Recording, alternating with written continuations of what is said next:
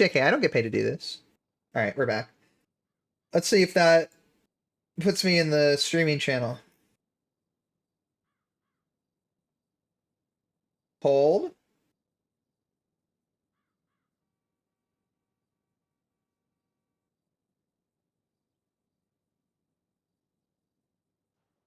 Hey!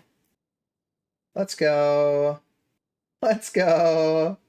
Fantastic.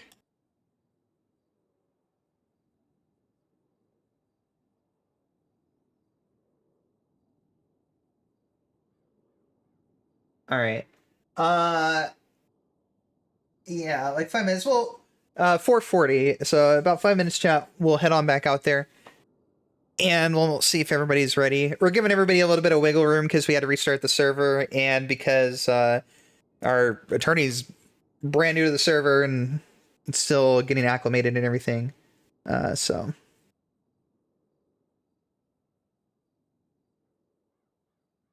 playing it loose. We'll be a bit stricter with court times and stuff in the future, but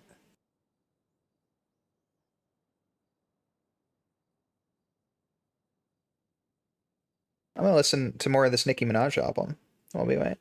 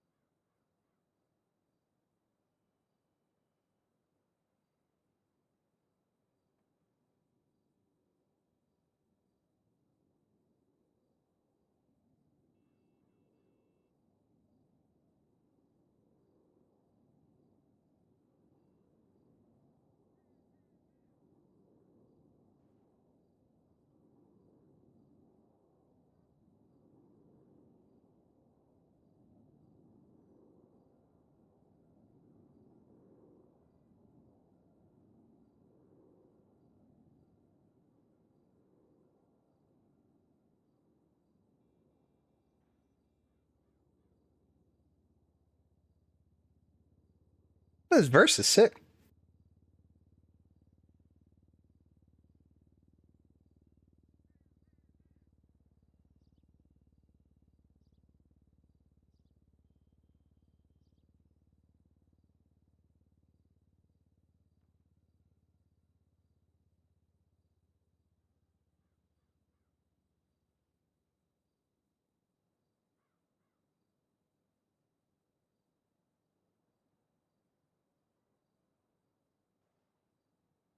All right, 2 minutes and we'll head out there, chat.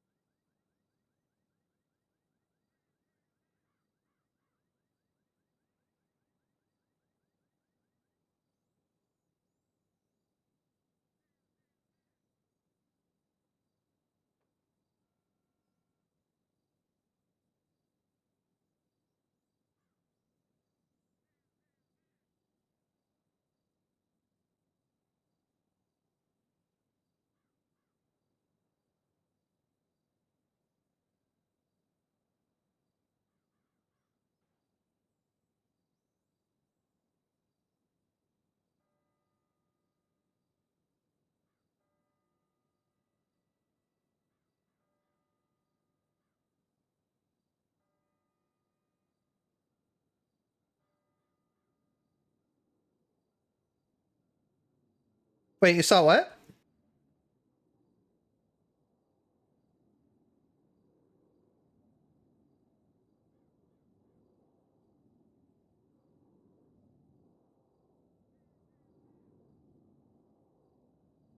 All right. Let's go, chat.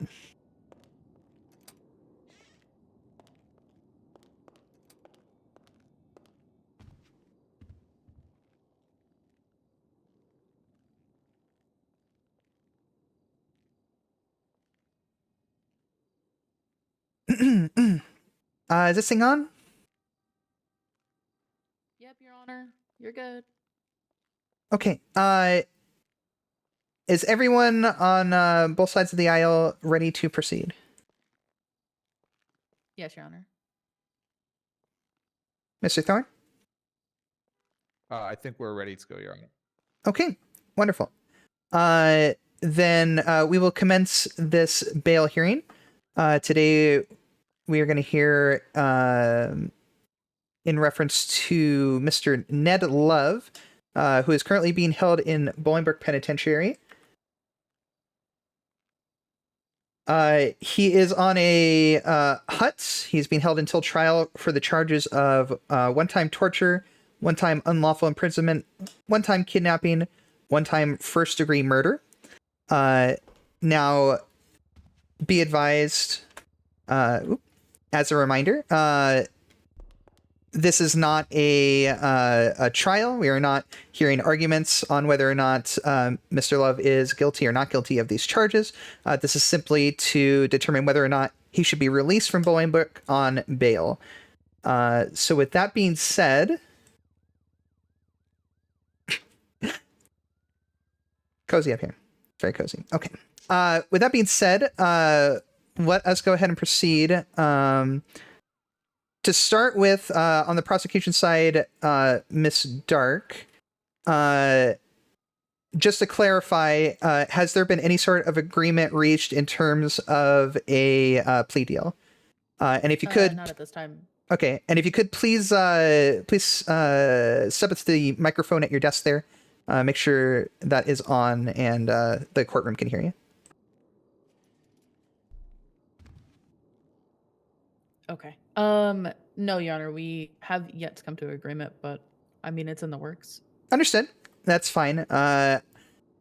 Just wanted to be clear. Wouldn't be much point in holding a bail hearing if we were just going to resolve things in that manner. Okay, so with that in mind, we will go ahead and proceed forward. All right. So I'm going to want to hear statements from both sides. We will start with the prosecution side. Miss Dark, are you in favor or against Mr. Ned Love being released on bail with or without any particular conditions? The state is against him being released on bail. However, if you rule against us, we do have some, I guess, requests if bail is given. Understood. And I'm sure it goes without saying, but just for the record, on the defense side, Mr. Thorne, you are advocating for Mr. Love to be released on bail. That's correct? Yes, Your Honor, we advocate for his release. Okay. And if you could, Mr. Thorne, please use the microphone at your desk. Go ahead and turn that on, just so the court can hear you clearly. Is this better, Your Honor? Yes, thank you. All right. Understood. Then I will hear arguments from both sides. Miss Stark, you may start. Could you please give a statement on why you wish for Mr. Ned Love to not be released on bail this time? Of course.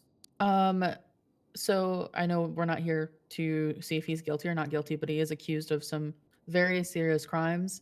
And although he doesn't have any current crimes on his record, murder is a pretty serious first one to get accused of. As well as the fact that there's such a possibility of him being a flight risk, him not showing up to trial. Especially with the activities that he could partake in due to his, I guess, social status within the city. The state would also like to comment the fact that Mr. Love has a mental illness. He has multiple personality disorder, in which one of his personalities has lied to the other one before to make him lie to the police. And we fear that one personality could manipulate the other into fleeing or not showing up to court. All right. Just for some clarification, what exactly do you mean by his social status? He is, I believe he stated in the interrogation, he is the leader of the Lost MC, or standing leader. I see. I'm not very familiar with you said the Lost MC. What relevance would this have in terms of his bail release? In previous times, the Lost MC has been known for extreme violence and criminal enterprises. Not saying that they are currently, but just something to be of note. Understood. So would it be safe to say that in your mind, if he was released, that his association with this group would maybe be some sort of incentive or some sort of roadblock in him appearing for trial or committing some other violent actions? Yes, Your Honor. Okay, I see. This notion about multiple personalities, I guess for me, is this some sort of medically documented condition? What is the basis for this claim? He noted in his interrogation that he did have multiple personality disorder, that he had been diagnosed by a medical professional in his teenage years. And it's something that he's very well versed with. He does seem of mind or of sound body and mind. However, it is to be noted that we did speak to both personalities, and one of them indicated that he does lie or force Ned here to lie. And kind of distort his version of the truth, I suppose. Understood. All right. Is there anything else? If you'd like what the state would recommend for bail conditions if he were to get it, then I would be willing to give you those if you'd like to wait to hear those then. I don't mind. Sure. If it comes to it, we will discuss those later on. Okay. All Then right. there's nothing else. Understood. All right. On the defense, Mr. Thorne, could I please hear a statement from you? Of course, Your Honor. Your Honor, Mr. Love doesn't have a history of violent actions. He has this association to this motorcycle club. Honestly, if anything, this should be a stronger tie that keeps him in the city rather than having him flee to another jurisdiction. Trying to use that against him makes no sense. If he didn't have any friends or family in town, that would be a different story. But he has a strong association to a number of people. You see them here today. So I don't think that's a detractor against him at all. I don't think, if this club was so inclined to violent actions and criminality and all these things, you would see it all over his record, but you don't. So I do not see that as a downside. While these crimes are serious, he has not been convicted of them. So I don't think it's fair to hold that against him when he hasn't had a chance to defend himself. And his medical history, let me just say, as far as I know, Ms. Dark is not a doctor. I don't think she's fit to rule on his medical history in any way. And even if he does have that, I don't see any reason for that to be held against him. Okay. Mr. Love, speaking to you directly, this Lost MC, the individuals behind you are a part of this group, is that right?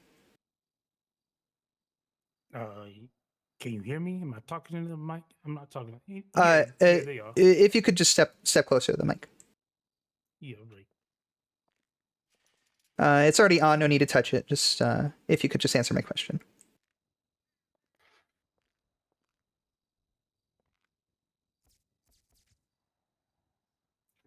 Yeah. Yeah, they are. They're members of the club. Can I have Well, the 3 of them. Okay, can I have the members of the gallery who are associated with Mr. Love's group here stand up, please?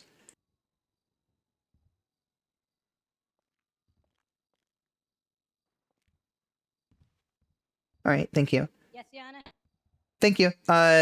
That's all I needed. All right.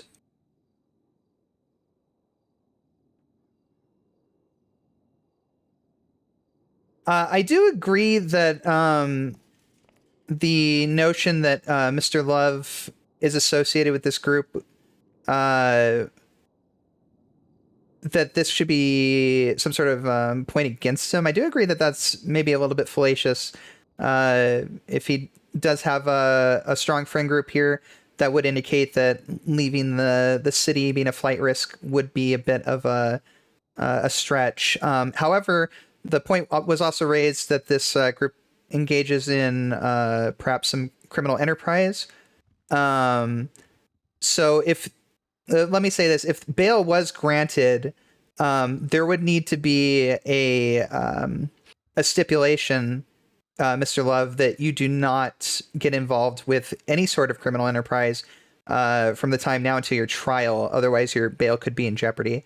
So, Mr. Thorne, do you have anything to say to that point?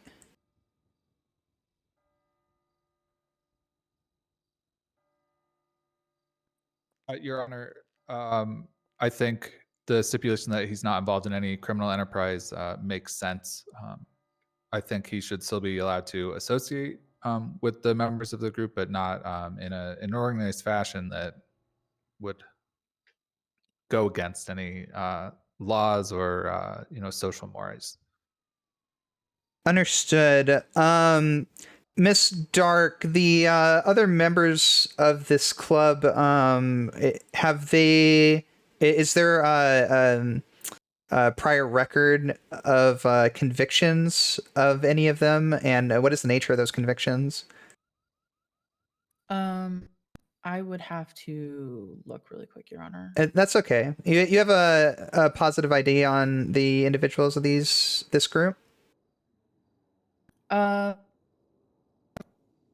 I believe I see Ali. I'm slightly uncertain of the others. However, the first thing I see is that both Ned, Ali, and somebody named Colin Scott were arrested for evading and store robbery. I see. Are those charges in contention, or did Mr. Love plead guilty to those charges? All 3 pled guilty. I see. Okay.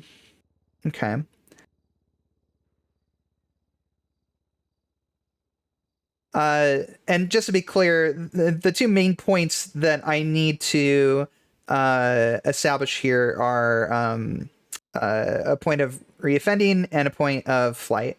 Like I said, I don't necessarily believe that flight is a risk, but reoffending is something that I am concerned about if this association is as strong as it is. If it's fair to say that it would prevent him from fleeing, it would be fair to also say that it could be an influence on his behavior in terms of criminality. So that's where I'm coming from there, trying to weigh all these factors. All right, Mr. Thorne, did you have anything else to add in terms of advocating for his release? I'd like to give him a chance to speak on his behalf and a couple of his compatriots here as well. Absolutely. In any order you'd like. All right. Well, Ali, you're closest. We might as well start with you. I have some shit I want to say. All right. Excuse me, Yana.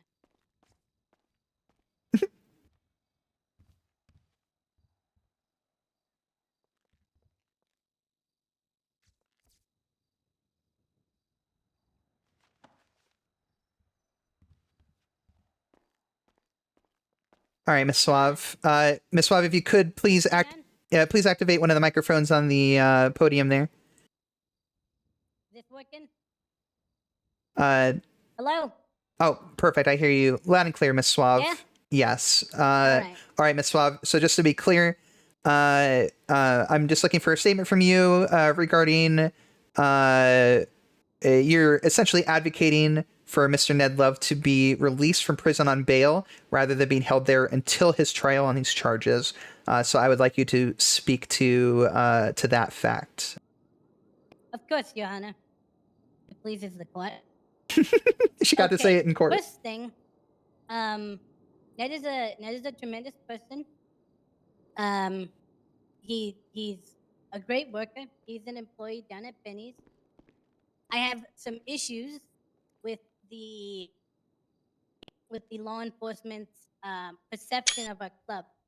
I'd like to point out, just for the state of the record of the court, we're just a group of motorcycle enthusiasts.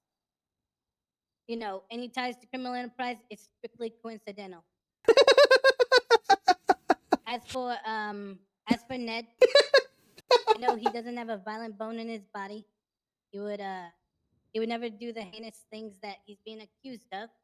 And for that note, I know that I myself, along with the other layers and structure of support that he has, would keep him on the straight and narrow until trial. I don't think him sitting and rotting up in Bolingbrook until such time as the state can finagle some kind of malarkey case together. I don't think there's any reason for it, and I as a business owner who stayed out of trouble, yeah, I ran from the cops at one point. I was not convicted of store robbery, so the prosecutor has already lied to the court.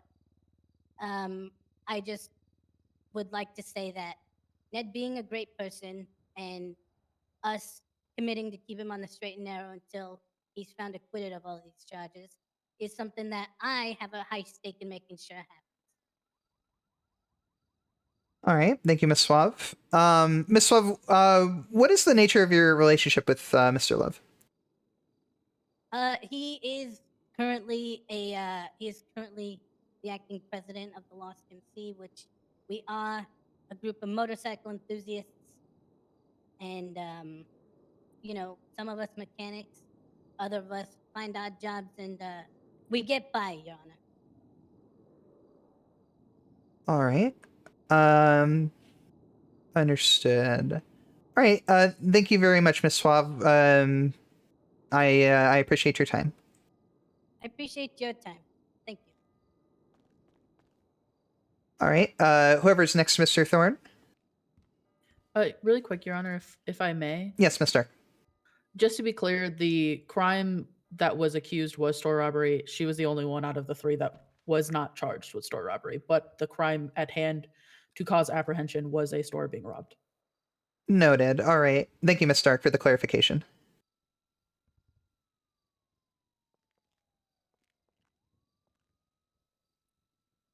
Your Honor, we'll go with Emma next. Understood.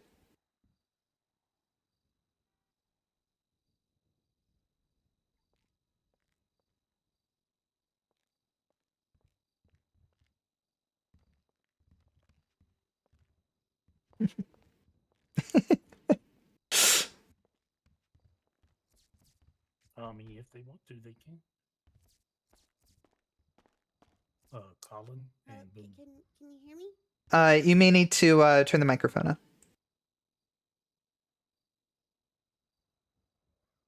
on. Can you hear me now? I can. Emma, could you please state your full legal name for the court? My name is Amelia Dawn Slevin. All right. And Emma, same thing. If I could just get a statement from you regarding your relationship with Mr. Love, why he should be released on bail today. Well, Mr. Love is a coworker of mine down at Benny's, and he is always a pleasure to work with. He's been there for me during some very difficult emotional times, and I've been there for him. He has become a sort of surrogate brother to me, and I very much trust him with my safety. And despite his struggles with dissociative identity disorder, She which is said the proper terminology Yep. for his DID? She mental said it. illness, he is a kind, warm, and loving man.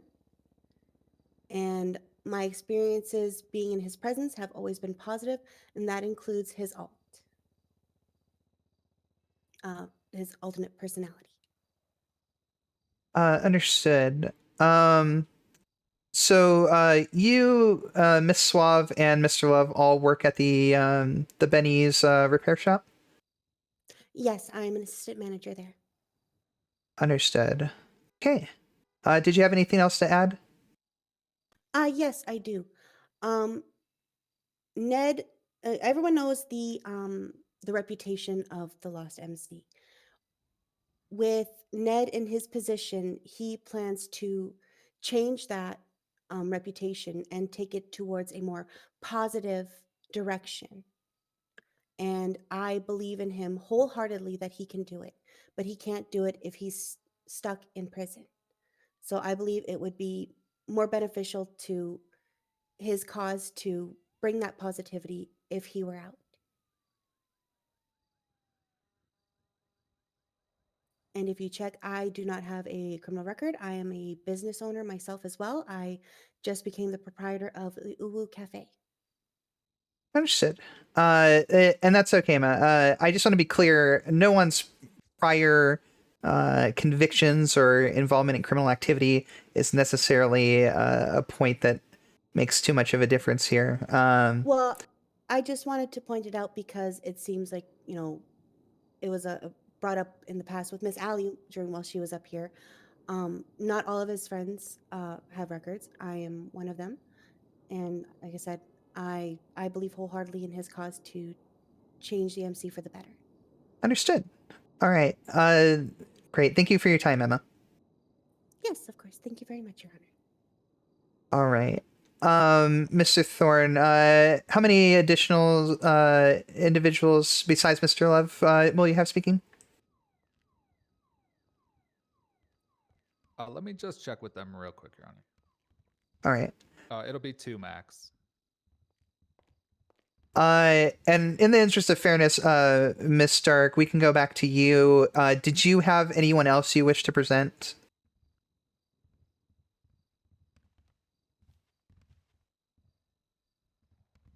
I would need to ask one of the officers if they would like to. That's okay. Take the anytime you need. Your Honor, we just have the 2 and then Mr. Love himself. So 3 total. Understood. I'll allow it.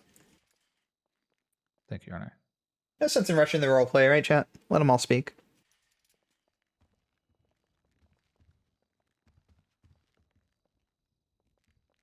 I do.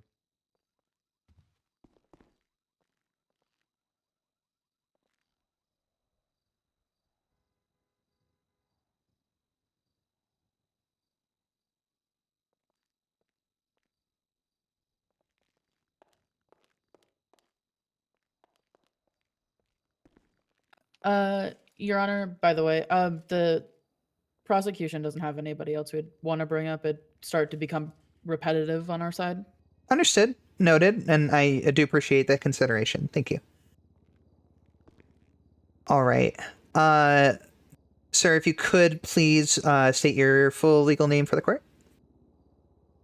Yes, ma'am. Boone Maddox. All right. And Mr. Maddox, same thing. If you could speak on, please, your relationship with Mr. Love and advocate for his release from Bolingbrook until his trial. Yes. If it would please the court, I would like to start with a brief description of why, the credibility don't. Just to please the court, I would just like to start with a brief, just the brief description of why my character testimony is credible, if it pleases the court. Uh, let's contain it to just a statement regarding Mr. Love himself. I don't necessarily consider the credibility of anyone here too relevant. I think it's safe to take things at face value. If I have any clarifying questions or anything, I'll ask them. But if you could just speak on Mr. Love. Understood. I've known Ned for quite a long time. Ned is one of the best people that I think I've ever met. Not Aw. only because we're part of the same club, but because he has, I've talked with him, I've bonded with him. He is a genuinely good human being in a world full of people who, you know, are full of hatred, and he is not one of them. From my experience, he does what he can to help not, make things better, but to help others. He's generous. He's giving, not only of his, goods and material items, but of his time and of his effort. He's courageous in times of, darkness where, others would fear. And even if he, as others claim, has another person or whatever you want to call it, a different side. Throughout my dealings with Mr. Love, I've never felt in any way, shape, or form threatened, or thought he was going to be a danger to myself or anybody else. When I've been faced with him, whether he was Ned or Dean or whoever, he has only but the best intentions for our club and for the community that we are in, which would be the Merritt Park area. He has guided our club to be a positive light on the community, to support small businesses within the city, to foster, a positive environment for the citizens of Los Santos to be able to come to us and come to him for, whatever they need. And he has genuinely turned our club from our past into something that has a brighter future. So I don't believe in any way, shape, or form that Mr. Ned is a danger to our society. I think he should be allowed to join us, so he can, continue to be a positive member of our community. All right.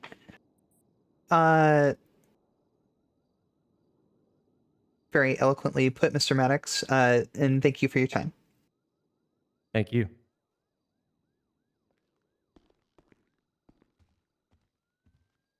All right, Mr. Thorne, whoever's next. This will be the last one, Your Honor, other than my client. Understood.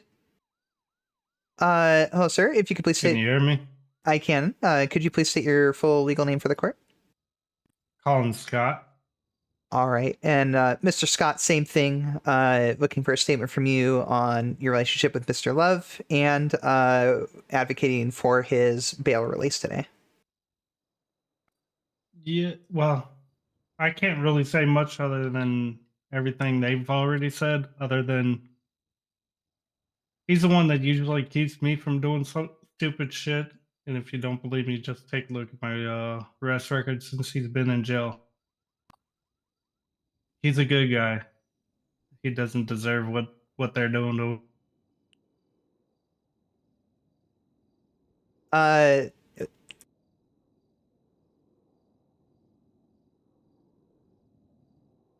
You said it was Colin Scott, right?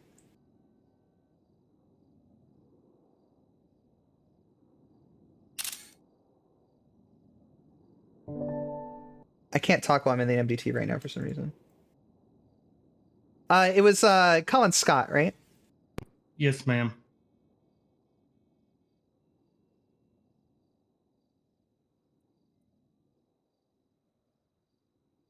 I see. So, since he's been in prison, you have been charged with unauthorized use of a vehicle, store robbery, evading, reckless evading.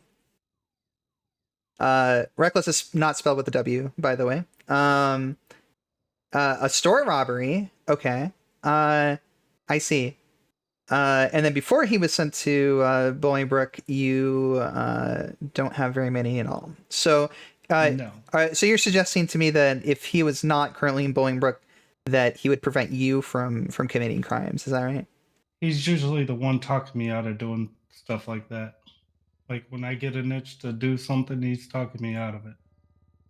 I see. Okay. All right. Did you have anything else to add, Mr. Scott? No, that's it. All right, perfect. Well, thank you for your time. Yep.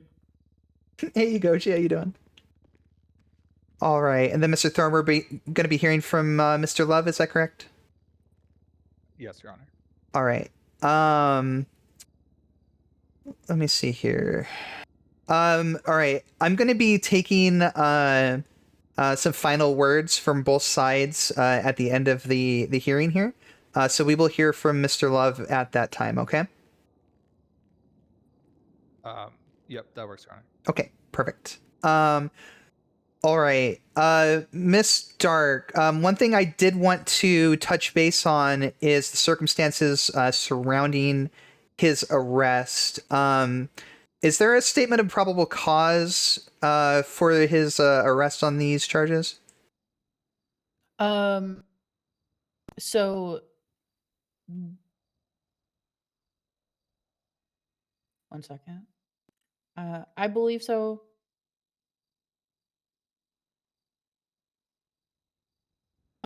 The probable cause for the current arrest is positive identification through video surveillance. Understood. Okay.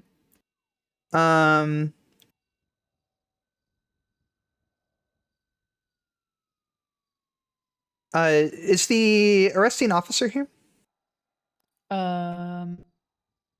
Yes, one of the two. Understood. Sheriff Cormier? Yes, Chief Justice. Okay. I would just like to hear from you briefly about the arrest itself that brought Mr. Love into custody.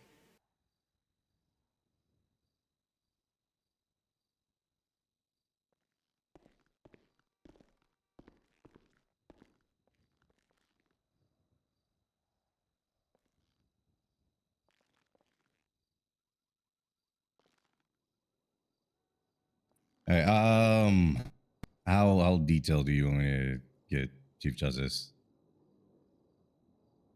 Please do. Please do be and be brief. It doesn't need to be overly detailed.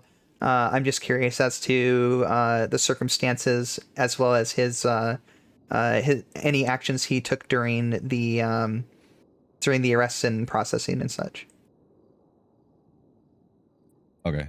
Without going too much into detail, Mr. Love, we had received a call of an individual that was struck by a vehicle. When we arrived on scene, we saw that it was Mr. Love. Before the incident, we were investigating a murder and torture of one Neil Seal. With the information that we gathered from the hospital, the nurses at the hospital, as well as surveillance footages, it showed Mr. Love with Mr. Seal before his tragic passing. So placing Mr. Seal at the the scene of the crime before anyone had seen Seal last. When we arrested him, we just informed him of he was being charged with something. Mr. Love did come cooperatively. He did not fight us or anything. Down in the cells when we were speaking with him, he was very cooperative as well. That's what I'm looking for. He wasn't violent or anything. When speaking with him in the interrogation room, his other personality, or his old personality, I believe his name was Dean, or he said his name was Dean. Dean was a little bit more aggressive than Mr. Love, but not to the point where anything violent was, being insinuated or threatened or anything of that matter. Understood. Okay. I think that's all I really needed to hear on that side. Thank you very much, Sheriff. No problem. For the defense, is any of that in contention, or is it safe to say that that is a factual recounting of the events? Your Honor, I haven't seen the tape in terms of the purported, I guess, like somewhat aggressiveness of his alter, but otherwise, I mean, they basically said he was cooperative coming in and cooperative in the cells, so I don't think we'd have anything to contest there. Understood. Okay.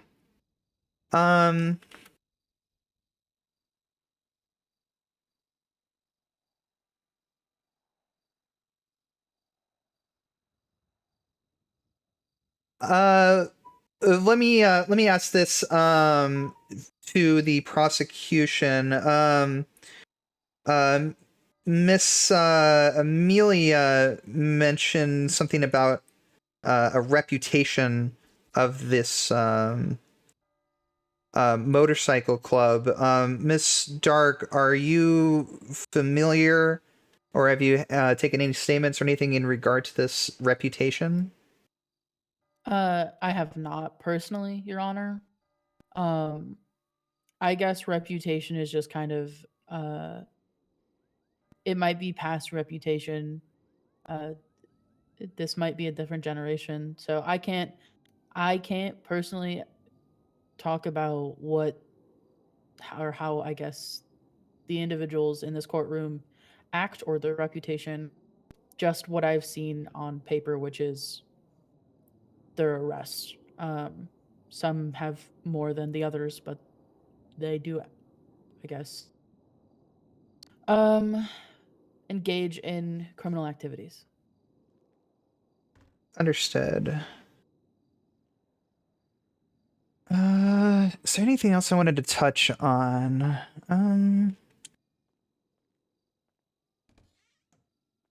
All right. I think that is satisfactory. Unless either side has anyone else they would like to present, we will do some brief closing statements.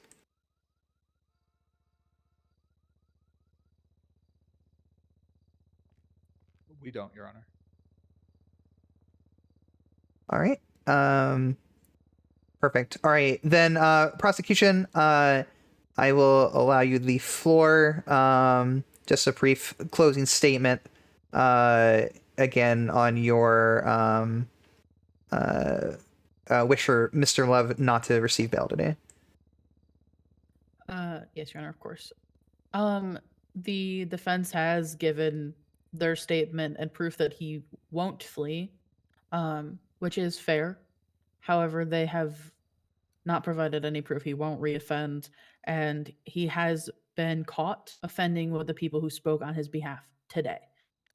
Good point. They claim that he keeps them out of trouble. However, he's been caught doing crime with them where he is pled guilty. He does not disagree that he did that crime with them. And it might not seem like a huge crime to smash some registers or steal things from a store. However, inherently, that is a crime in itself, and that leads to a long road. And although they believe or state that his dissociative identity disorder both of his personalities are not violent. It's hard to say, but based on what we've seen and the fact that his alt has warped his perspective of reality to the point where he was unable to identify a car, and basically lied to the police is enough for me to believe that it's capable of doing violent things and warping Ned's reality. She Although called his Ned might not personality an wanna do it. some crime. She called That his doesn't mean alter he an does not. it. That's what I believe. And that's why we don't think he should get bail. I think that his risk of reoffending is too high. All right. Thank you very much, Miss Stark. And the defense? Thank you, Your Honor. Your Honor, motorcycle clubs get painted with a broad brush and a bad reputation. That is not usually the case, and it's definitely not always the case. And I think that's what we're seeing here. Just because they're in a club together doesn't mean they're inherently bad people or that they're going to do bad things. We heard very eloquent statements from his fellow club members, and they gave, I would say, shining references on ways that he's able to impact them and help the club, and attempt to help the area that they're into, the Mirror Park area. He's also had great references from his coworkers and business owner, who I mentioned has no criminal record. So the fact, again, they're painting this association where everyone has these deep criminal records, but that is not the case either. Everyone who's talked basically said they've had great experiences with him, that he's a good person, and that they've had great experiences with his alter as well. So I think that offsets the claim of whatever they may or may not have seen in their multi-hour interrogation. We know he has a strong social circle. We know that they're vested in his success. There's no reason for them to want him to go out and do crime with them, because he knows the consequences and they know the consequences. If he goes out and does crime, he's going back to jail and he's going to sit there until his trial. So they have no reason to get him involved in that, because why would they be here today advocating for him and then immediately turn around and send him right back? Also a good point. He also has a job to keep him occupied at Benny's. That's an important one. As we heard, that's a very important from fact. the sheriff. He was cooperative when he was brought in. He's been cooperative today, and he'll continue to be cooperative in any manner, including check-ins, tracking, etc. That might be part of his bail conditions.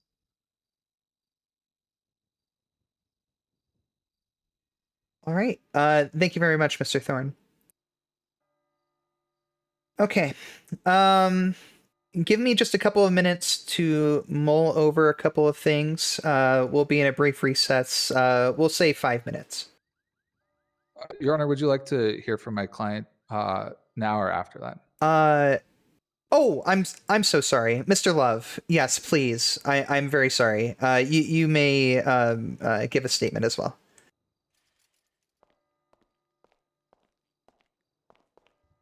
Yeah, right. I don't know that I have much to say besides the amazing people that talked before me. I feel like the prosecution has, as my lawyer said, painted a picture that is not true. Basically, the prosecution has mentioned a couple things that, she's misstating facts already, just to see me behind bars. I think I'm all right with DA the bad. way things have gone, what people said. I appreciate the fact that you've allowed me to come and seek a bond hearing. I look forward to proving my innocence, one way or the other. But yeah, that's all I got to say, Your Honor. Thank you. All right. Thank you, Mr. Love. All right.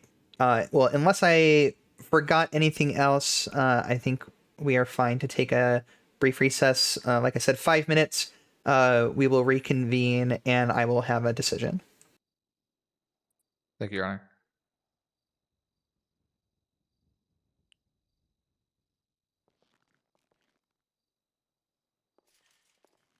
All right.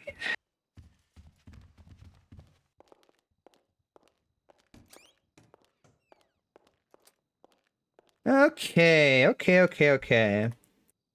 Let's take a look here. There was a lot of good stuff. Both sides very compelling. Let's see. Hi again, Lex. How you doing? So these, yeah. So this is the only incident that he was a part of. This was a store robbery. This was the same day. Is that right?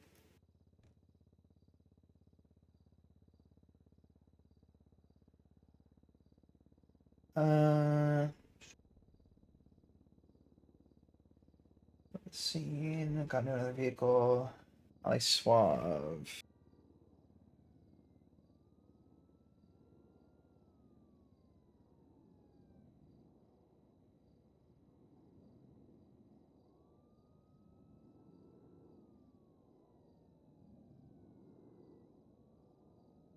Oh, that was a cool deal. They took Allie's money after the store robbery, but apparently that wasn't store robbery money. So they had Colin come down and turn himself in exchange for her getting her money back. That's cool. I like to see deals like that happening. I like to see stuff like that. It's way more dynamic. But he did have the store robbery on there, and this wasn't even like a. Whoa, what the fuck is this? Oh, this is Jameson. Oh, holy shit. This is the president of the Lost. They actually like have him in here. Oh, that's so cool. What the fuck? All right. And then this one, so this was the same day.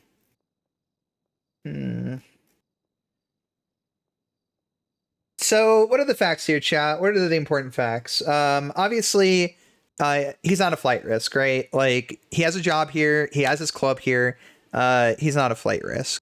This is also his first time being charged with anything of like such significance. And obviously, we can't assume that he's guilty of those things. You know, it seems like he's been credibly charged, but we also don't want to say, well, okay, you know, we can't let you out because you potentially killed somebody. Like that's not entirely fair. IRL, it's a little bit different, but in RP, you know, it's a bit of wiggle room.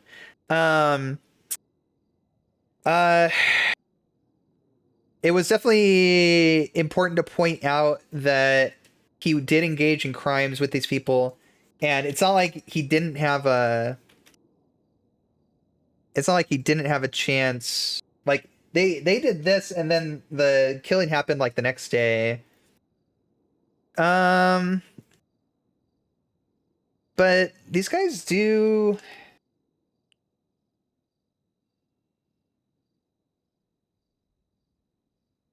These guys, other than Colin, these guys are all really clean though.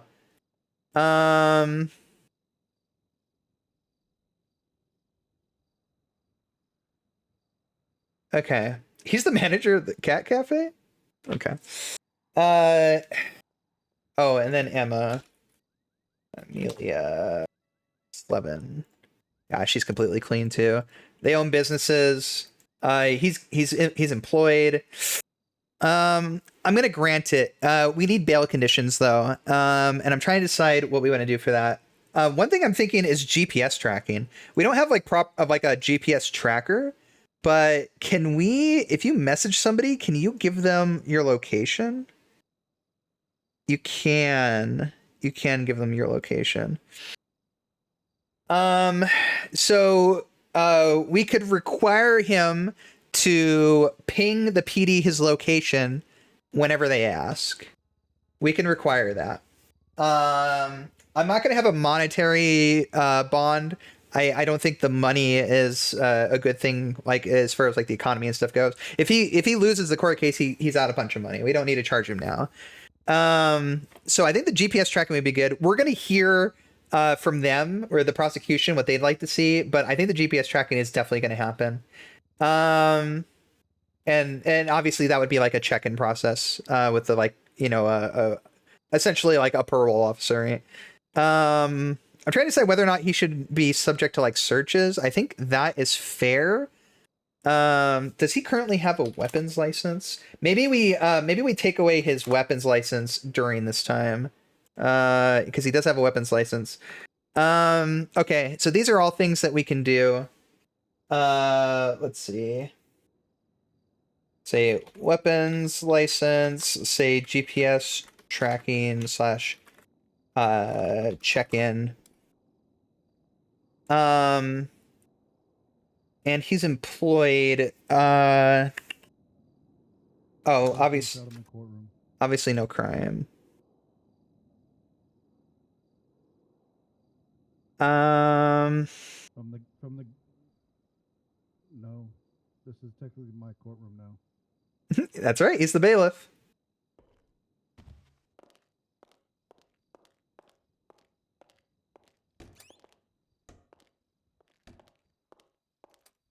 I'm sorry, Deputy. Is someone challenging your authority here in the courtroom?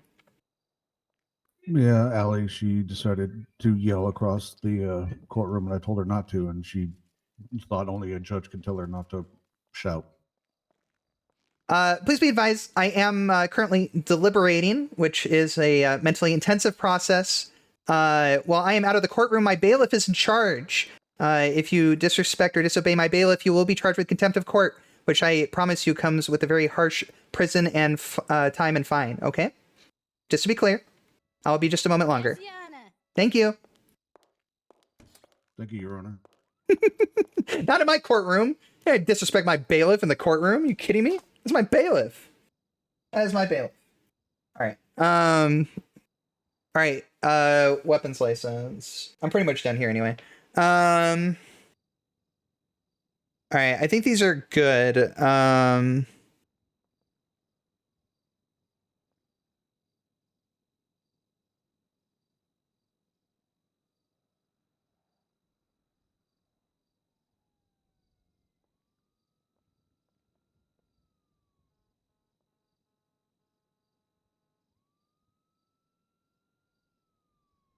All right.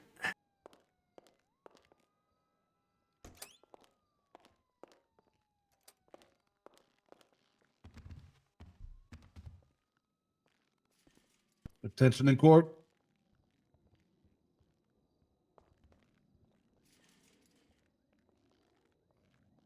All right. Everyone appears to be present, so I will proceed. So I want to thank everybody for coming here today. There were a lot of great points brought up on both sides of the aisle. I've taken everything that was said today into consideration and weighed it appropriately.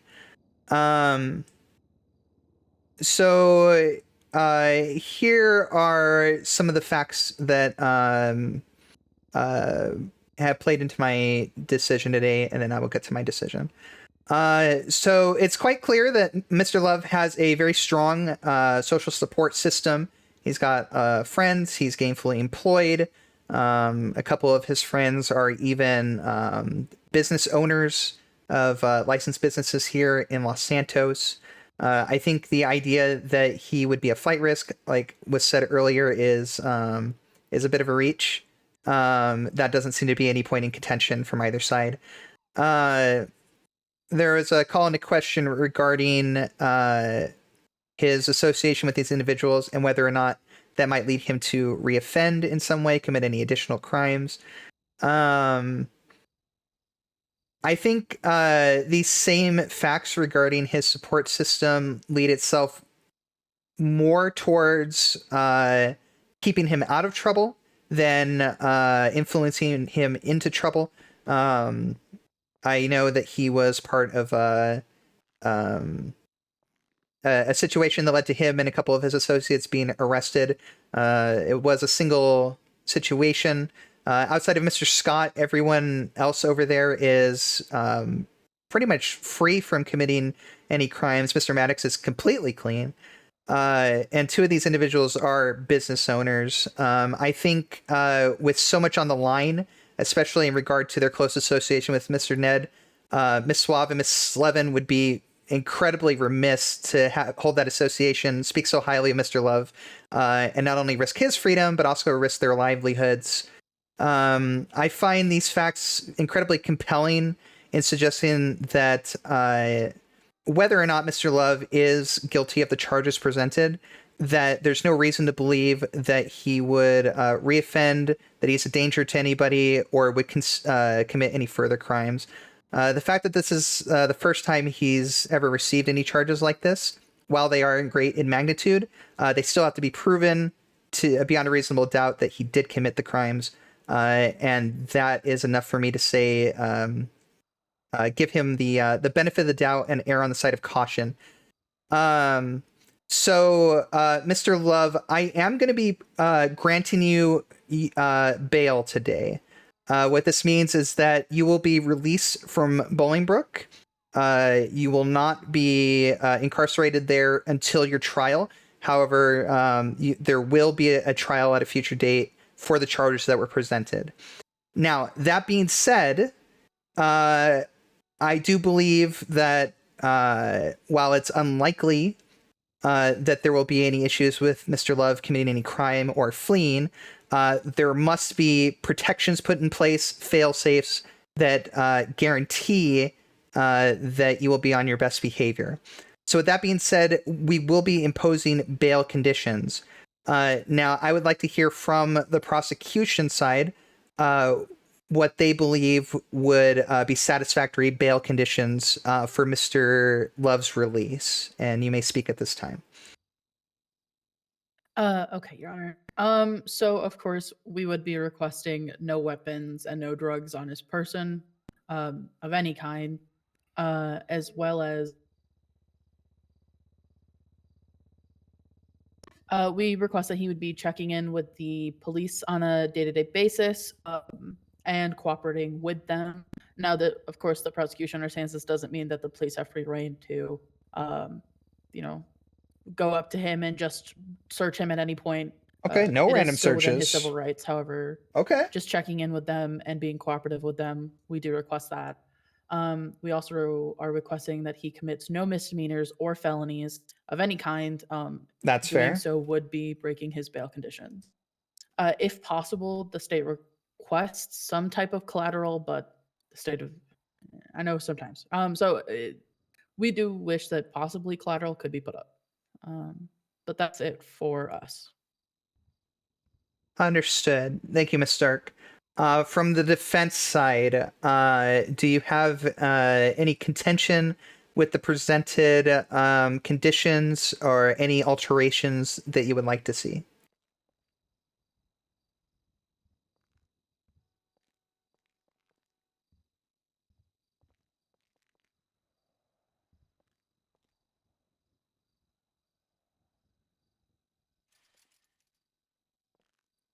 Your Honor, I just have a couple caveats, I guess. Sure. And one, please be sure that you approach the microphone and speak clearly. All right, is this better, Your Honor? That's perfect. Thank you. Please continue. All right. Okay, so we're fine with no drugs or weapons. I just want to point out that, he works at a mechanic shop, so they'll have wrenches and, I don't know, crowbars and other stuff like that. So if it's a tool of the job, I would like that to be accepted, but otherwise we're fine with no drugs or weapons. We're fine with checking in with the PD on like a daily basis.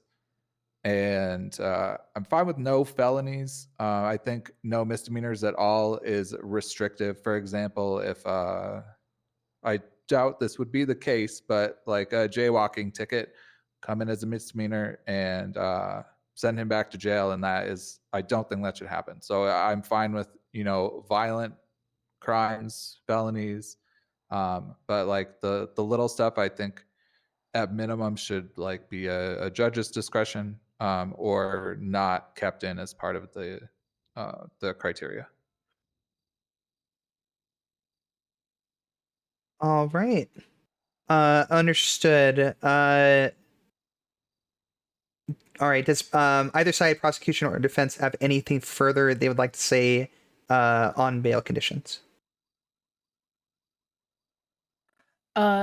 We agree that wrenches and stuff are, of course, mechanic tools. However, if he is going to be carrying, say, like a crowbar or something that can cause, severe trauma to another person, he carries those things on him while he's at work, and not, of course, like at a party or something where he's not doing work activities. Understood. Mr. Thorne, is there anything about that is unsatisfactory?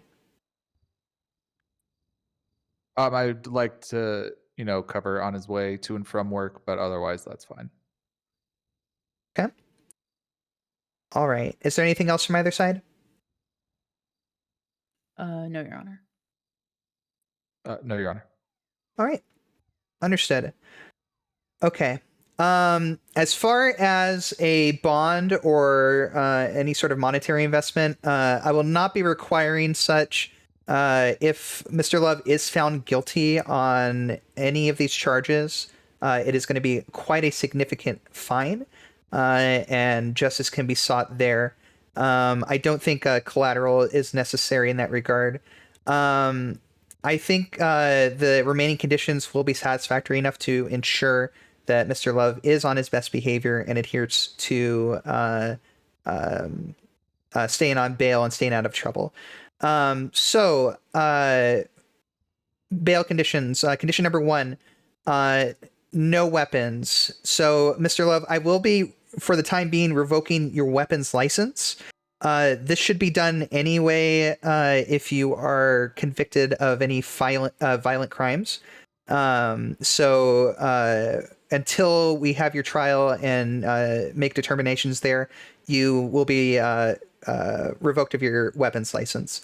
What this means is that you cannot purchase any weapons, you cannot carry any weapons. Tools of the trade will be exempt, anything you need for your work. But again, I need to stress that the tools should not be carried in any sort of off-work capacity. You can have them on you going to and from jobs, even if the job isn't necessarily at the mechanic shop. If you have a legitimate job that you require your tools for, you can carry those tools. But outside of that, they will be considered weapons. Okay. Bail condition number 2, no crimes. I am going to honor the requests of Miss Stark and say that no misdemeanors or felonies.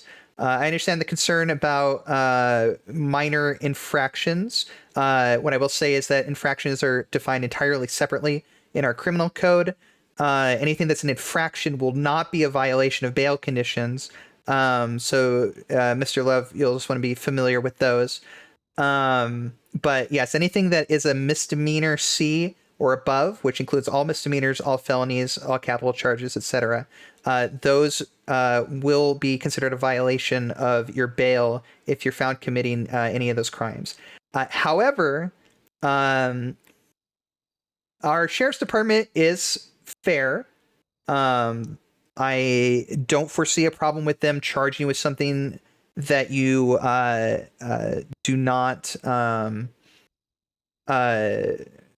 maybe necessarily have done, just to revoke your bail. If there is any sort of contention with a charge that comes through that might violate your bail, you're entitled to a bench trial, and you can seek a bench trial to have that rectified. But just keep in mind that if you are sentenced to any sort of crime, misdemeanor or above, and you don't invoke your right to a bench trial, then your bail will be revoked. Okay. And then finally, check-ins. So the onus is going to be on the sheriff's office to seek out enforcing this condition. The onus is not going to be on Mr. Love. So what that means is that someone from the sheriff's office will need to reach out to Mr. Love, establish contact, and have him check in. Now, in terms of a check-in, I agree with Ms. Stark. No random searches. This isn't parole. You haven't been convicted of these crimes yet. Your Fourth Amendment rights are still intact. So no random searches.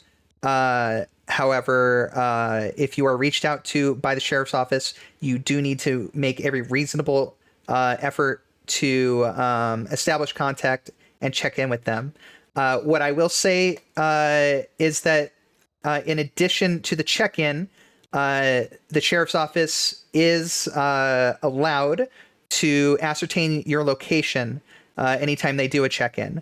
So when they check in with you, if they request your GPS coordinates, you are required to provide that to them so that they can keep on top of your location. And those are the 3 bail conditions I will be imposing for this bail.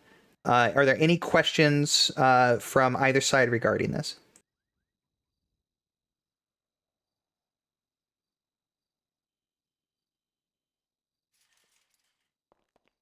Thank you, Trey. Sorry I didn't reply. We're deep in it right now. I have one question. I just want to make sure I'm hearing everything correctly. Did you bring up anything about any like drugs or anything like that? I know you talked about weapons. Sure.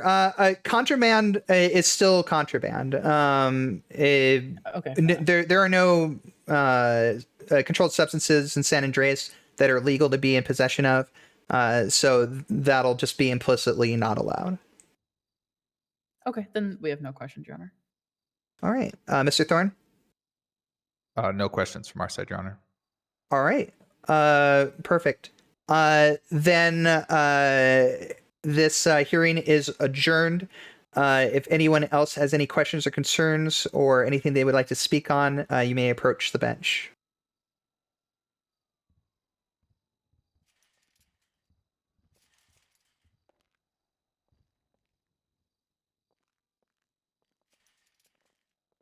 I will say before we leave, Mr. Love does need to make sure that his contact information is in the hands of the sheriff's office for establishing contact for check-ins.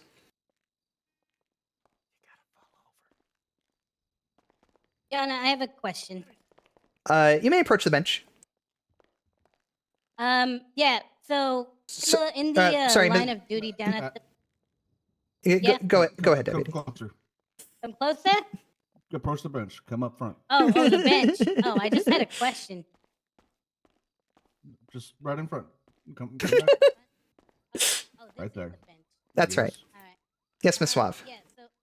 So in the line of duty at the Benny's, our mechanics do have to carry crowbars in the event a towable vehicle is most of the time we're responding to police tows, but from time to time we do have to respond to local towing calls rather. Carrying a crowbar in that instance is acceptable, correct?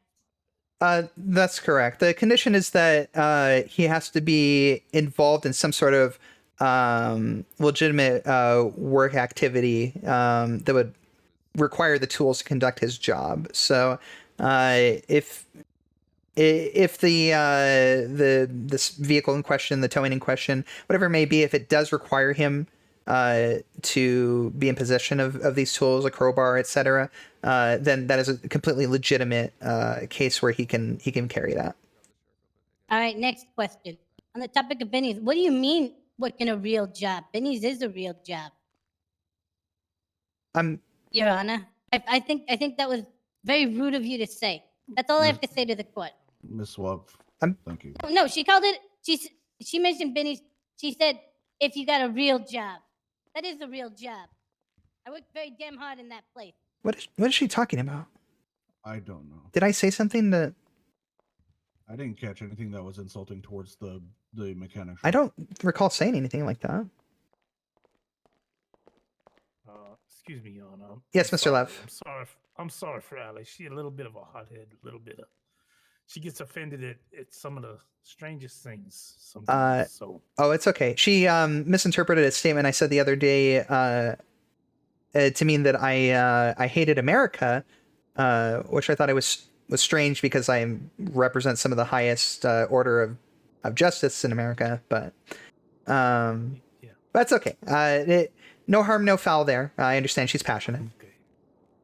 Okay. Appreciate you. All right. Thank you. All right. H.A. Goshi, how you doing? Mad Flower, hello. You come to fight me? To fight me?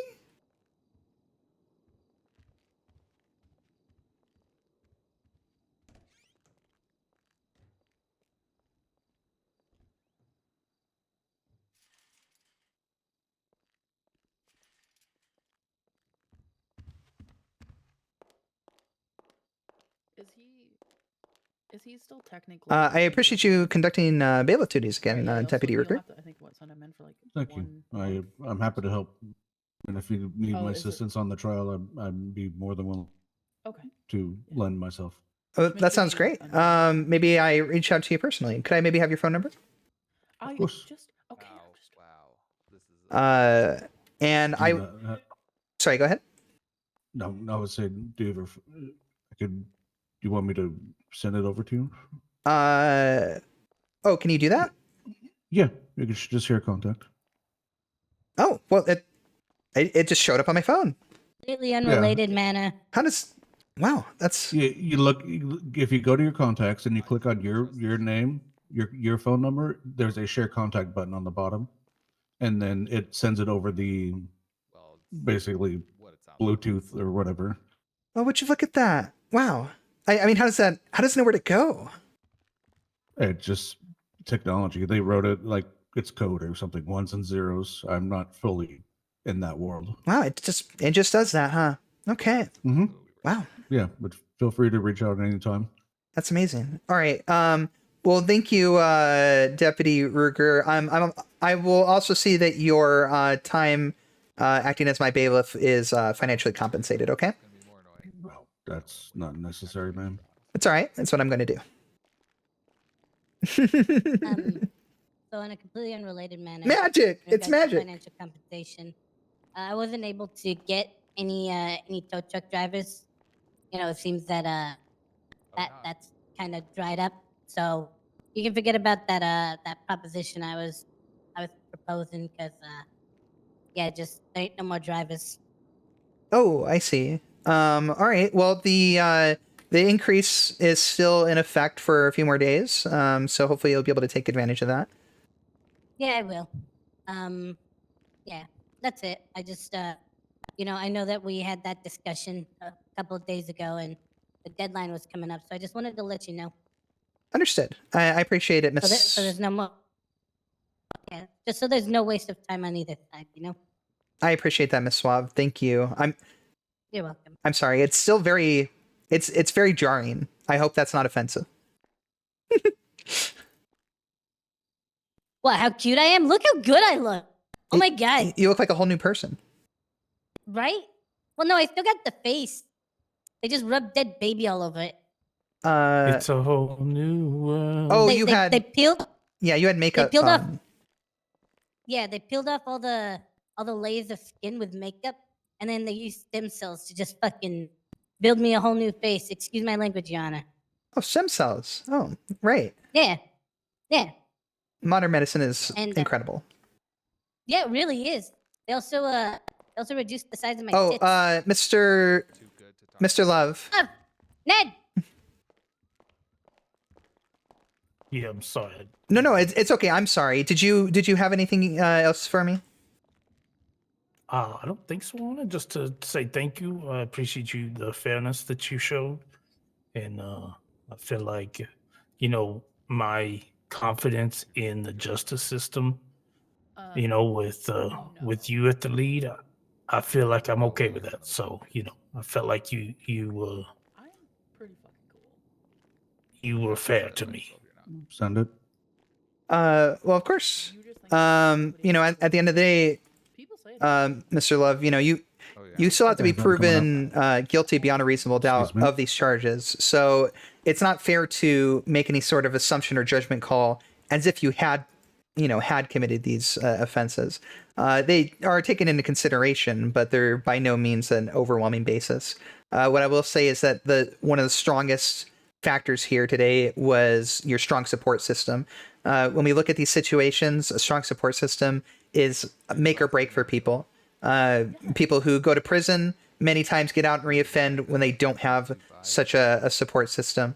And so I'm very confident that with your friends by your side, that you will won't find yourself getting in any trouble. Just understand that I have put a lot of confidence into you and them, so I would advise that you take that seriously. Okay? Yeah, I I have a will. question. Yes, ma'am. 100% isn't the only one. Given the fact that he's out and we want to celebrate, like, is he able to go like up through the county and like into Polito, or is he supposed to stay in the city? He is free to travel. Flight risk, it refers to essentially fleeing without any intention of returning and facing your charges. He can't go on any vacations outside of the state. No going to Bora Bora or anything. But if you wish to visit the county or any other locations in our great state, you have the freedom to do so, and that is the freedom that you have now after being released from Bolingbrook. I do have another question. Yes, Mr. Love. Want my prescription? I'll be honest. I have problems with speeding. Is that one of the misdemeanors that I can be offended at? Not necessarily.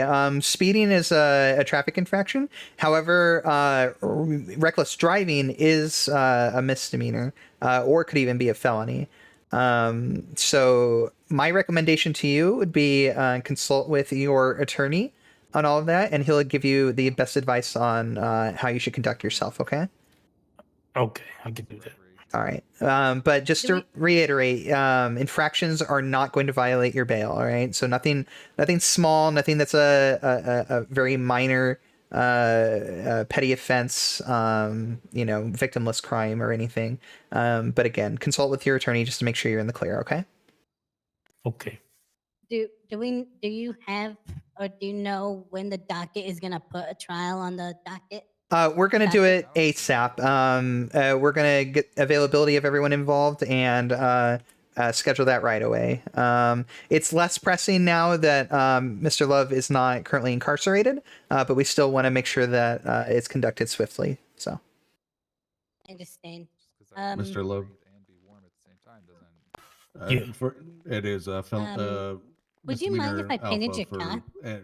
Reckless driving. I'm sorry? It would be a jail time. I said, would you All the mind if I others are painted your car? infractions with no jail time. So just Painted say, it. like, Yeah, Okay. so that like, color. I really don't like that like if color. I'm swerving all It's a over little the place. Do plain. you like that color? yeah. It's a little If plain you at the run moment. No, light, that came if you, stock. like speed, if you Okay, well, if you bring it down by the like, shop, cut a corner and drive up I'll on the paint it sidewalk. for you. Look, those are all minor. Only reason why I say that minor is because infractions that I won't really require pulled up and I jail really time. hated looking at it. But No when it gets offense to you or your reckless, taste in which vehicles, is just basically putting the yourself color was or anyone terrible. else in danger.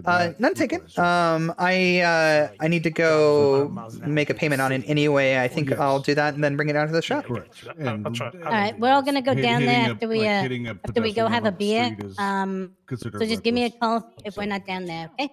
All right. Thank you, Miss Be Swaff. careful around corners. I know these Yeah, no problem. locals Thank you, Judge. are nutty, but Yeah, it's true. yeah.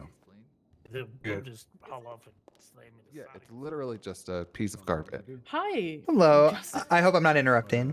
Does that answer No, all we're your just questions? arguing. Of course not, Your Honor. Arguing. Well, she's arguing. Lawyers arguing in my courtroom. Deputy Logan Ruger.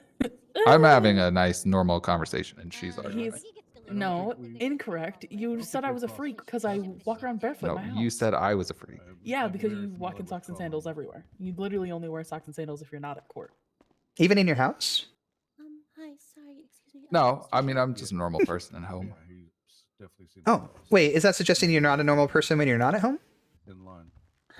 Hi. Yeah. Hello. to some Hi, extent. Is I see. Mr. Love allowed Isn't to everyone? live here, or do You we have got. to I go mean, and you gotta pick do. him You up? gotta. You'll have to pick them up Change from things a Bowling Green. little bit for your All public right, I'll start heading persona. that way. Could you All right, let's let ride Mr. Love out. know for me? Well, of Alright, course. come I'm sorry, what? I believe they call that Could you let code Mr. Love know switching. that we're gonna head out and pick him up? I was Yep. thinking masking, but I think All you're right, right. thank you so Oh, much. masking. I love your Yes, glasses. that one Those too. look amazing. I'm sorry, Mr. Thorne. Do you have some time? Yeah, we're heading down the Yes, I do. Let me just tell my client real quick that I'm in the yellow pages so we can exchange phone numbers. Sure, take all the time you But need. other than that, yeah. Yeah, you I'll- do need to talk to him about that thing. So Okay, take all the Yeah, time you give me need. like literally 2 seconds. Yeah, I'll be in my chambers. You're free to enter when you're ready. Do you need anything may I from enter me? too, Your Honor? Oh yes, you can join me now if you'd like. Okay. Yeah, let me just make sure Cormac does anything. Do you need All right, anything? Or you're just gonna take a I'm selfie sorry. and Could you say that again? Did not mean to do that. Do you No, need I any don't need anything. anything else from me, or can I go back to No, Raven? Deputy Ruger. oh, thank yeah, you we'll again talk so much later. for your service today. We'll You talk have done a great I'll service come for the down to court. station. Not a problem, Chief Justice. You have a good day now. You as well. Stay safe. Thanks. All right, Delaney. Oh, I also Oh yes. I gave him his weapons license and driver's license. Thorn. Oh, wonderful. All right. That's my district attorney. Well, it needed to happen, and I was with him. I was like, you know what? I might as well. I can't do anything else. That's I'll give okay. you this. That does remind me, I do need to remove Mr. Love's weapons license.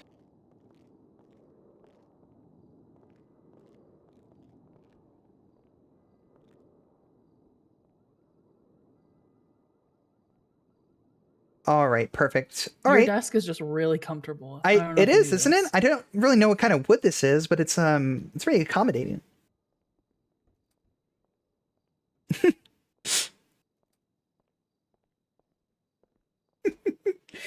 Never heard of them stem cells? All right. Anyways, the voicemail.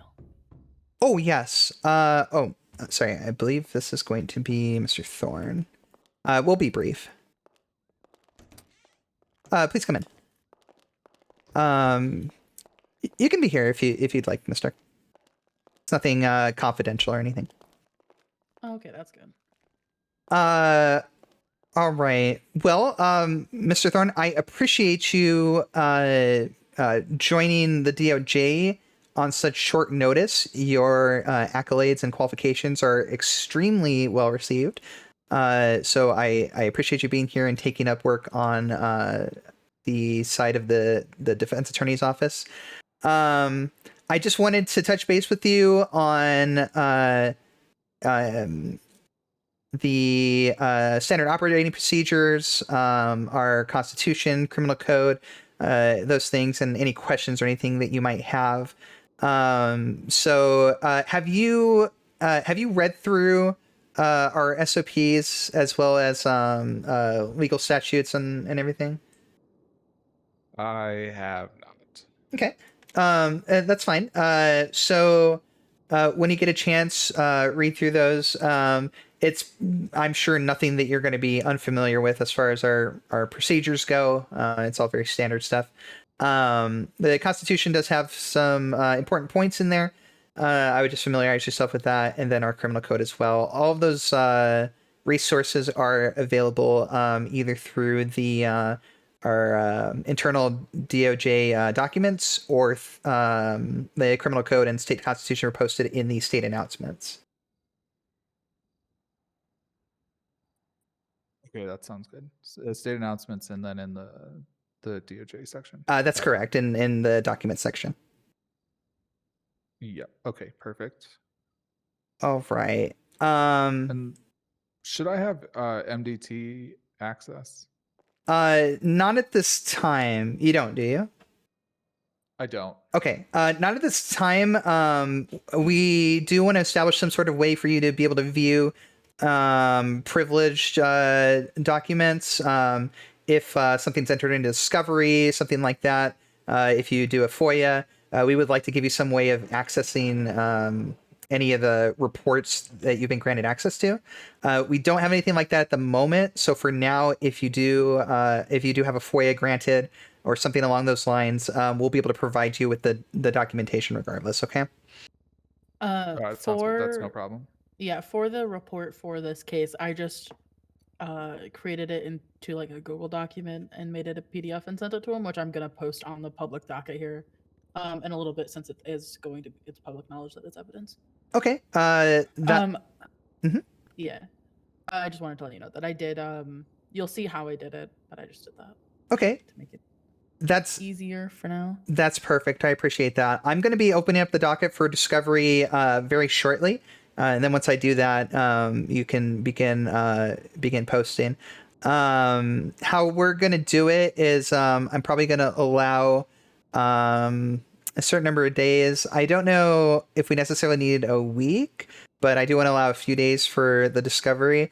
Prosecution will be submitting everything that they have for the case.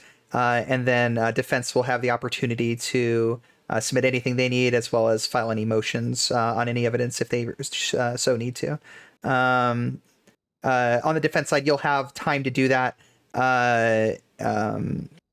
beyond prosecution's deadline for submittal.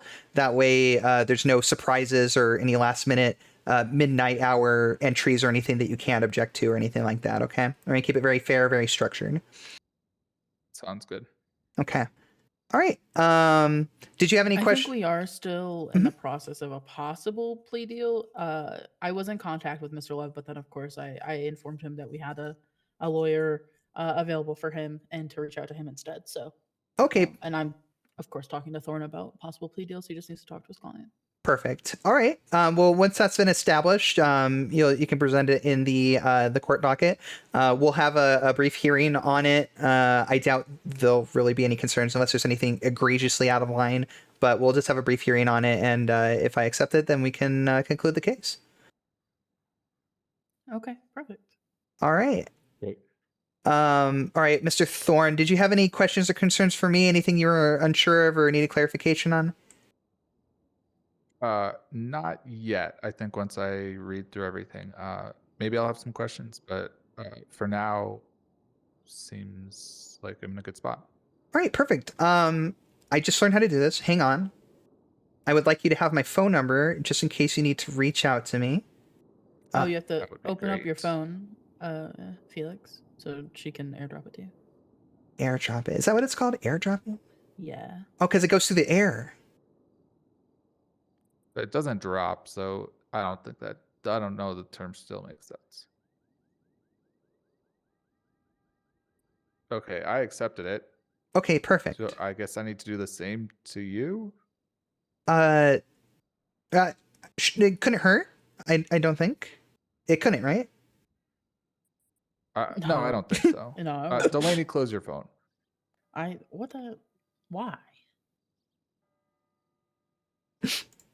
All right, I sent that over to you. Oh, perfect. Why'd you make me close my phone? So you didn't go to you. You. Oh, is that how that click her works? name. It just kind of goes out into the ether and. No, he's like your phone pops up on a list of menus, and he's got to select your phone. I don't know why it would go to me. He's being something. Oh, all right. Well, great. Well then, Mr. Thorne, that's all I had for you. If you have any questions or anything, don't hesitate to reach out to me, call me, send me an email, and I will get in contact with you, okay? Sounds great, Your Honor. Thank you very much for your time today. I appreciate it. Absolutely, and thank you for your effort today. It was wonderful. I will say again, the reputation and accolades preceding you are very well received, so happy to have you here. Thank you. Happy to He's be here. my favorite to go against in court. It's definitely not a pain in the ass Because he's too good at his job. I hate you, Felix. Is there's history here? Yeah, we're from the same state, I guess. And we've been against each other before, and it's always so much fun to be against Felix. Oh, that is wonderful. Competition breeds excellence. I agree. Exactly. I mean, I wish there was more competition, but I do agree with your statement. I know, it's just he struggles to go against me, so it's just really easy for me. And These two. He's getting better though. Don't listen to her. She doesn't know what she's talking All right. Well, I think your shoes are making your feet unable to breathe, and you're losing your mind over there. Okay, I think all the blood stuck in your toes, so you should talk. oh. Do I need Shoes are to incredibly comfortable. mediate a conversation? No, we're No, great I don't friends. think. Can you weigh in, Your Honor? Are 4-inch heels comfortable? I find these. It depends on who makes the heels, and the people that made my heels did a good job because they're comfortable. Was asking. I was not asking you. Well, I don't regularly walk around in 4-inch heels. In my younger days, I did have a little bit of a social life, and I would go out a lot, and I didn't always wear the most, modest outfits and that sort of thing. So I can certainly say in my day that I have, from time to time wore taller heels and such. Walking in them could be very difficult. I got very good at it though. There was this one time, me and the girls, we went out to this bar, and and I met this guy. All right, and he was. He was a good-looking guy. My friends weren't completely convinced, but it's just one of those things where you kind of get a feeling. Maybe they're not even necessarily the best looking, but you just get that aura, a little bit of a personality vibe, as the kids like to say. That's the kids are saying that, right? The vibe. So we got to talking. He bought me a drink, my favorite, Shirley Temple. I do like Shirley Temples. And we just got to talking, and he was a very nice man.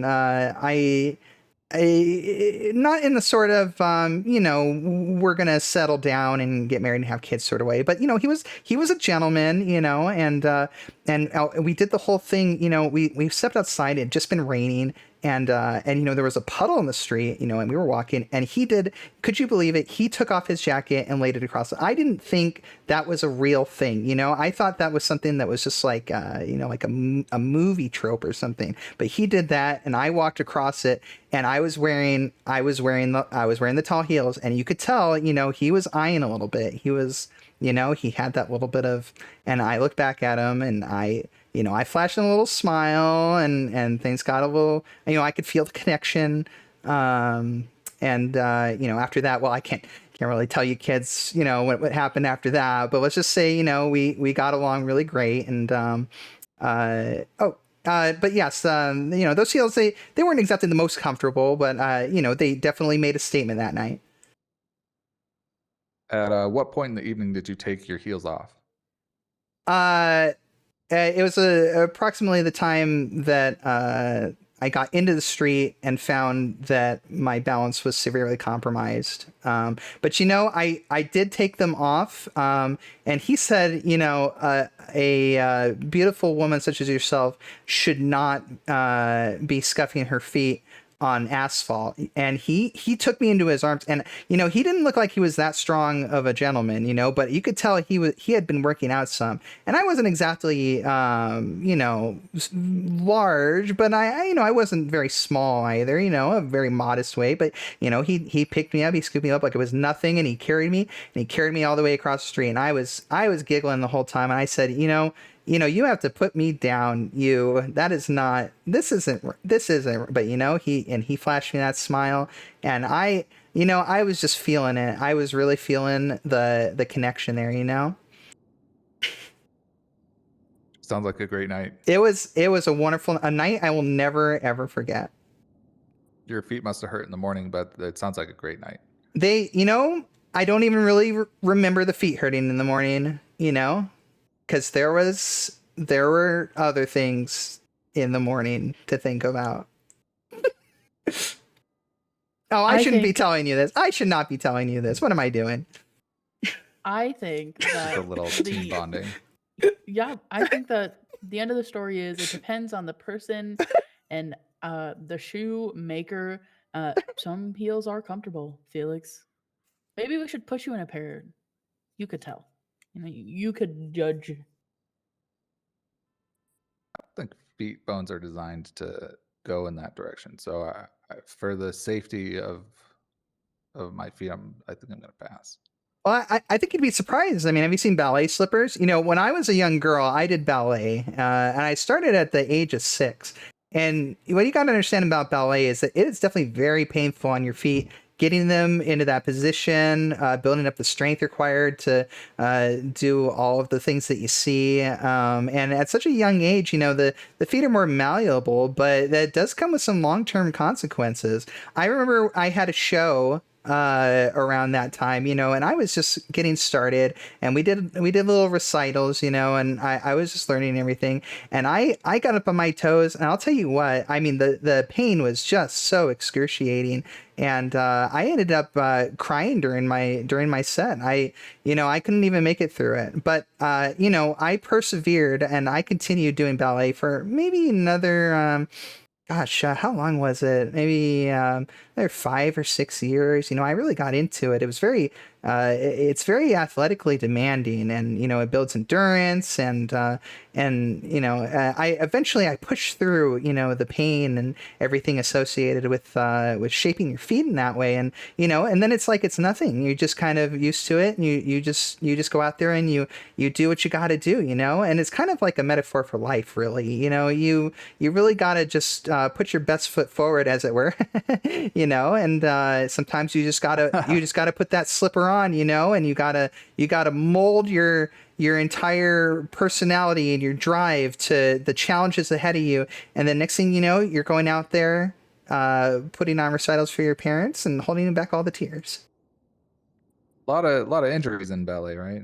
Oh yes, absolutely. Especially when you start getting more advanced. I mean, there's so many things that can go wrong. Everybody needs to be incredibly precise, and you know, it's a lot of hard work. You have to practice constantly. It's not something that you can just pick up on a whim and go out and do every now and then. You know, there's a lot of dancing that's very pick up and go, you know, but when it comes to ballet, it's a very precise art, you know, and you have to go through all the blood, sweat, and tears, all the pain and frustration and everything, and really work at it in order to perfect your craft, and you know, the more you perfect your craft, the safer you can be with the other dancers. You know, I had this one time during this one show, this gentleman, he was, you know, he wasn't necessarily the greatest dancer, you know, and we had a practice, and you know, he lifted me up, you know, and then whoop, oh, I landed right on my tuchus. Can you believe that? And you know, it wasn't as painful as my feet, but I told him, I'm like, you got to get it together, man. You got to get it together, because if you don't, and we go out there and we do this, I could get seriously hurt, and you don't want that to happen, right? We are a team. I'm your partner, you know. And this is kind of like the relationship you two have, you know. You've got to really master your pirouette there, Thorn, and Dark, you know, just get up on those tippy toes and hold that swan pose, okay? And when you really think about it, if you guys you know, keep working at that, soon you'll be out there performing Swan Lake or the Nutcracker or something, and in the courtroom, you know, figuratively speaking, and in a way that law can really be an art form.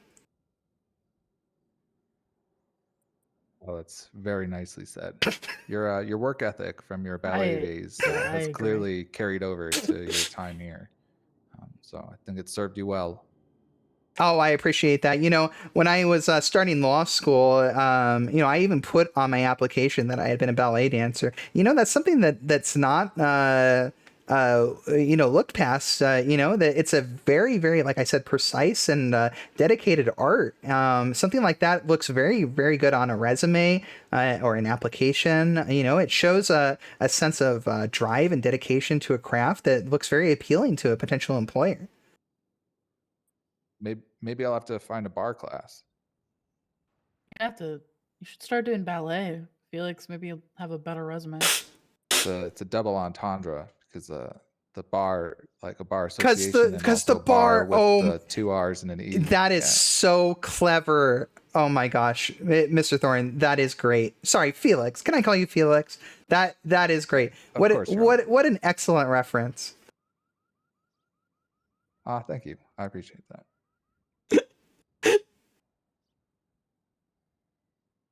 Nothing clever, Well, Delaney. You very clever. You stole the show. Oh, okay. I had something to say and I forgot what it is. I think it was. Oh yeah, it was Felix. Get out. Unless you don't want him to leave, Your Honor. This is your office. I mean, yeah, it's her office. I'll let her decide that. I'm happy to leave whenever you need. I won't feel, pressured or anything. Mr. Stark and I did have some matters to discuss. So if you don't have anything else for me, Mr. Thorne, then please exit my office. Respectfully. All right. Thank you. I appreciate you. Thank you. Likewise. Bye, Felix. What a upstand guy. He's great. Wow.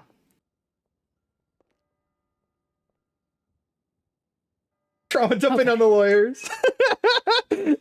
Me giving Miranda some actual this personality has been voicemail, great. What happened?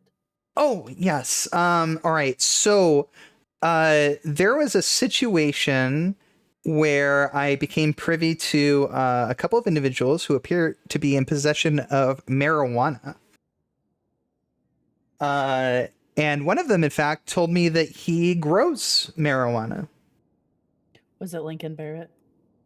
It was Lincoln Barrett. Yep. Oh, look at that. That is my district attorney right there, already on the investigation. Yeah, it is, we're working on that one. Yep. Who else was with him? It was this, well, I guess his name is Neil Seal. Are you familiar with him? Neil Seal is the individual that is dead. Right. That this trial is about. Yeah, he I believe that was him. He when I met him he was wearing like clown makeup. Is that him? Is that the gentleman? He said his name was something Jones, like something Jones. Maybe there's another clown. But Neil Seal did have clown makeup, yes. And if this was like prior to the passing, then could have been Neil if it's post passing. Well, yes, it couldn't be post passing, right? That'd be crazy. That'd be scary. That would be very spooky. Oh my gosh. I don't even want to think about it. Okay, well, the thing with him though is that he was in association with Carter. Do you know Carter? Carter. Yes. Carter doesn't like you. Okay, yes, that's true. I have been given that information very upfront by Carter herself that she might possibly kidnap you. Allegedly, this is what she said. However, it was like she talked about, I think I said, please don't kidnap me. She said, well, I'd only kidnap you if you were the Chief Justice, and I was kidnapping her. And I said, are you planning on kidnapping the Chief Justice? And she said, that's not what I said. Oh, I see. I'm like, that's kind of what you're implying. I mean, she stole my car and wrecked it.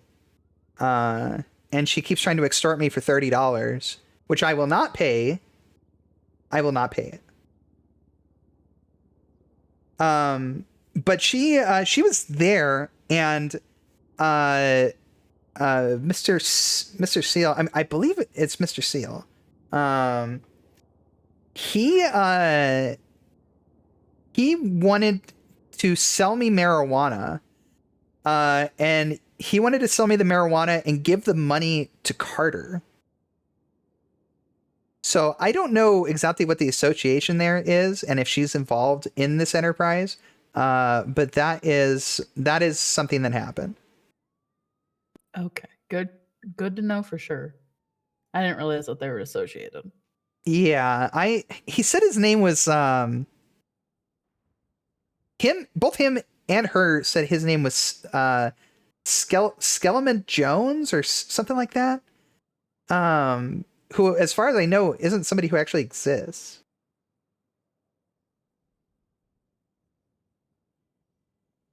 There's only one Jones in our system, and it's Pia Jones. Yeah, so I'm not sure. And, this guy, there's problems here. But what I will say is that she definitely seems like she has it out for me, and I am in fear for my safety. Well, I hope she doesn't do anything stupid. Definitely hope she doesn't do anything stupid. Especially against you, specifically against you. You don't think you could Um, find some sort of, you know? I can find what? Like Miss Carter, so she can't bother me anymore. Well, unfortunately, Your Honor, I mean, if she continues to bother you, it's harassment. And we can arrest her for harassment again and again, but Maybe there should be aggravated charges for harassment. maybe. Yeah, like Maybe look into getting a restraining order. oh wait, I could do that, couldn't I? You could. You can get a restraining order. I would definitely back you on that. She's told me directly she does not like you and probably wishes you harm. But Delaney, who's going to approve my restraining order? Shit. Maybe you have to send it out to like a different judge. You don't think I could approve my own restraining order, do you? You're kind of the Chief Justice. I think you can do whatever you want. Yeah, but just because I can kind of do whatever I want doesn't mean I necessarily should, It's true. However, I mean that's unfair to you, right? Like if you're the only one currently in the judicial branch of the judicial branch of the DOJ, you therefore, can't protect yourself. That's unfair. Oh, that's true. Okay. Well, well,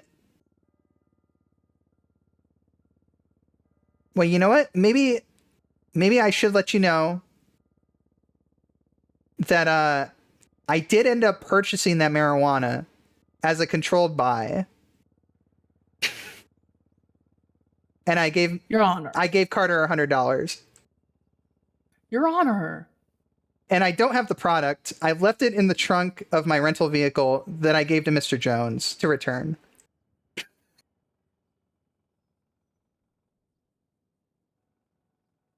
I didn't want to tell the police this because I think the sheriff might want to pursue it.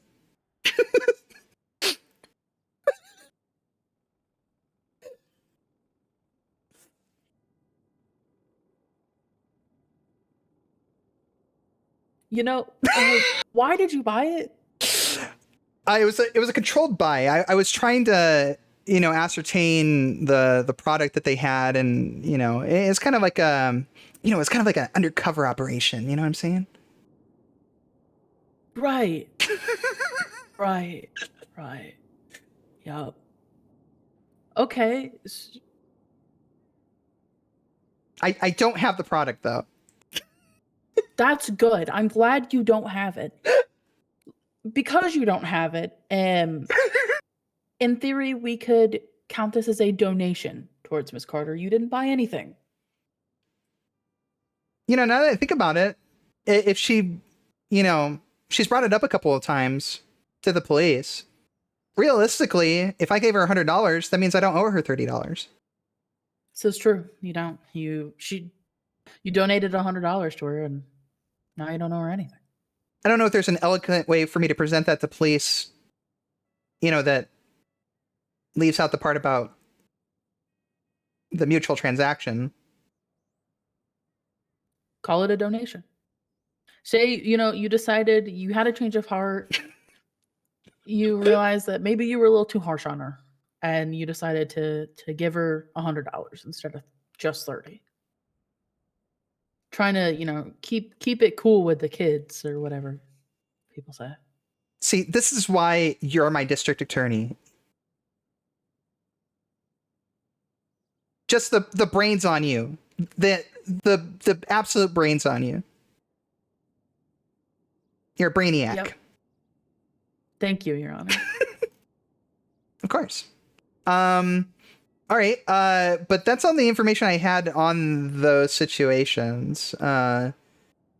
Did you have anything you wanted to present to me or anything? I don't think so. Everything's been good. Like there's this case, but that's about it. I haven't really had anything else come our way.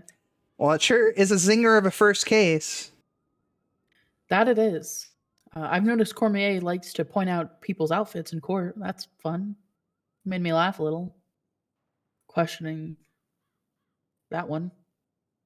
He asked me if he quoted that one of the people in the stands was her skirt was very short, he said. Oh. And he asked me if the harness on my skirt was a part of it or not. It's very professional man that guy is. It's some locker room talk. Do we need to have a word with this man? No, it's fine, Your Honor. I don't mind. I found it a little funny. It was during the recesses, so it wasn't distracting or prohibiting me from doing my job. Oh, I see. I wonder if we need a dress code, though. I like my dress code. Please don't change it. There's not a lot of good options for the ladies. I don't have any issue with your attire. It's maybe maybe a little bit risque, but it's still very professional. But I don't know. Some individuals in the gallery were a little I don't mind gallery people, like people who aren't active, just watching. Although some of them might come up and speak. I don't personally, like, again, this is definitely your decision, but me personally, I don't mind what they wear. They're not acting in a capacity of the law or I guess on trial, so I don't see that they need to dress 100% professionally. Possibly no masks is the only thing that I think about when in the courthouse. Oh heavens, no! There's a law against wearing facial obstruction in a public building. Yeah. So. All right. Well, this was great, Delaney. Maybe we should do it more often. You know what? Maybe we should. Maybe have more conversations with Felix because he's something. Yeah, I definitely would like to speak with him more. I have a feeling you'll probably be seeing him more often now when you visit the sheriff's office. Hopefully. He still flies back and forth between, our old state, so. Busy man. He is a busy man. I will say I still need to get somebody from maintenance to give you more access to the sheriff's office. Yes, please, I beg. Well, being babysat to go down there. We'll see that get done soon. That's good. I appreciate it. All right. I need to bring a change of clothes with me into the office. I feel a little awkward leaving the city hall in my robes. That's very fair. Usually spend my time, like, if I'm just out and about and then the sheriff calls me down to the PD, I'm running to the clothing store really quick to use their changing room and then running to the sheriff's department. I forgot we had the speed lock. All right. Oh, wait, you didn't have a ride. Can I take you anywhere? No, I'm okay. I'm gonna see if Felix is still around and see what he wants to do. All right. He Well, wants to meet, but I appreciate it. Absolutely. Thank you for everything today. You did wonderful. I appreciate it. Thank you, Mom. Have a great day. You too.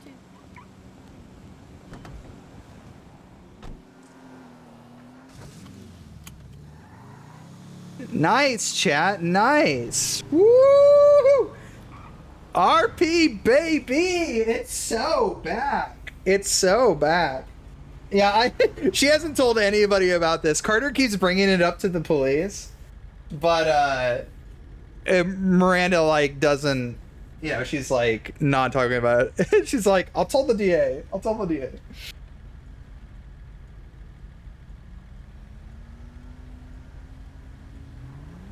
Man, good stuff. Bail hearing was good. Realistically, putting people on bail is just good RP, right? There's not really anything to do at the prison. So unless it's something like egregious and where it just doesn't make sense to put them on bail, I think putting them on bail is just a good, it's just a good,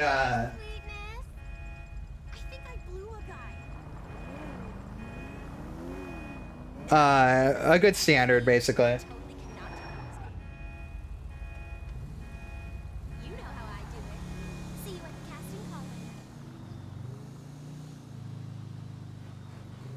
Because now it gives Low like some stakes, right? Like he can be out, you know, he's got his freedom, but he's got to be careful, you know. If he wants to engage in crime and stuff, he's got to be smart about it. He can't be letting people, you know, drag him in certain directions and stuff. It gives the PD something to follow up on. They're gonna, you know, be looking out for him to make mistakes and stuff. It's cool. It gives everybody a little bit more RP to engage in, rather than being like, no, you go sit in jail for the next couple of days until the court case. So I think it's good. We got robes. Wait a minute. Outfit with this name already exists. Oh, okay. It's latency or something. Corruption running wild already. That whole situation is so fucking funny. It might be a little bit of fail RP. I don't think there's any reason for Miranda to know that was Neil. I don't think she would have heard his name or learned of his name in any way. So that might actually have been a bit of a fail on my part. The court RP and outcome was pretty agreeable and balanced for everyone. Good all around. Yeah, and that's basically the gist of it. Just give everybody RP, right? It doesn't have to be perfect. It doesn't necessarily have to make like the most sense, but just give everybody RP. Chat, I'm just gonna park up real quick, and we're gonna take a short break. But that was good. That was fun. All right.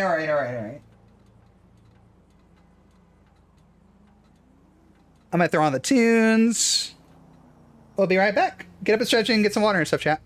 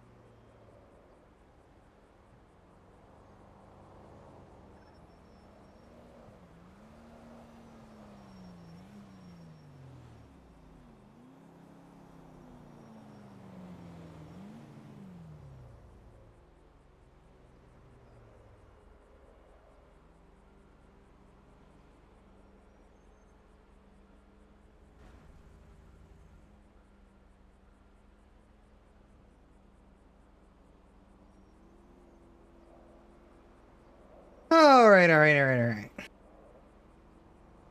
Hello again, chat. That was great. We will, let's see. We need to, get the court docket set up. Or it's already set up. We just need to open up Discovery.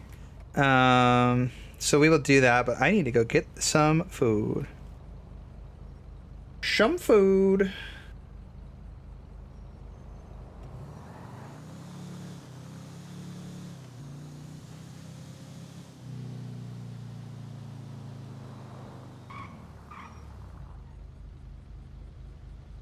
Uwu is open. Let's go to Uwu.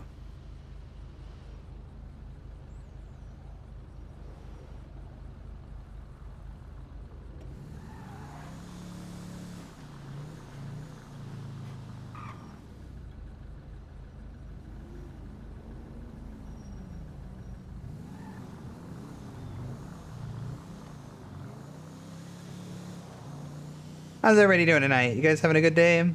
Have a good Monday. I'm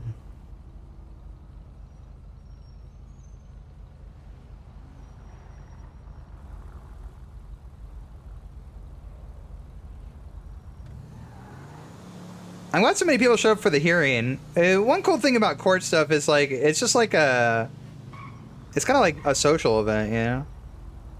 It's just like RP event, come here. We got roleplay. I do like that.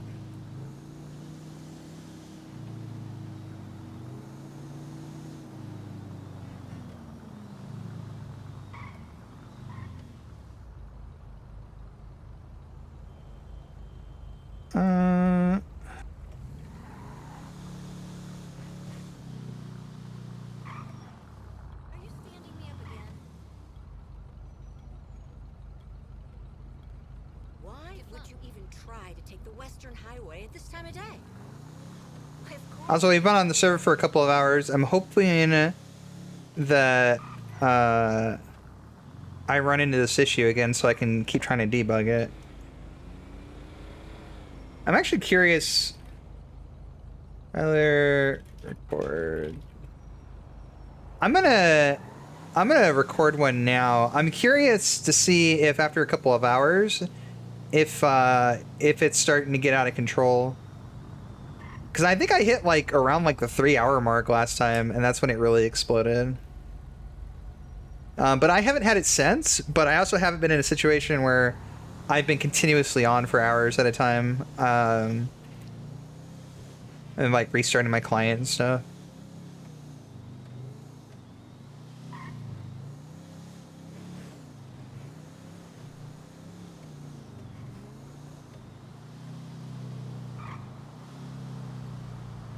So let's do a few things here, chat. We're gonna get some food. We're gonna go make payments on stuff. We're gonna get furniture. We're going to, I guess, get our car sprayed at Benny's. Got a lot going on. And then I do want to play some Jade.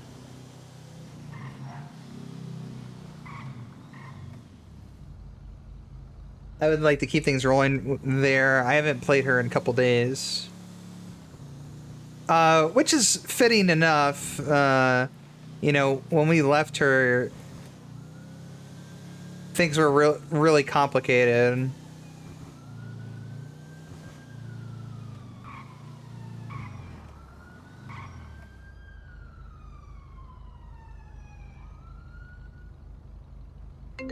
Well, no ghost sirens. Hey, Mikey. Chief Justice Miranda Covington. Hey, yo, hi, Chief Judginess. What's good? It's your boy, Mikey. What's happening? Oh, hello, Mikey. How are you doing? Yeah, I'm doing. You know how be. How you doing? I'm very well, thank you. What can I help you with? I mean, I've been trying to get a hold of you a couple days. You know what I'm saying? Like, you out here lacking? You on holiday? PTO? What's going on? I'm just incredibly busy woman, Mr. Cho. What did you need? All right. Well, first things first, right? So, I've got my my GAT license. You feel me? Your cat license? No, my GAT license. You feel me? You know, blap blap. You feel me? Blap blap. I'm not sure I'm understanding you, Mr. Cho. Bro, you stopping all the fun out of it. My gun license, bro. Oh, your weapons license. Okay, I'm sorry. I'm following. Sorry, GAT? What is a Yeah, GAT? It's my GAT is my gun. You feel me? You know what I'm saying? It's my GAT. GAT. Why is it called a GAT? It just is, bruh. Oh, I'm sorry. Okay. I'm sorry. I'm a little touchy right now. You feel me? I understand. All right. So your weapons license. What is what in reference to your license? All right, yeah. So I went down to the store because I was gonna buy one, you know, for personal protection. You feel me? Okay. And the guys down there saying my license is not valid or some shit, even though I'm looking at it. You know what I mean? So maybe you could like check that shit. You feel me? I can do that. I'll tell you what, Mikey. I am out to lunch. Let me take a look at it, and I'll give you a call back. Okay. All right. But I mean, I have some more business to discuss. You know what I'm saying? So I could swing by if that works for you. You know what I'm saying? Let's do that. Why don't you come meet me at City Hall and say about 10 to 15 minutes. Bet I'm on the way. You feel? I understand you completely, Mr. Cho. All right, cool. I'm sliding through. Sliding? He's sliding? Okay.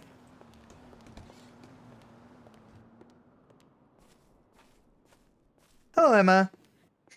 How can I help you? Welcome to Uo Cafe. Thank you very much. I am simply famished. What do you have on offer today? Well, we have a limited menu right now. Until I can get up more funds to get more ingredients. I apologize for that. I'm currently selling my perfect pizza and the boba kitty. The pizza is $25 and the boba kitty is $14. Okay. Wonderful. What kind of pizza is it? Any specific toppings or?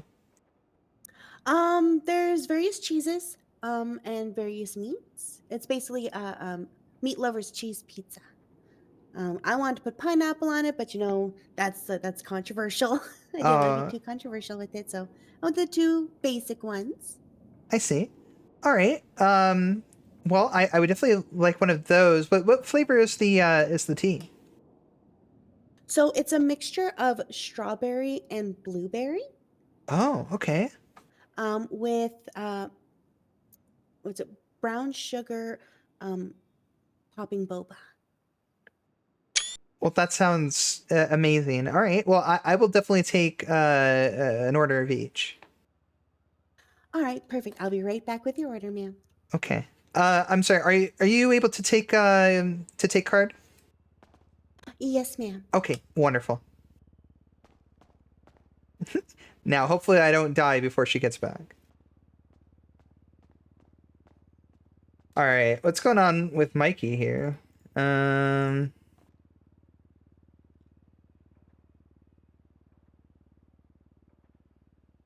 Yeah, I don't see that he has a weapons license. He doesn't have a driver's license either. Really? Okay.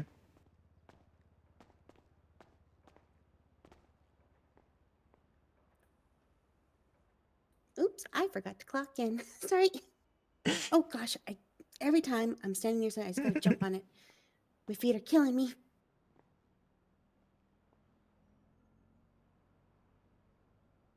And just to confirm, you said card, ma'am? Yes, please. Alrighty, and with the 10% discount you get, that is 35 even. Oh, okay. Wonderful.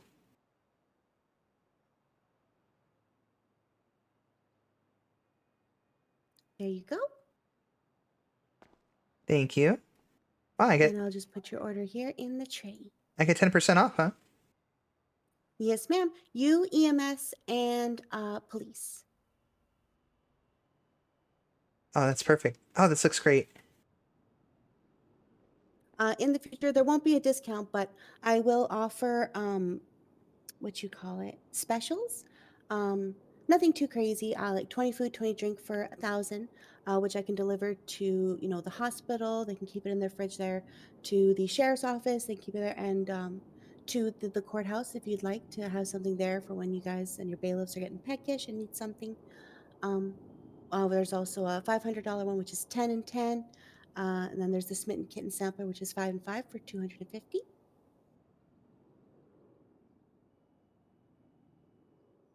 But that'll be when we have more, of course, more options on the menu. It's a future project I'm working on.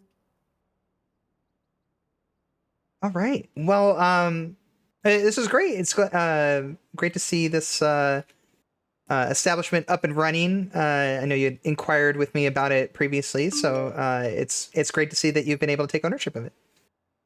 Yes, I'm very happy. I am excited for when the kitties get here. They're just at the shelter right now. I just want to make sure they're up to date, and I'm actually having them put on a special diet that will make them hypoallergenic. It's completely safe. They're just being fed powdered eggs. It's mixed in with their food. Great for their coat, and it's the chickens have been raised around cats.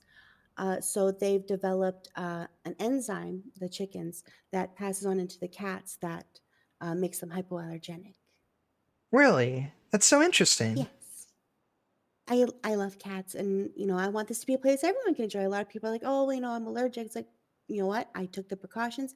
There's no risk to the cats. There's no risk to the customers. Everything is perfectly safe. Well, that's great. It sounds like you've had a lot of this planned out. This isn't my first rodeo in being a restaurateur. Perfect. Well, I look forward to seeing your business grow, Emma. Thank you so much. That means a lot coming from you, ma'am. Absolutely. All right. Well, you'll be seeing me around more often, I'm sure. The food was absolutely delicious so far, and I can't wait to see what other options you have available in the future. Oh, I'm sure you'll love our lemon meringue pie. Oh, I do love lemon meringue pie. Oh, wow. Well, I use a marshmallow meringue. Oh, I see. And then I use a blowtorch in the back to caramelize it. Oh. My mouth is watering just thinking about it. And I'll get to come back and see a bunch of cats, too. Oh, yes. Hopefully soon. We're letting them adjust to the diet. They are from a shelter, so some of them are going through training to be therapy animals. I'm hoping if people get a little too stressed with their everyday lives, they can come here and just relax as well, a lot of people can't, they don't smoke or they don't, smoke the electric lettuce. I know I don't smoke anything. So it'd be nice to have just come and just pet a kitty and relax. The purring is just, I love it. Well, this is great. A one-stop shop, as it were. Yeah. I just like to, create a nice, fun place. People, I don't want this to just be a food place. People come in, get food and leave. I want people to come and hang out and, relax in the sitting area or, take a table or, sit outside and enjoy the sun. I just want this to be a place people can come and hang out and just know that everyone is accepted here. Excellent. All right. Well, and great faith has been put into you, Emma. It doesn't seem like that will be misplaced. I'm going to get going now, tend to some business, but I hope you have a very good day. Thank you. You as well, ma'am. Thank you so much. Take care. Take care.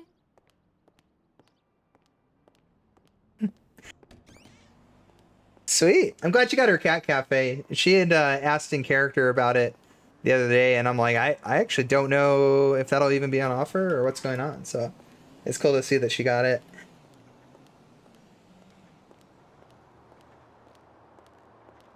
It's definitely it's definitely well placed. Like, the thing is that she's been on like literally every day, coming in, providing great RP, being part of the like even my like personal storyline and stuff. She's been putting in like all this effort, and she's been great. So that's the type of person you want running a business on your server. You want somebody who's like really dedicated to the RP, who's gonna be around to actually run the establishment and stuff. So I think it's great. I'm I'm very happy that she's involved. All right.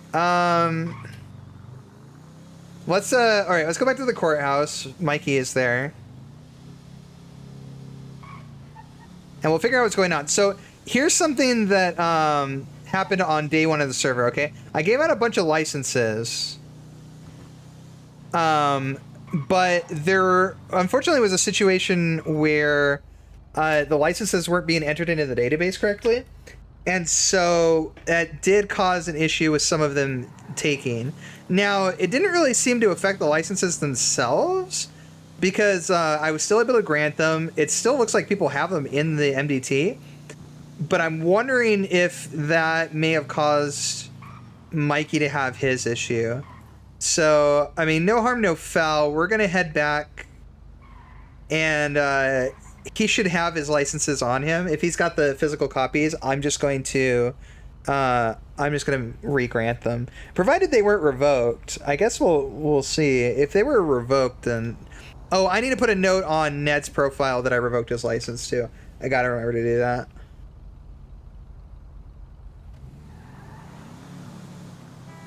So much to do. Such is the life of a Chief Justice. Oh.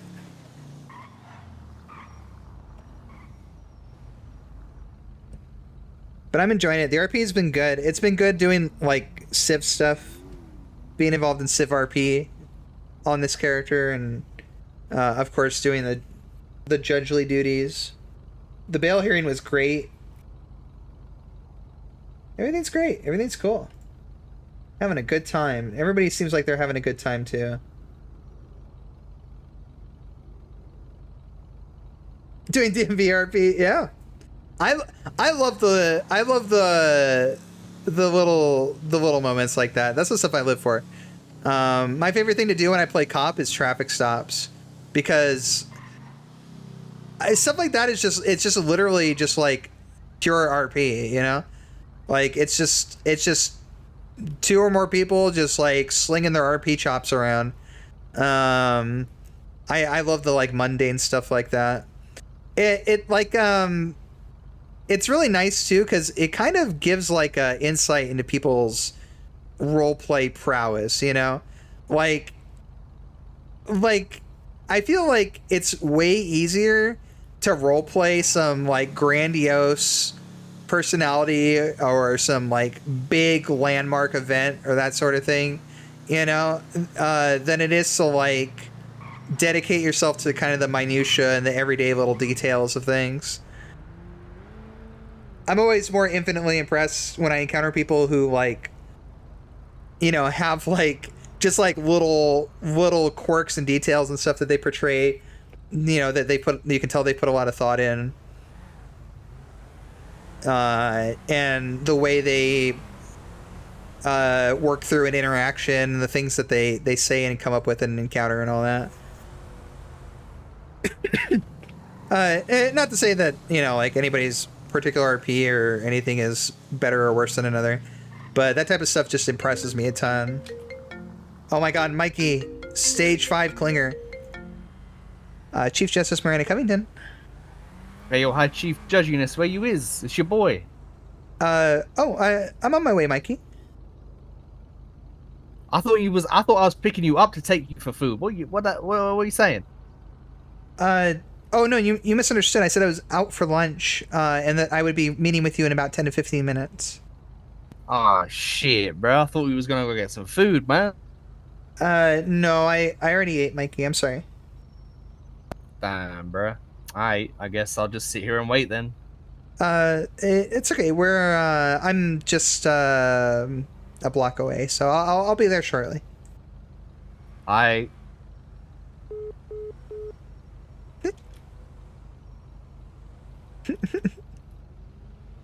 Mom is judging people? Well, yeah, I am a judge at the end of the day. 9 grand.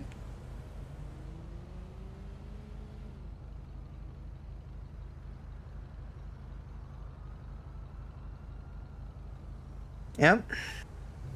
They're a broke ass bitch. Yeah, so is everybody else. It's the benefits of being a state employee.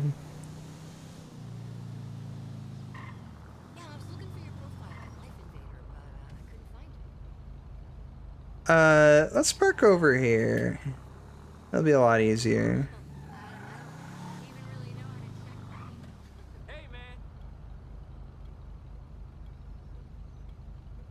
People do be broke ass bitches. But it's okay, it's more fun that way.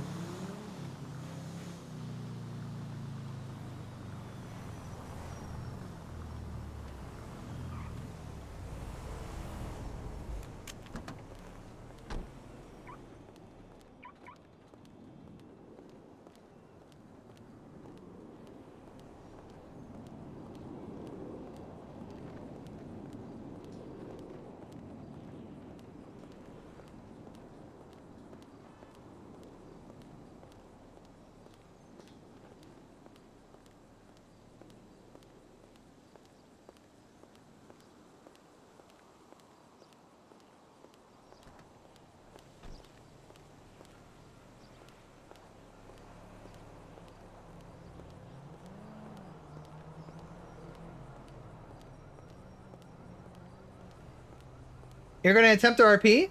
Bye for now? Get it, Flower. Get it. Hell yeah.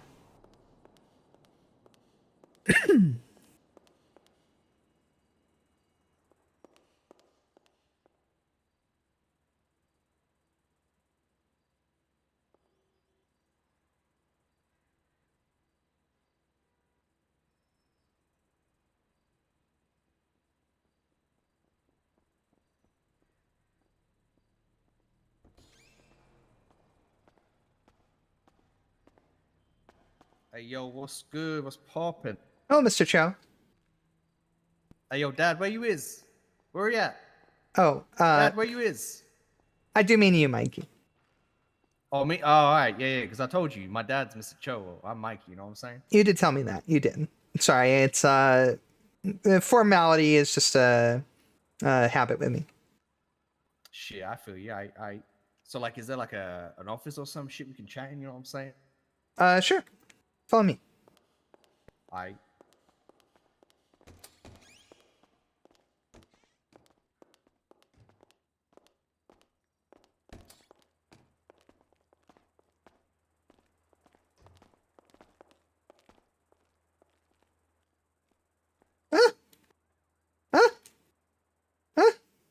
Damn, this is a real nice looking desk. Just gonna look real closely at this desk.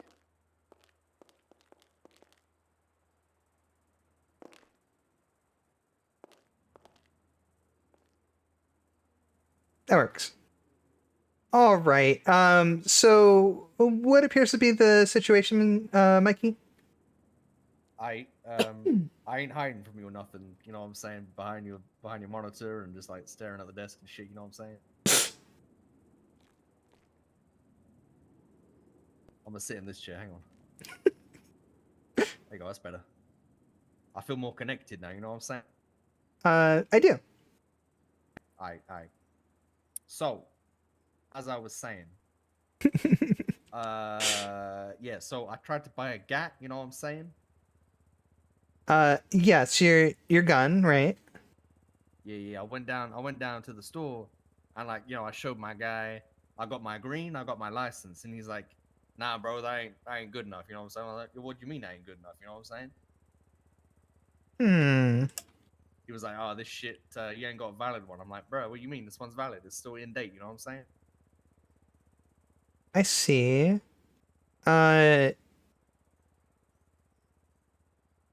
You didn't by chance have it revoked, did you? Oh, you can't hear me. You didn't have it revoked, but did you by chance? No, ma'am. I ain't even seen a Fed in days, you know what I'm saying? All right. That's interesting. Yeah, I don't see one on your profile. Do you have your physical license? I do. Would you mind giving that to me? Oh, see that shit? I can't see it from over there. You'll Oh, you can't see it. I just thought it's all right. You know what? You don't get up. I'll just bring it to you. It's fine. There you go. Thank you. Damn, this desk's looking real good.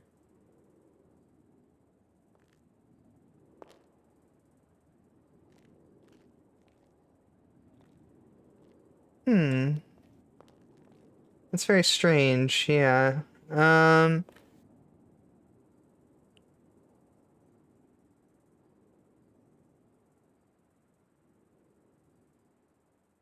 Yeah, and I don't see your driver's license on file either. I mean, you gave that one to me, so I did. Do you have that one as well? I do. Yeah, I gotta get up again. I'll come to you this time. Oh, okay. You know, that's fair. That's fair. You know, equality and all that shit. You know.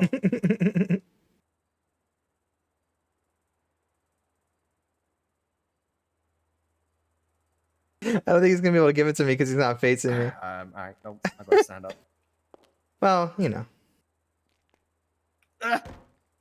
Release me. This is a little bit of scuff. There you go. There you go. Thank you. You know what? I think we just stand up. How about that? That makes shit easy.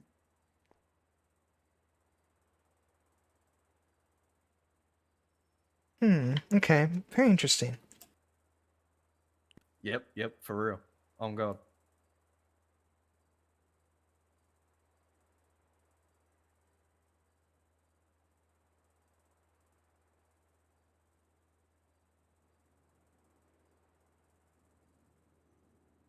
Yeah, what's that lady's name out there? Because I mean, I tried to talk to her about the license she gave me. I'm like, yo, you out here, you trying to rip me off or something? She just staring at me like she ain't got no soul behind them eyes. You know what I'm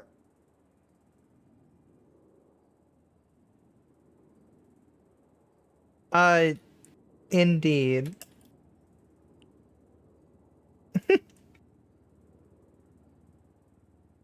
Why can't I save his profile?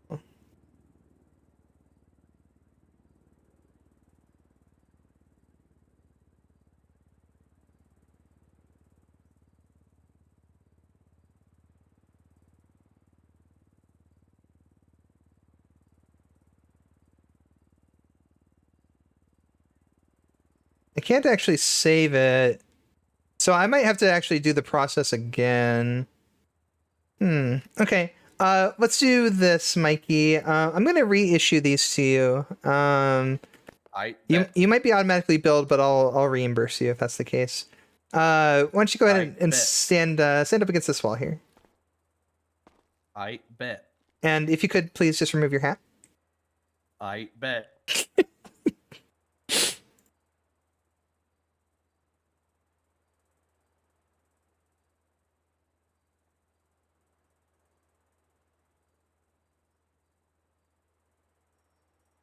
All right.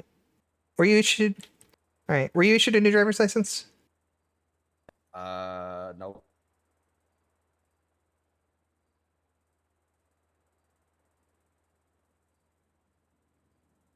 Damn, you say I've been illegal this whole time? That's crazy. No. Wait, you weren't charged, were you? What do you mean? Were you charged for the license? No. I mean, what, you mean the first time? Yeah, I was. But just now. No, not just now, no. What the hell is happening?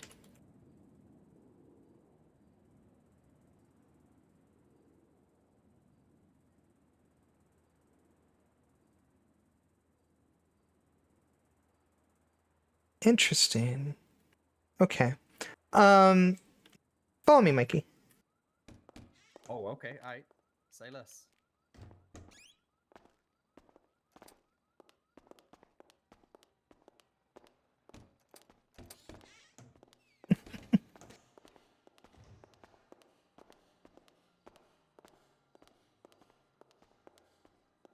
Yo, what's good, homegirl? You know what? I'll let it slide that, you know, you might have fucked up your job, but, you know, it's all right. It's fine. Heather, I'll let it slide. there appears to have been some sort of clerical error. I need you to issue Mikey here a new license. Licenses, you feel me? Indeed. All right, Heather, hook me up. You know what I'm saying?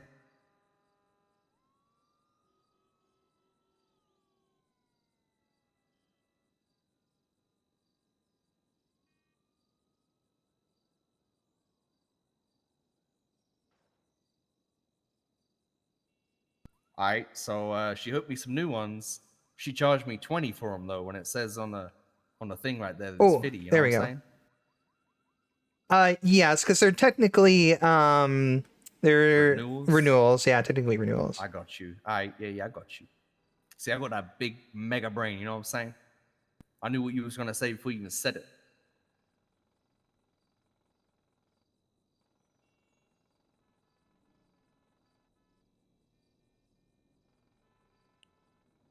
Here you are. That should cover the cost of the renewals. What about the emotional damage? Emotional damage, sir. Yeah, the compensation for the emotional damage, you know? And the fuel. I have to drive all the way down here. You feel me? You know what I'm saying? I would advise that you solicit some legal representation and file a lawsuit. Oh shit, that sounds like too much work, bro. Alright, whatever. You received new copies of these, correct? Yeah, I'm looking at them right now. You feel? I do. Okay. I will dispose of these ones then. And you should be all set now. It looks like your profile in the MDT does have your licenses listed correctly. So you shouldn't have any issue purchasing a weapon. I bet. For real.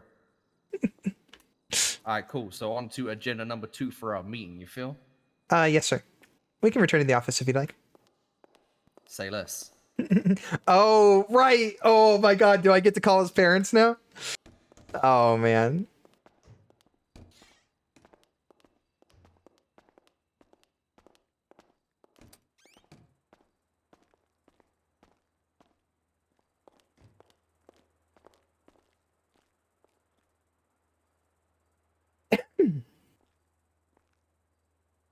Alright, so item number 2, you feel me? Yes. Alright, so basics, right? You know, I run a small independent towing company, you feel me? Okay. Yeah, so I mean, listen, I barely get any love on these streets from the 5-0, you feel me? They barely call me up, you know what I'm saying? But that's another issue, you know what I'm saying? So what I was Our thinking base is under was attack. that maybe all of the independent tow guys, they will get together and we form a union, you feel me? And we demand a certain amount from the PD, you know what I'm saying? I said. All right. And like equal representation type thing, you know what I'm saying, bro? Sure. Why are you presenting this to me though? Shit, I don't know. Like, who else do I talk to about this? You know what I'm saying? Well, what do you mean? I mean, like, to form a union type thing. You know what I'm saying? Well, you just kind of do it. But like, to be like official. You know what I'm saying? Like, there's got to be some paperwork or some shit. You feel me? Not with the government. Do you know how much of an issue it would be ethically if the government could decide whether or not you could have a union? No. But I mean, like, I've got like register my union or some shit. You know what I'm saying? No, nothing like that. Doesn't really work like that on a state level. That's something that's handled internally with whatever company you're working for. In this case, since it's independent tow drivers, your action would essentially be with the sheriff's office itself. Alright, so you saying as the now president of the independent tow union, I gotta go down and speak to the sheriff about that shit? Yes, if your grievance is that the sheriff's office is not giving you a fair shake at potential work, then that would be something you would want to take up with them. Because none of that is regulated on the state level. That's handled entirely by the sheriff's office. Okay. And what if I what if I wanted to like set up that's unrelated actually. That's unrelated. All right, third issue, you feel me? All right. Item number 3 on the docket, you know what I'm saying? I'm speaking your lingo now, you feel? I understand. All right, so basically, you know, I live down a little soul. You know what I'm saying? That's my patch. That's my block. That's what I represent. You feel? Are okay. It's your Yeah, stomping yeah. grounds. Yeah, that's my boys down there. You feel? Alright, so anyway, you know, Thanks for the raid Mr. stuff. I Kim, who appreciate runs it. the LTD down there, he kind of getting old. You know what I'm saying? He might think about retiring. Now, what would I have to do to maybe, you know, snatch that shit up? Because he ain't got no relatives enough to pass that on to. You know what I'm saying? You know, so like, what would I have to do to like maybe snatch that shit up? You feel what I'm saying? Well, right now it is not in under state ownership. It's a privately owned business. Right, right. If it's essentially going to be whatever Mr. Kim decides to do with it. What I will say is that if you're looking for a transfer of ownership, and there's a couple ways you can go about it. I mean, Mr. Kim could make that decision executively, but if he's not in the position to do so, or there are extenuating circumstances that require state intervention, that is a possibility. So my recommendation to you is that you speak with Mr. Kim. If Mr. Kim is not very keen on the idea of you taking ownership of his business, then you could reach out to the state at a higher level and inquire as to how you could potentially become in possession of the business. And that would be my recommended course of action. But without you doing so, we can't really take any action in that regard.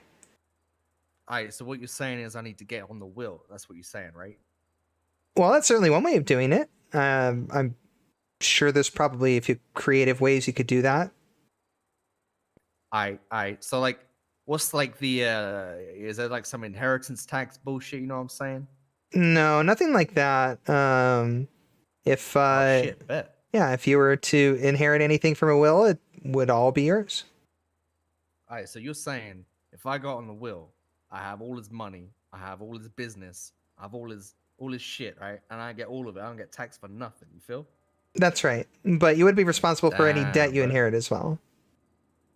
I'm sure you know, Mr. Kim is a solid businessman. I'm sure he ain't got no debt, you know what I'm saying?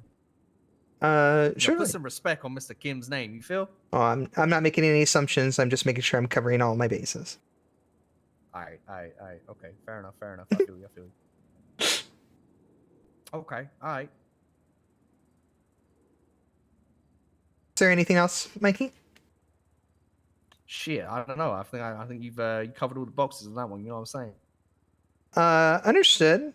All right. Well, I seem to recall a matter in a conversation that we had prior, but if that's not anything that you need me for, then we can call it here.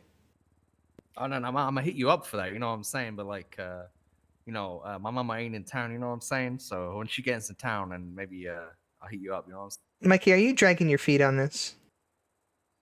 Me dragging my? I would never drag my feet on nothing. You feel?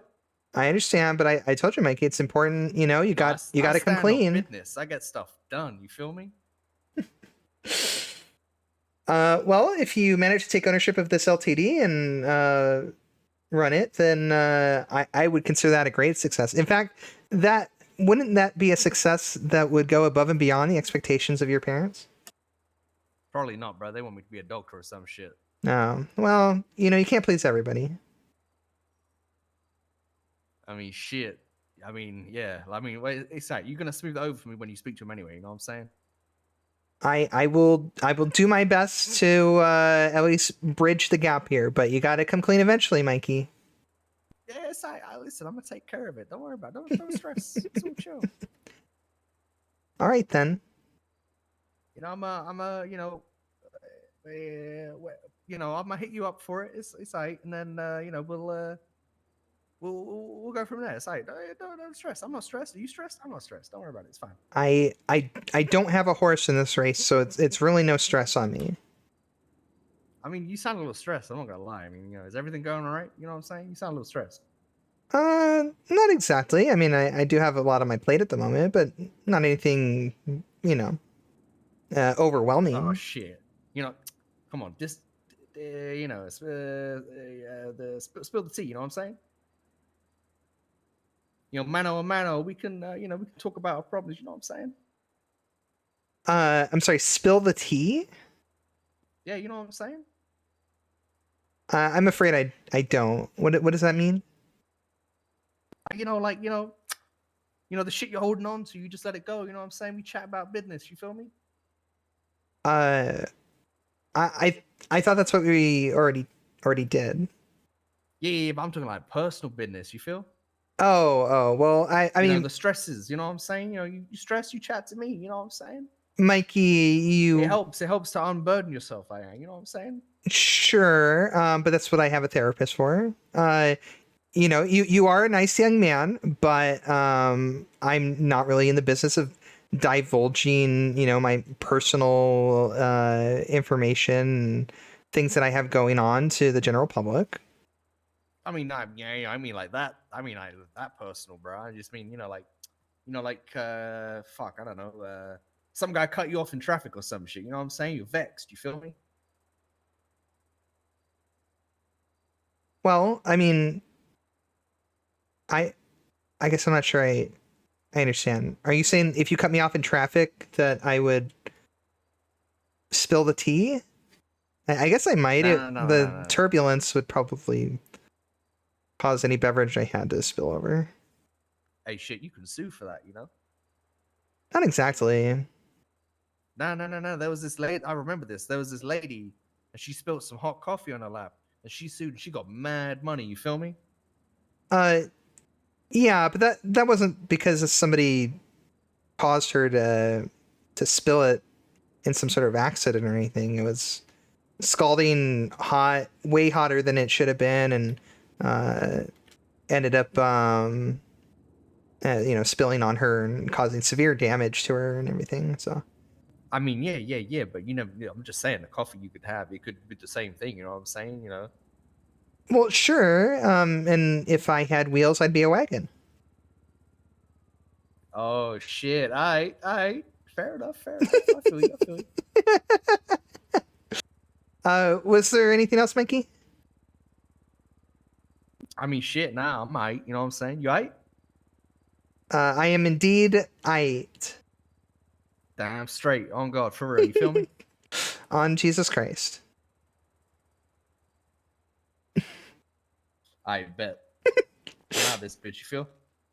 Indeed. Have a great day, Mikey. If you're having any issues getting a weapon, please let me know, okay? I bet. I'm gonna be on the horn. You feel? I understand. Have a great day.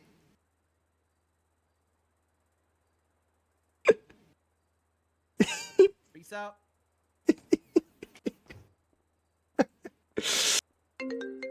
What the hell? Chief Justice Miranda Covington.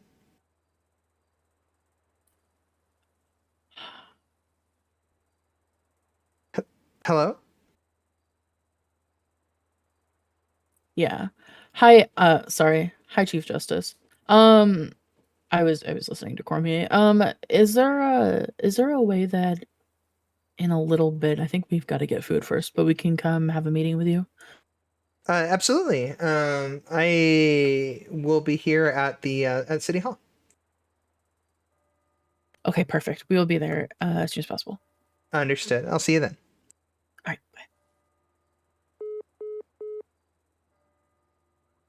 bye. Okay. Interesting. Let's go to our chambers for that. I know the fucking timing. A busy woman.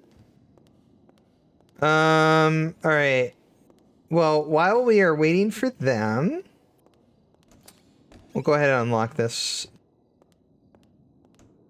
Although I think Delaney has access to these locks.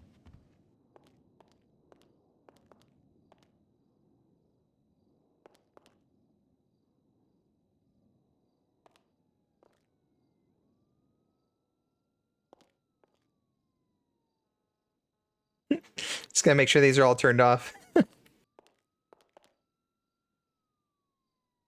was cool though. It worked really well. All right, I think that's all of them. Yeah, that shit worked perfectly. It was nice.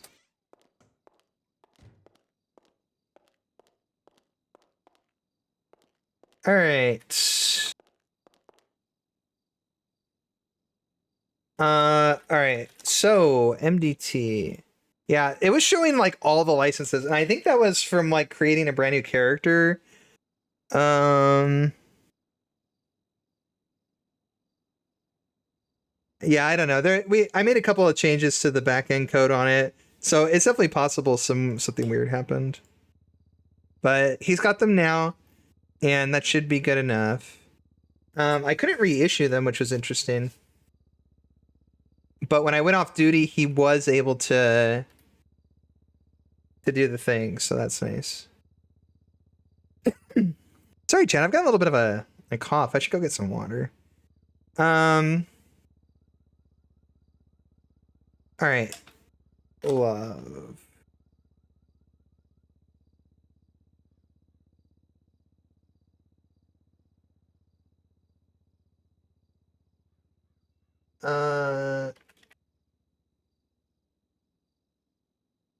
For conditions.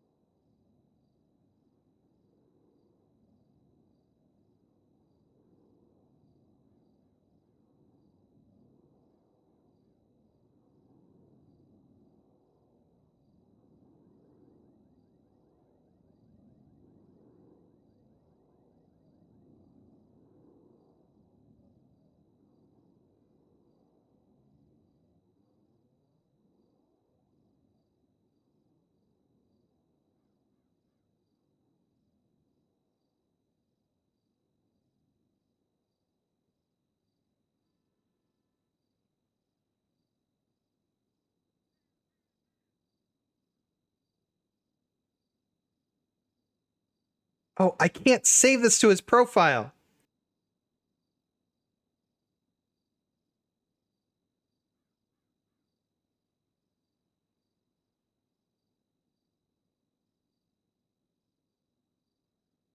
I literally don't have a save button.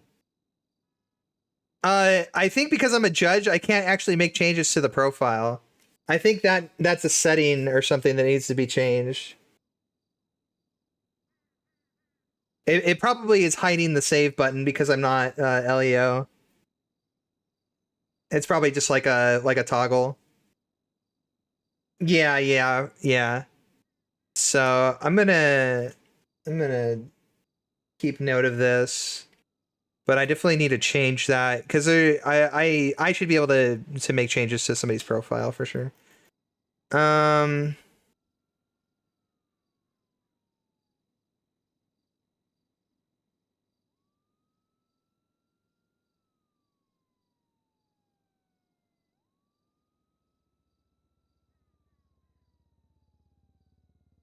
See, this is the same.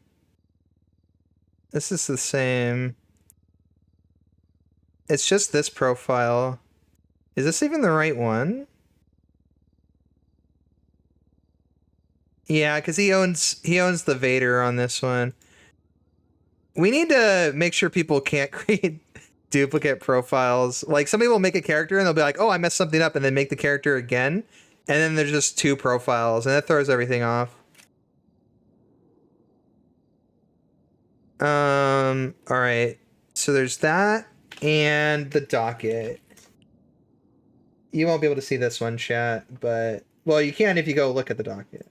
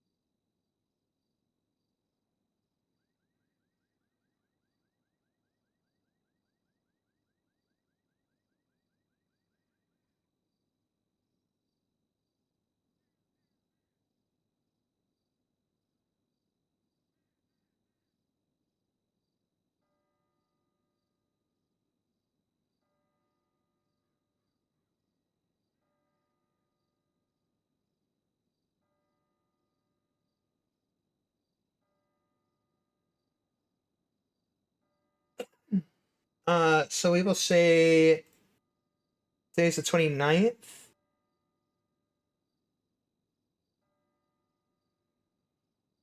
Let's say midnight on Friday. We'll give them 3 full days. No, we'll say noon on Friday.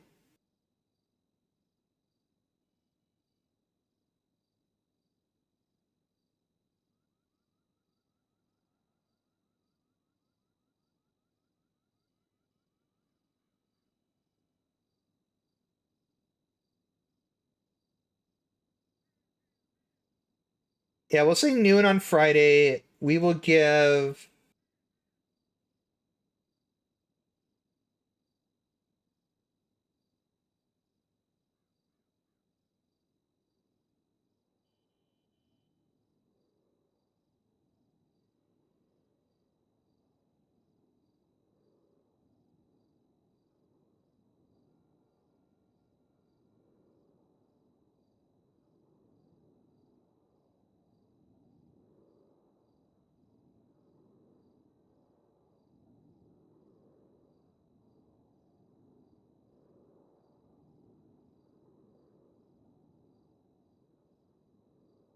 And then we'll give the defense through the weekend.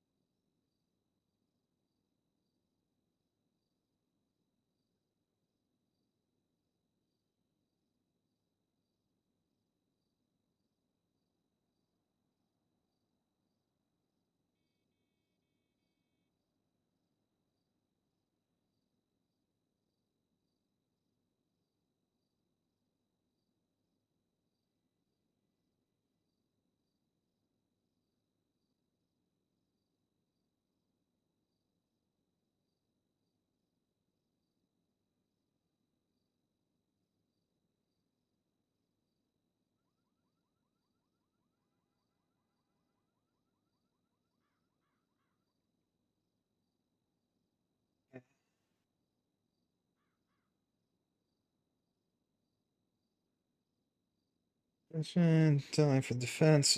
Additional evidence witnesses are not submitted in the file must be submitted during discovery. Any motions regarding must be made during this time as well. After discovery closes, we will schedule a trial.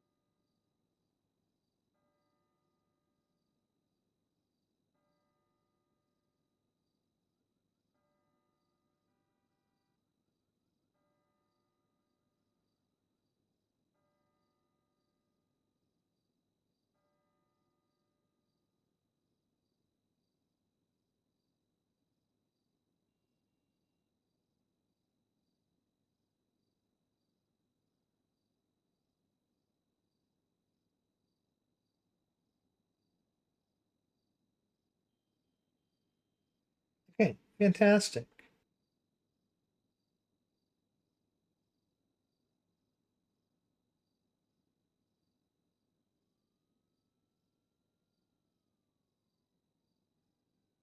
All right. Thank you for your patience, chat. I'm doing paperwork. All right. So I'll meet with the DA and the sheriff soon, allegedly. Yeah, we'll go grab a drink while we're waiting. I'll be right back, chat.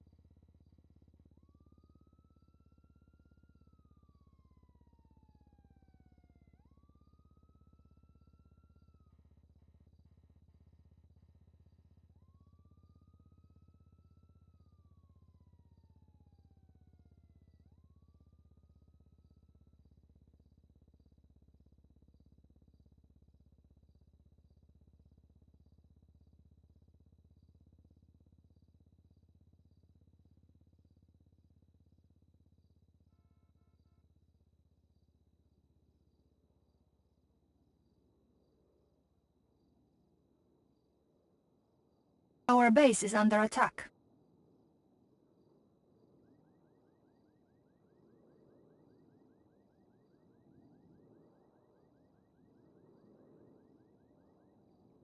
Yo, Galaxy's such Are an we really asshole, called bro. 12?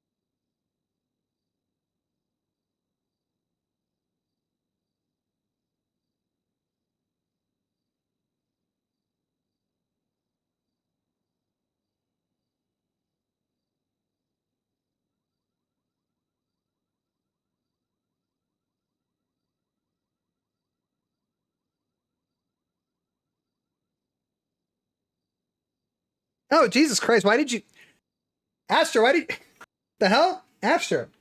Why did you raid me while I was away? The hell? Hi, Astra. Thanks for the raid. How you doing?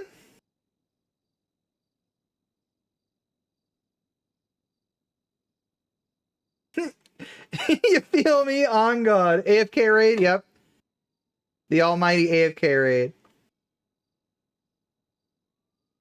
Know what I'm saying?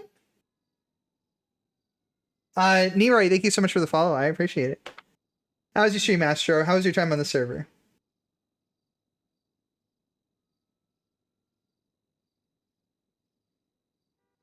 Good to see you guys. We're just chilling for a little bit. I don't know exactly. Slide through. I don't know exactly when they'll be here. Trying to think. I don't really have time to go run my errands.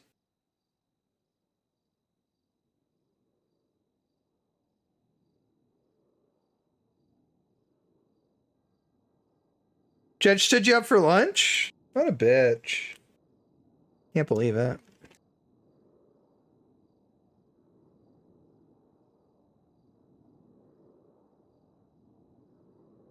At least we got your license thing sorted out. I don't know what happened. There was a bit of a glitch.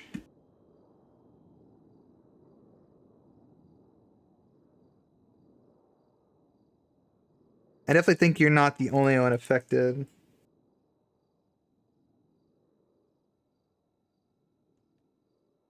She ain't a homie, she a hater? She's not a hater. You was Kamad's day one? Yeah, a little bit.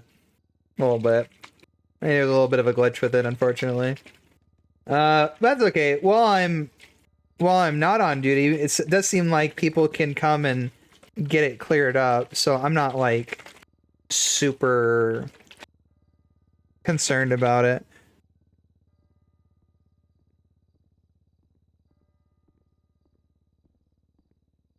Is somebody outside, or is there somebody coming to my office? Oh, look at that. You don't just walk in. Me and the Chief Justice are best friends. Hi, Chief Justice. Oh, Delaney. I apologize, Chief Justice. I was going to knock respectfully, and she just walked in. Well, that's very much all right, Sheriff. What can I help you both with?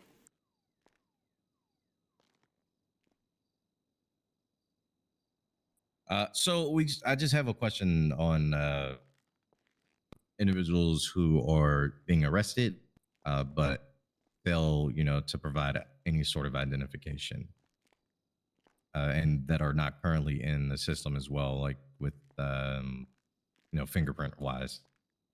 Oh, I see. All right. What's the question? So if we are unable to identify anyone who has committed a crime, would it be okay for us to have them be held at Bolingbrook until they reach out to the court and, to identify themselves, to be charged properly?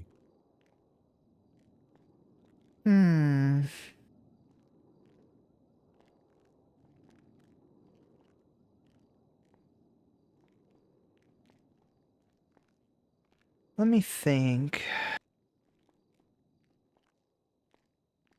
So this individual is refusing to provide any sort of identification, and I'm assuming their fingerprints aren't in the system or anything like that. That is troubling. We might have to gosh. We might have to get the FIB involved. So I was curious. I was like, my answer to him was, I didn't know. Possibly, if necessary, put him on a 72-hour while I reach out to you. But you are available now to answer this question. So sure. Well, if they are in custody, if you have probable cause to arrest them, then you can hold them indefinitely until they can be charged.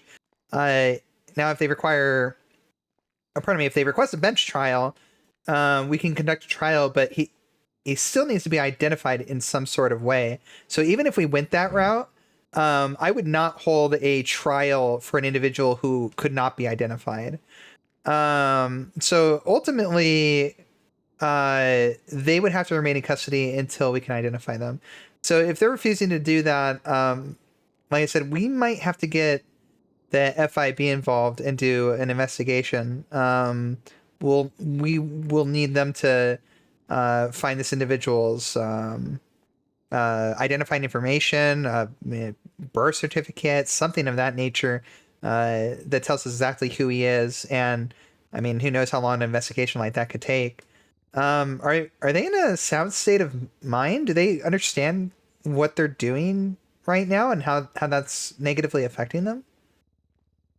So I have two separate occasions or two separate hypothetical situations. So we'll go with the first one where the person wouldn't be of sound mind, and they kind of don't seem to understand like what's going on, or to really even seem to know like who they actually are.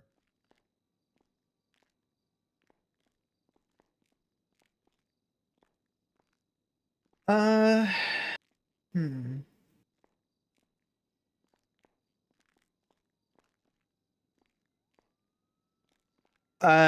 Are you concerned that they might be present some sort of danger to themselves or others?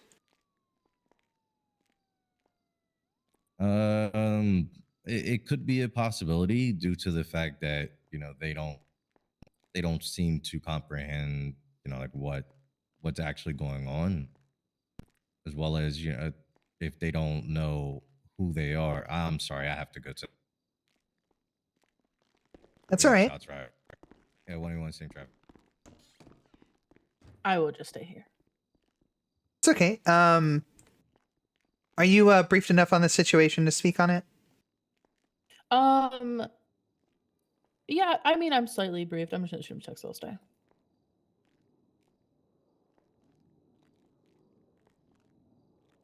Especially if there's shots fired. I'm on a ride along right now. So yeah, it's just somebody who genuinely doesn't know who they are. Like the hospital has recognized that they do not know who they are. And Cormier, I wasn't sure if it would be in the territory of a rights violation to hold them until able to identify. I think in this situation, Cormier just decided that they weren't of sound mind and body, so he put them on a 5150 at the hospital. Basically handed custody over to the hospital. And then once, he was cleared from the hospital, he was just basically not pressing charges, I believe.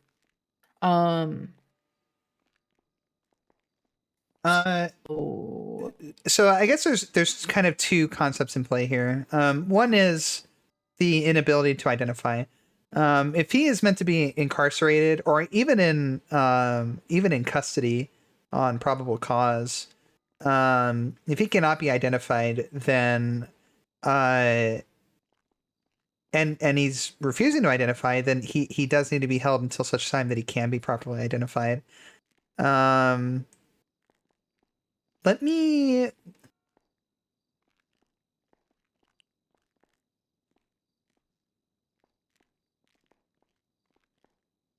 I'm actually. Are there cases of this happening?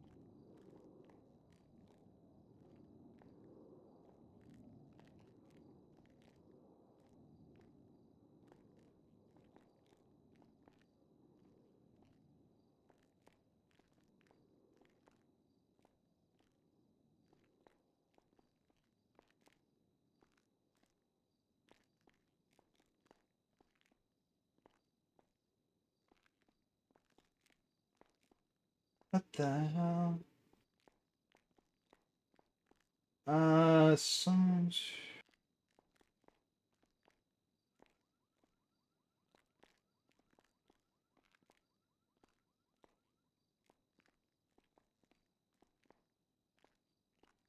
It's booked as John Doe, huh?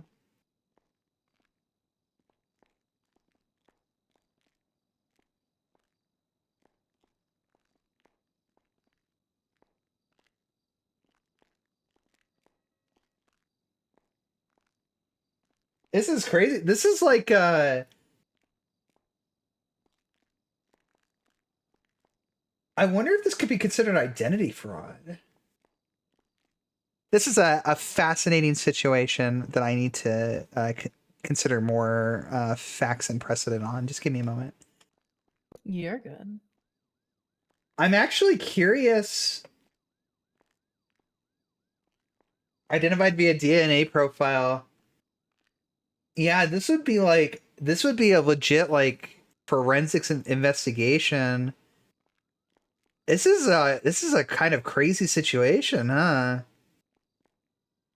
I'm actually curious. Does our criminal code would our criminal code define this as identity fraud?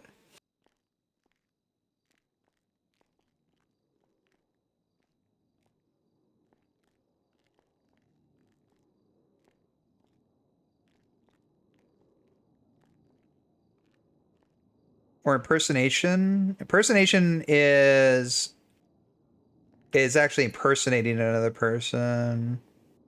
Signing under a false name or provide documentation to another person. Yeah, that's not exactly it. It could be potentially considered fraud, but this is like, these are kind of like lowball charges compared to like what he's actually doing. Wow, what the hell?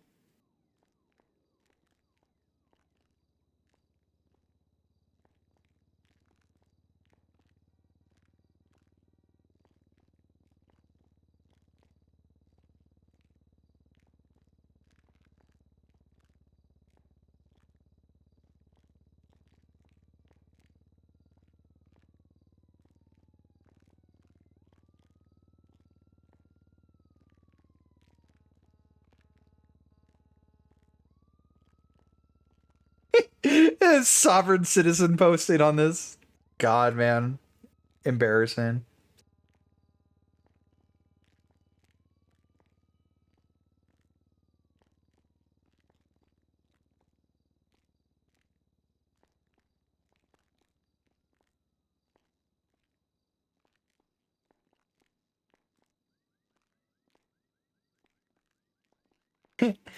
You know, this is a great succinct way to put it. This person says, we like to say you don't need a name to go to jail, but you usually need one to get out.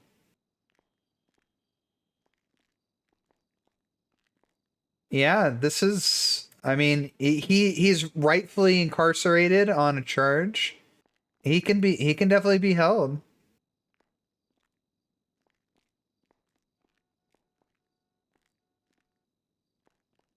Yeah. Fascinating. All right. So what I'm going to say is that on the issue of not identifying, if they don't identify, they could still be incarcerated if they are guilty of a crime. And until they can be identified, they do not have to be released. Okay, one second. Cormier is calling me. Sorry. Sure. Hello. This is really fascinating. This is a cool one. This is the power of Yugoshi, man. Yugoshi just fucking drives so much RP. Who was having training?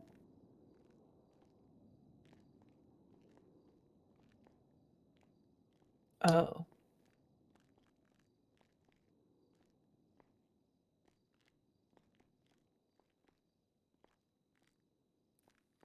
Okay, sounds good. All right, sounds good. Right. Okay, he's on his way back. Apparently, Zancuda workers or whatever were doing training exercises and just didn't let the PD know. I don't know.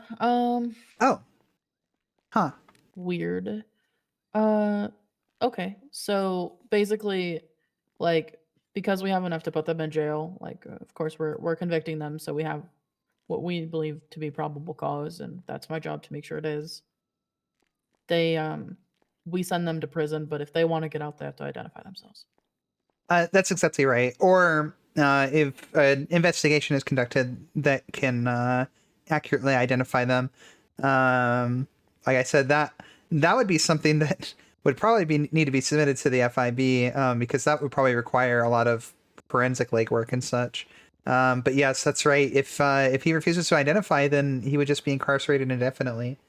On the matter of psychiatric hold, so we don't have any legislation specific to San Andreas regarding an involuntary hold. However, the general rules of one would apply, which is they would need some sort of psychiatric evaluation by a professional. Professional would have to determine that they are not of sound mind and that they are a danger to themselves or others. And then they can be held involuntarily. Usually what that entails is it's usually a 72-hour hold, at which time then a judge can make a determination on whether or not they can be released.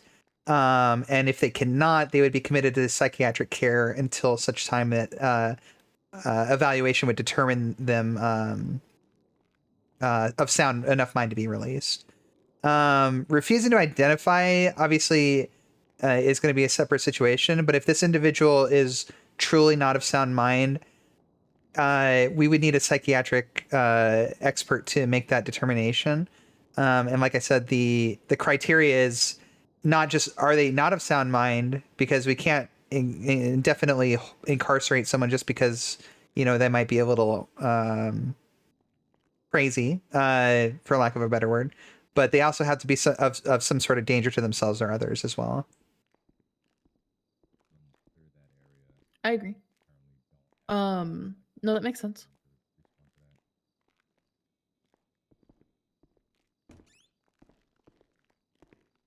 Welcome back, Sheriff.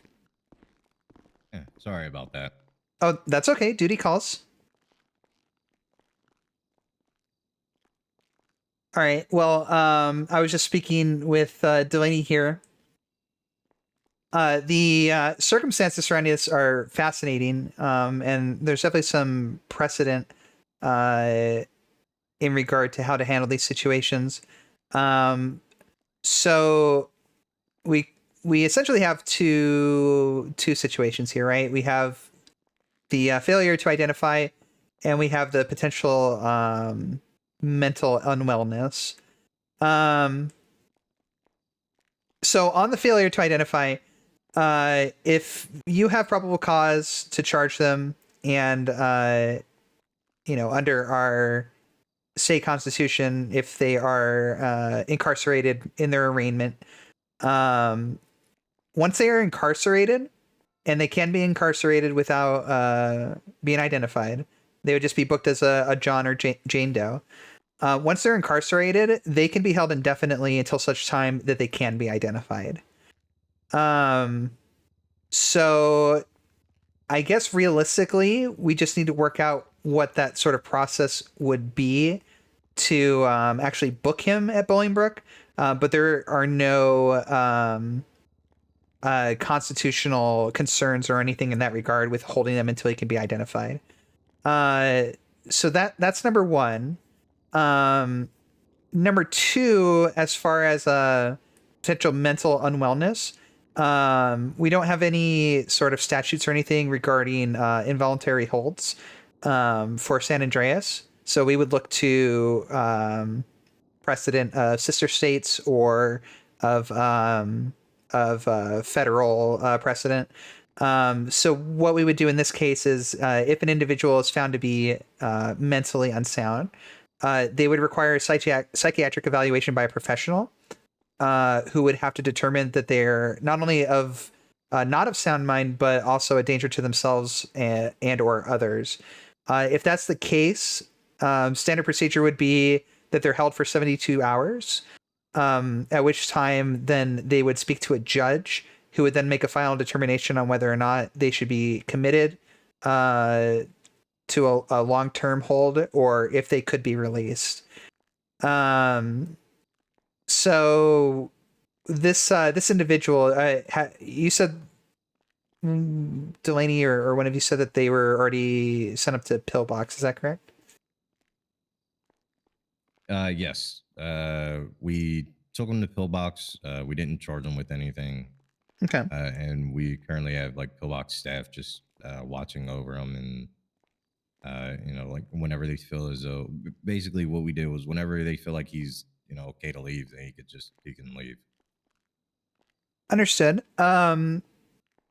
Did you feel as if Mr. Doe was some sort of danger to himself or others? Not necessarily. More so, just very confused at everything.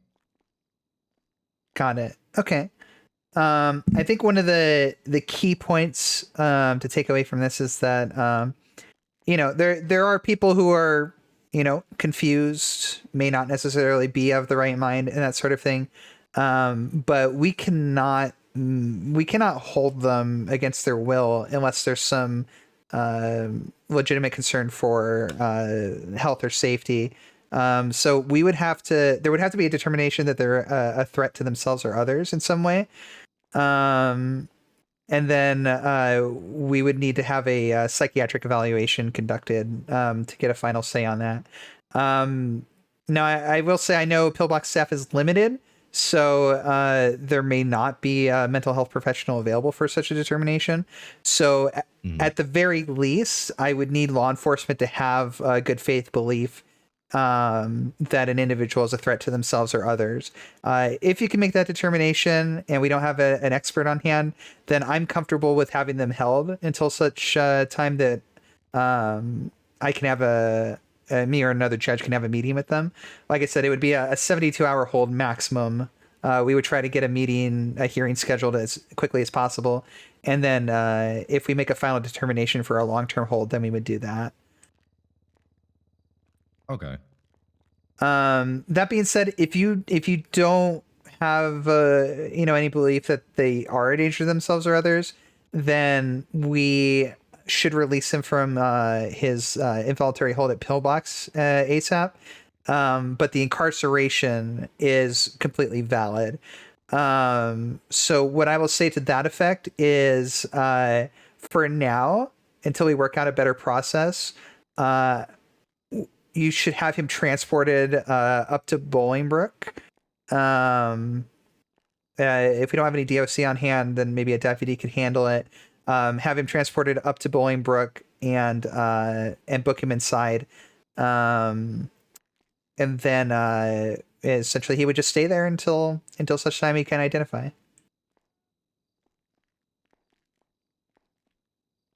Okay. Sounds good to me.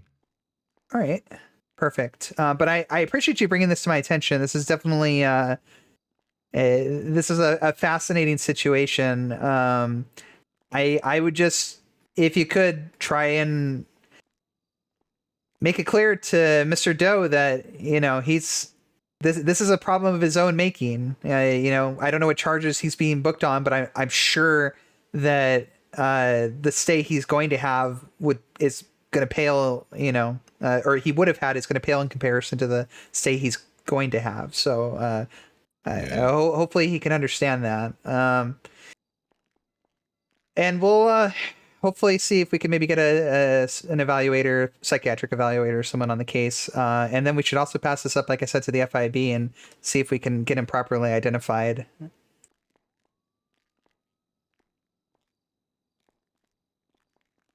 Outside of that, I think that covers everything there. Was there anything else that was left in question or anything else you had for me? No, that was it for me. All right. Delaney? I don't think so. No. All right. Perfect. All right. And don't worry about, any sort of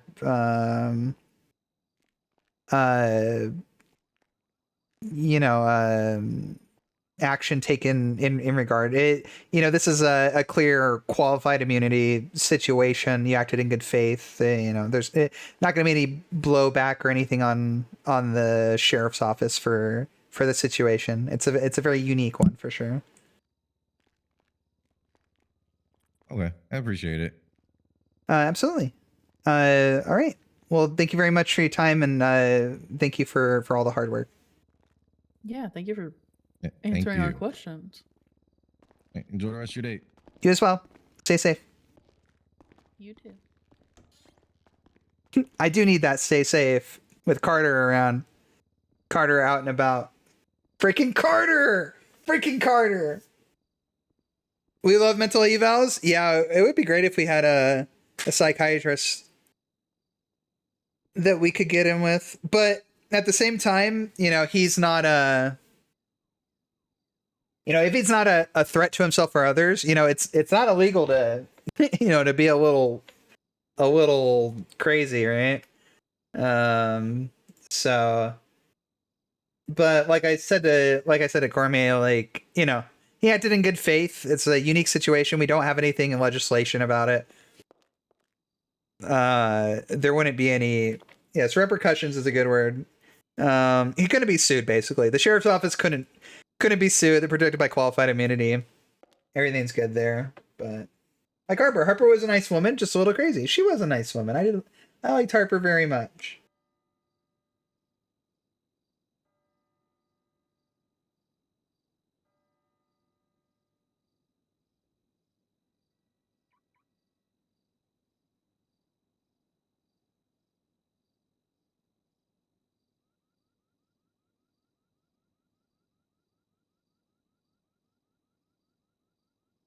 What the hell is happening here?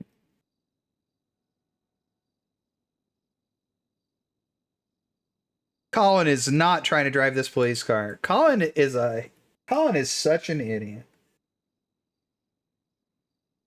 Most people did for some odd reason. I think people just like, kind of like the crazy a little bit, you know what I'm saying?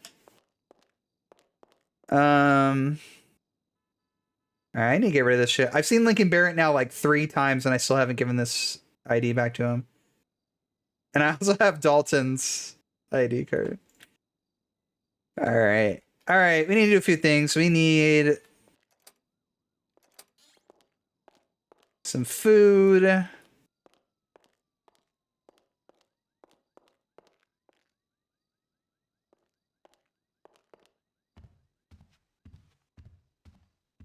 The drain rate is a little bit slower, which is nice. I don't like immediately need food and water, but it'd be good to go get some. Hornies is open. All right, we'll go visit Hornies. We haven't been there yet. Benny's is closed.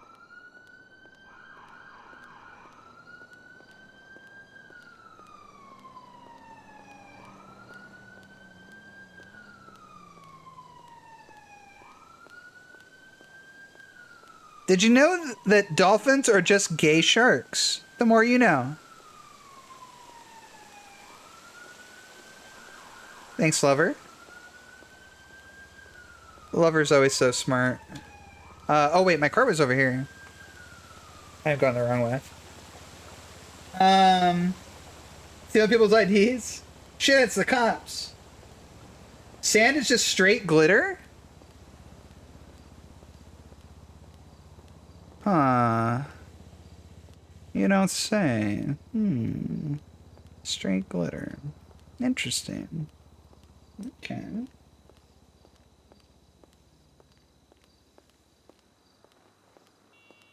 Ooh, we're getting so much RP going on Miranda.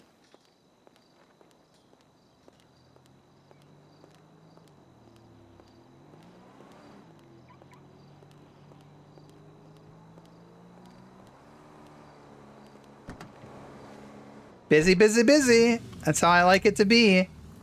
I am the Chief Justice after all. Things are still smooth. I'm not getting the micro stutters yet.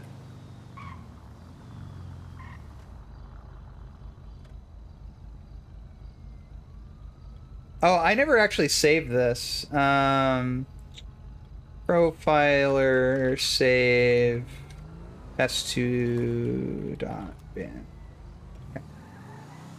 We'll take a look at it anyway. It's always good to check and see if there's anything I can optimize. But yeah, I mean, I haven't really been around too much, but shit's nice and smooth for me. Carter shows up. It shows up for $30. Yeah. I'm waiting for it. Where's she at?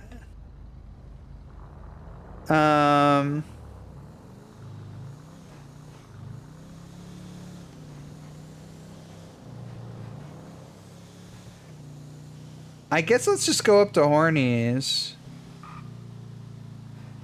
Should I maybe take the freeway? You know, when you follow all the traffic signals and stuff, taking the freeway is a good idea.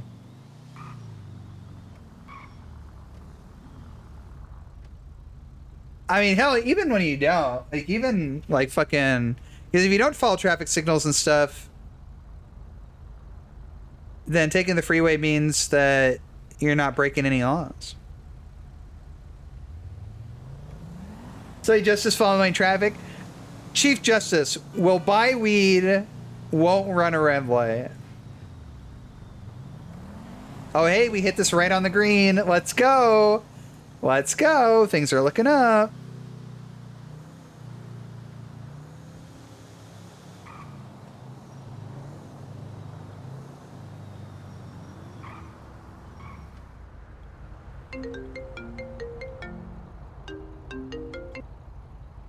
Chief Justice Miranda Covington. Hey, Judge, what are you doing? Driving. Okay, I'm about to close up my shop for the night, like for the night, and your car is very unbearable to look at. You know, I'll do it free of charge, but can you bring it down for a paint job? Sure. I just got out of a meeting and I was on my way to run some errands anyway, so I'll come stop by Benny's right now. All right, I'll be there. I'll be waiting, and I'll have the can of paint ready for you. That sounds great. I'll see you soon, Miss Suave. I'll see you soon. All right. I was gonna call her after I got food, but it's not super urgent for us to get food right now. It's 70. It's 70. It's why is a city bus even on the highway?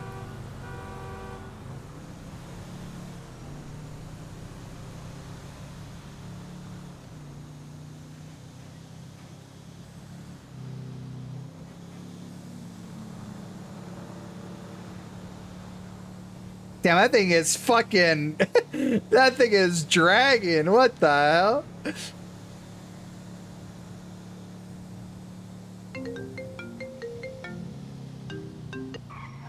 Chief Justice Miranda Covington. You just called me. Oh, I'm sorry? Wait, did you just call me back? Miss Suave, you just called me. Okay, I'm calling the wrong person. Sorry, Justice. Understood. All right, thank you. Bye. Goodbye. calls you. Hey, did you just call me?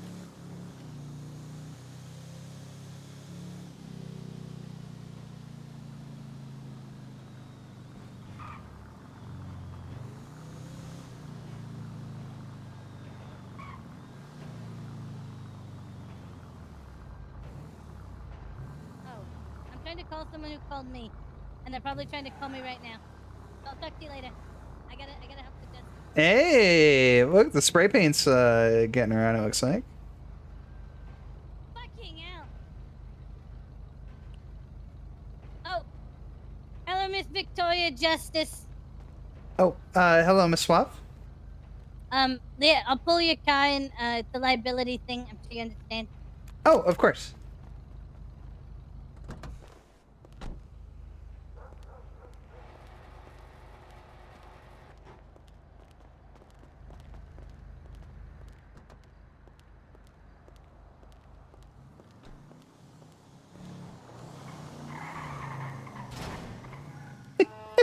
crashes it. All right. I got a question for you. Yes, ma'am. I can paint it based on what I think, or I can paint it based on your favorite color, or I can paint it based on whatever you want. When you look at this, what do you see? Because when I look at you, I see the next senator, right? And you know, a senator can drive a nice Albany. Hang on.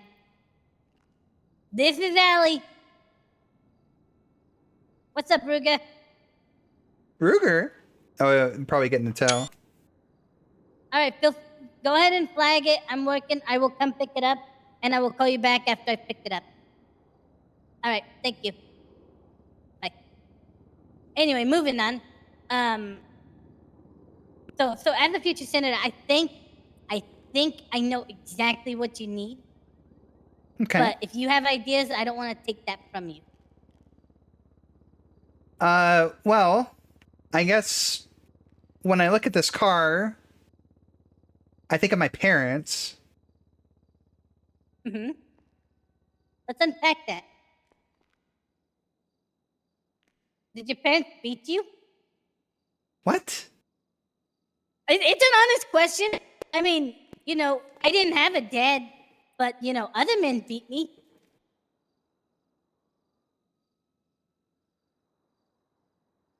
So when I think of that, I think of red.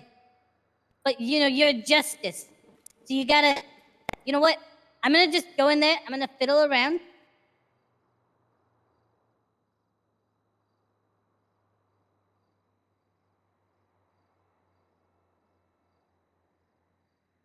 Oh, all right. Here you go. Here you go. Look at this. I'm gonna go in there, plug it into your computer, and you're gonna be able to kind of like look at that tablet to get a better idea of what I'm doing here. Okay. Okay.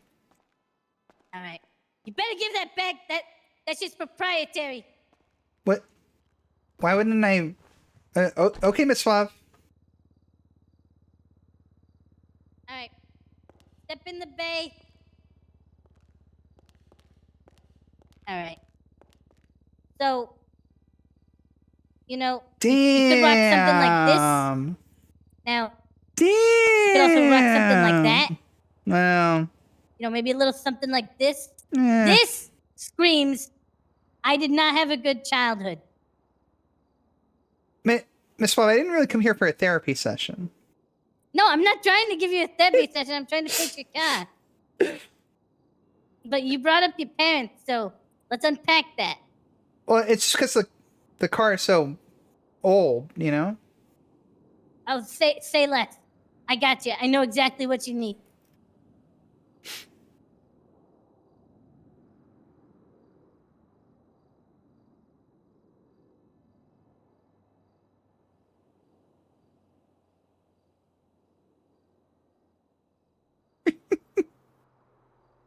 God, I love roleplay. Garen, why aren't you roleplaying right now? You freak!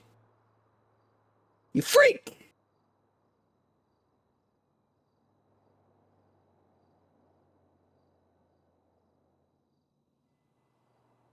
Freak of nature! He's a freak! Point and laugh at him! He's a freak! Everybody stare! Oh, All right, what do you two-tone. think of this? What's up?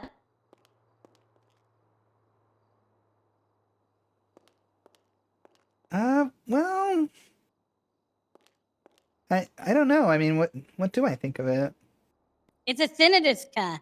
You know, it reads to me when I look at this, it reads, my God, you know, I'm gonna save America one vote at a time. It's I need your vote. I don't know. I don't know. I'm not really convinced. Are you feeling bold tonight? Are you feeling bold tonight, Miss Victoria Justice? Bold? Yeah, are you feeling bold? I don't really know how to answer that question. Well, if you're feeling bold, There is assassination we can attempt. really get freaky with it. Like, look, what about this? What about this? Do you like red? Well, I mean, I don't know. It's kind of a little overstated, isn't it? What? Okay, gold. Riding around in gold. Look, it looks like you pissed. It looks like someone pissed all over your car. You don't like yellow. Who likes yellow? Okay, wait a minute. Boom. Why not just a nice muted, like a gray or a... I got the perfect color for you, ma'am.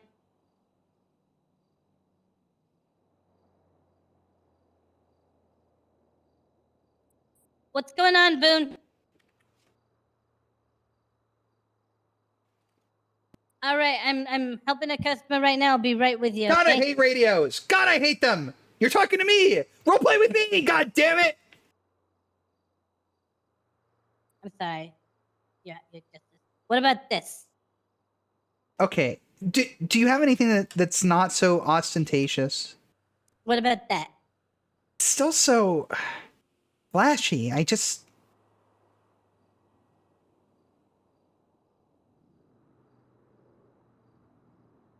it just looks What so... about this? It matches your shirt. It matches your shirt. Okay, well... And look, wait. Before you say no, check this out. Check this out.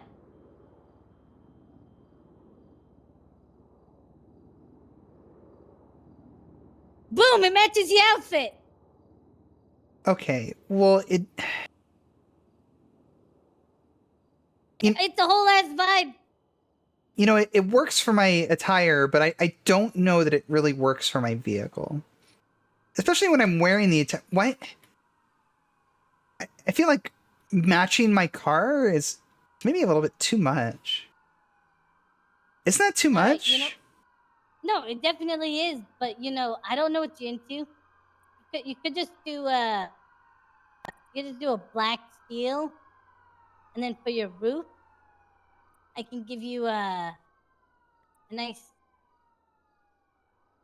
something to kind of set it apart.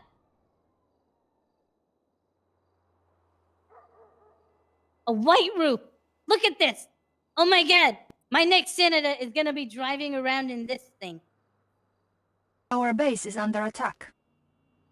Well, now it kind of just looks like an old police cruiser. All right.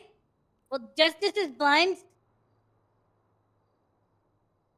Neon! Whatever that means. Neon Raid? Yo, what up, dude? Damn, we're getting fucking raid overload tonight. What's up? You can Tyro, how you doing? Get an orange. Oh, here it is. Galaxy blue. I think that is a great color. Look at these two colors mixed. This motherfucker. It's ostentatious or whatever the fuck you said. Yeah, it's ostentatious. Why would galaxy blue be my color? It's just blue. Ain't your eyes blue? I never said it would be your color. I said it's the color. The color. Okay. Yeah. No, but look at the colors combined. Don't think about what I'm saying. Just look at the colors. It looks like shit. I'm just not really. Midnight purple. Midnight purple.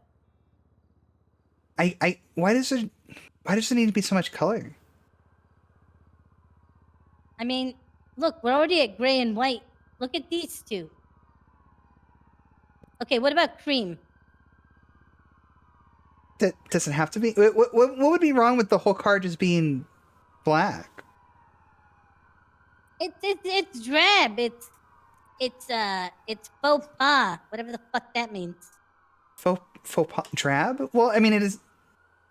It's it's my daily driver. It doesn't need to be flashy. All right, what about this?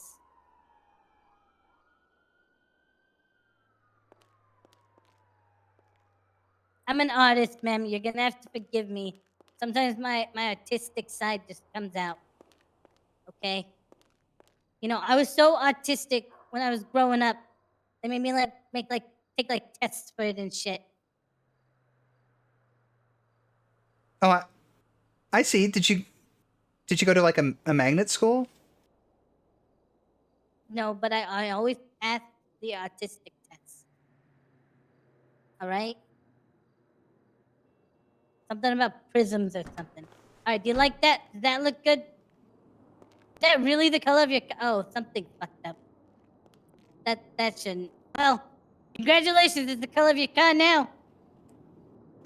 Sometimes a preview tablet can spray it on while I'm... Like, I need to call the government about that. Fuck! The second time that happened. I'm buying paint for nothing. I'm so goddamn mad. Ah! I'll fix it. But I'm gonna... Ah!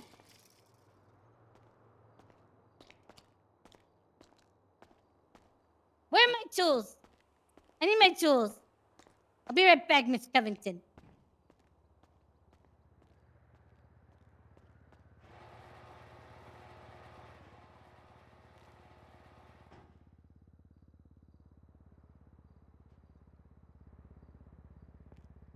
Do I press charges? Do I? Should I press charges? All right, congrats, Yana. You got a free paint job and a free repair. Because my fucking tablets don't work right! Miss Suave, why are you damaging my vehicle? Because I'm gonna fix it, honey.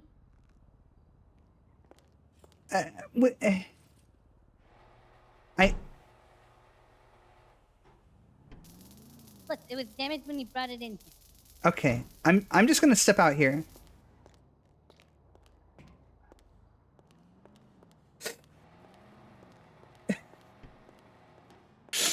Do I press charges? Do I?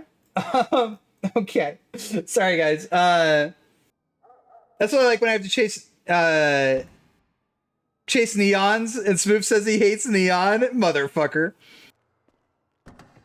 Could take someone out to the desert and whack them with this? I know, like some of the paint jobs are like, I guess that's not so bad. Isn't that kind of what I started with, though?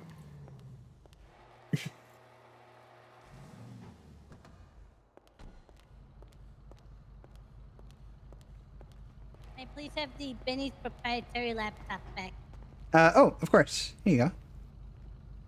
All right. Look, when you find out what colors you want, you can bring it back in and I'll paint it for free. I'm sorry about your car. I didn't realize our paint booth was applying paint when I wasn't looking. Well, I think it looks just as well. Is it any different than when I brought it in? No. Well, yeah, it is actually. I really couldn't tell the difference. I'm going to be completely honest with you. So you had a rolled steel, not the graphite steel. What's the difference? They're about a shade darker. I literally just put tint over the type of gray you have on there. Either way, ma'am, you're good. If you park it up and it comes out a different color, then our paint booth must have applied the temporary paint. But I'm sorry for kicking your car. I guess that's all right. Do you normally do that? When I get really tough jobs,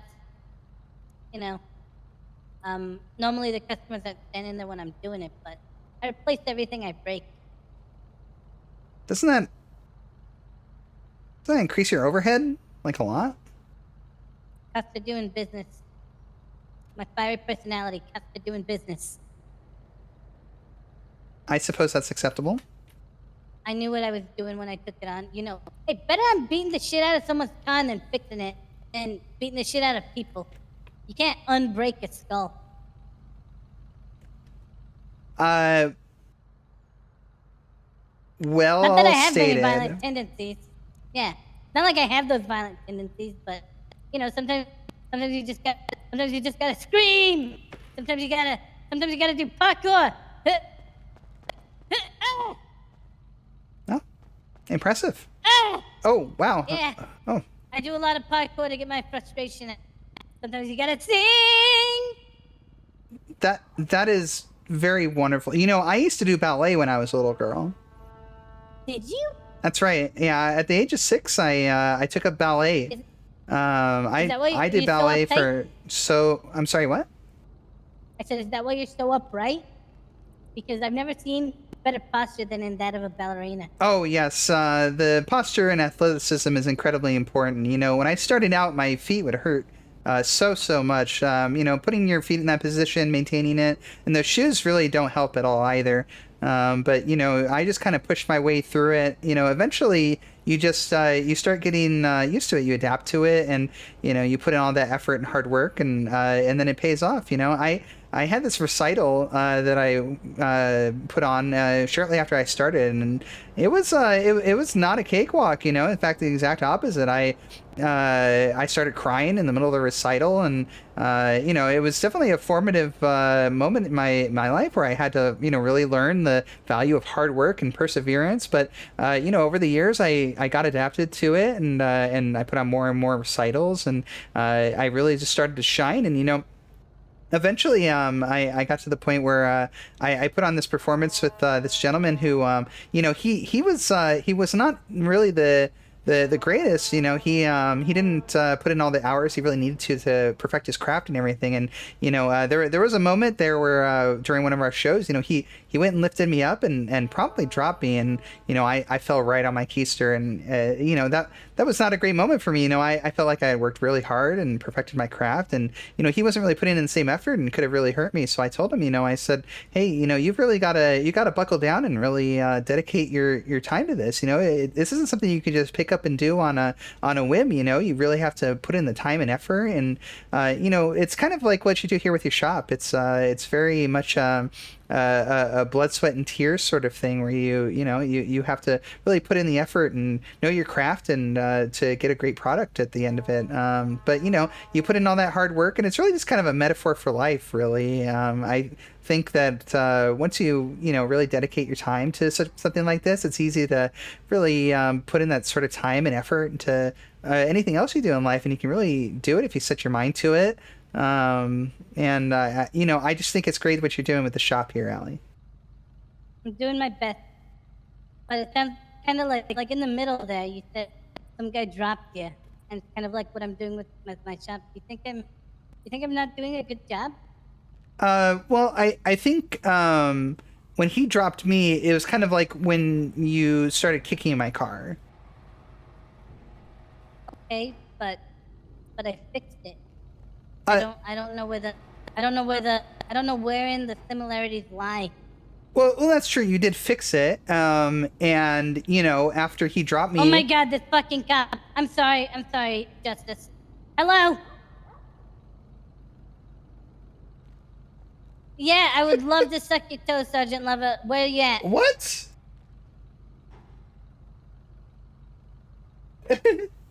Asian guy for community, squinting at the scrap of paper. Yeah. Exactly. Yeah. Those emotes are dope. Aren't those cool? Those parkour emotes. I'll send someone right now. Those are neat. All right, continue. I'm sorry. But you think I'm doing a bad job? No, not that you're doing a bad job, but you know, when he dropped me, he extended his hand and he helped me back on my feet. So it's kind of like when you kicked my car, you know, you repaired it, you know, you made right the situation, but, you know, are you going to put in the time and effort to better yourself and make sure that a situation like that doesn't happen again? I put that effort in every day of my life. I don't think you realize how angry I am at everything. I'm an ex-whore, okay? You realize what I've gone through to get here? You don't think I'm trying to better my life every day? You haven't been in the slums like I have, ma'am. You're sounding very judgy. I know you're a judge and that's your job, but at the end of the day, like, I'm doing what I can for myself and for my shop. Okay, I'm in the recycle center doing what I need to do to make sure that's stocked up. I'm here when the city needs me because I'm not the mechanic that they deserve, but I'm the one that they need right now. Okay, I'm here. I gave up hours of labor for my shop, you know, to go be there and speak for a friend. And I think that you yourself, Your Honor, you heard the words that were coming out of my mouth, and you heard the conviction. You heard the conviction in my voice. I may not have been the deciding factor, but you know damn well what I've done for this shop. And you know what? I don't like that you're dismissing it. All right? Yeah, I kicked out a headlight. I always kick out headlights. I kick out headlights when people bring in their cars, because if they're already busted, what am I gonna do with them? They're busted. I'm just gonna throw them away. Might as well use a healthy outlet than beat the shit out of a fucking nobody who doesn't deserve it. All right? I may have a fiery personality. I may be a little angry. But for you to say that I don't do what I do to better myself every day and better myself for this shop, well, then you weren't listening when we were at the bond hearing earlier.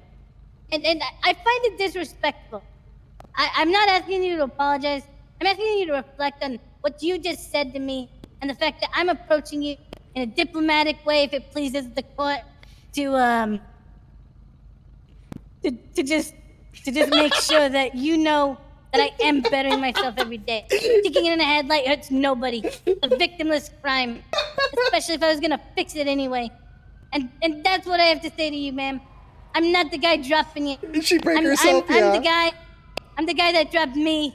And I'm trying to pick myself up. All right? You haven't seen what I have. You haven't been through what I've been through. So when you come in here and you're like, wow, this lady, she's such a fucking bitch. Oh my God, why is she kicking my headlights? You know, I brought you down here because I genuinely wanted your business. I want to build a rapport with you. I go out to every tow job I can get, to stroke those cops' ego. Oh, that bike. Yeah, some bitch who wears a fucking biker cut. She's showing up. She's doing work for us. You know how much it pains me? Yeah, I get paid for it. Am I getting filibustered? Did I make a mistake trying to filibuster? And now I'm getting filibustered? I don't like the system. The system has let me down time and time again, ma'am. You are a gravity. You work for the system that is the gravity that pulls me when I fall down, and I have to get myself back up. Self high five. Your Honor.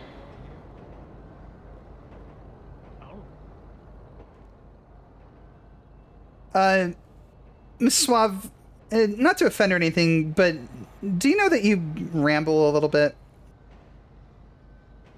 I just let you talk for 5 minutes without interrupting a single word.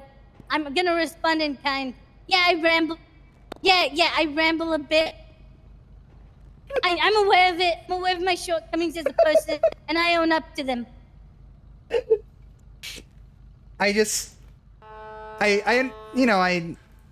understand what you're saying. It was just a little long in the tooth as well. Long in the tooth? That's right. Is that like when you let a guy, like you're missing a tooth and guy just kind of fondles your gums? That's what that sounds like. Sounds like a sex thing.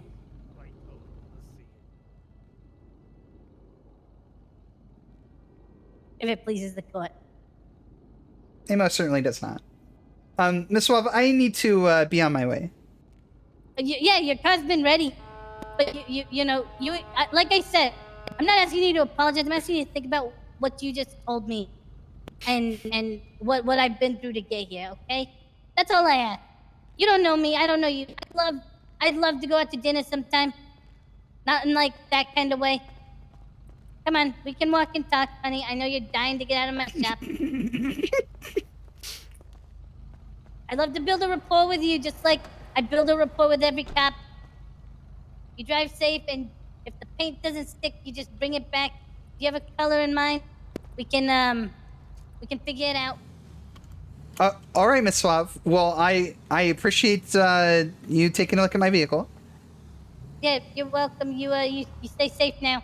All right. You have a great day. You too. Bye.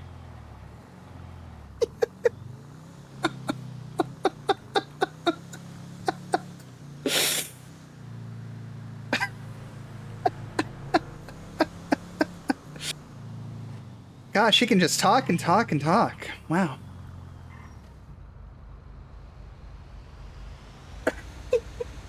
Wait, she's still going? I hit the reset button. I think we were done, and then I And then I said she was rambling, and then I fucking hit the reset button. I made a mistake. I thought I could hold the conversation hostage, but clearly I'm not the only one. They who throw the ball against the wall must expect it to come back. All right, fair enough. You got me.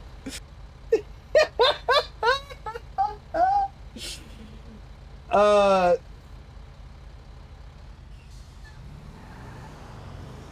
was trying to help Hoop and came back and she was still going. Yep, she's still going. Jesus Christ, Horny's gonna be closed.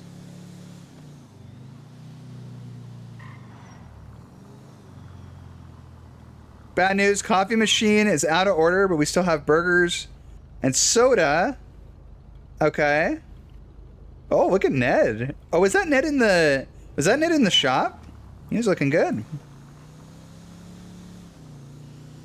Very cool. I need to hop on Jade soon so I can go hang out with those guys. Or not hang out with them, because that's probably more Jade-like.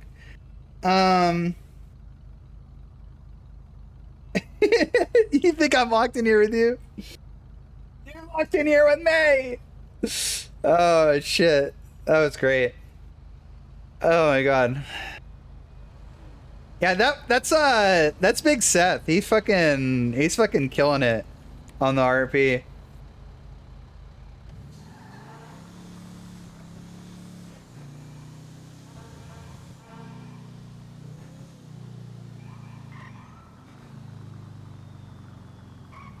It's the best way to get to Hornies. I guess we could just cross here and go up. Get some food before bed.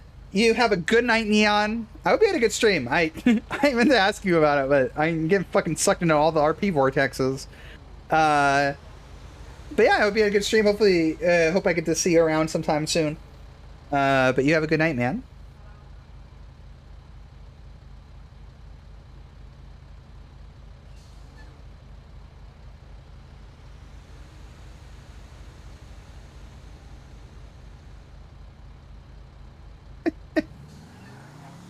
I'm definitely exploring Miranda's personality a bit more. She was very much like kind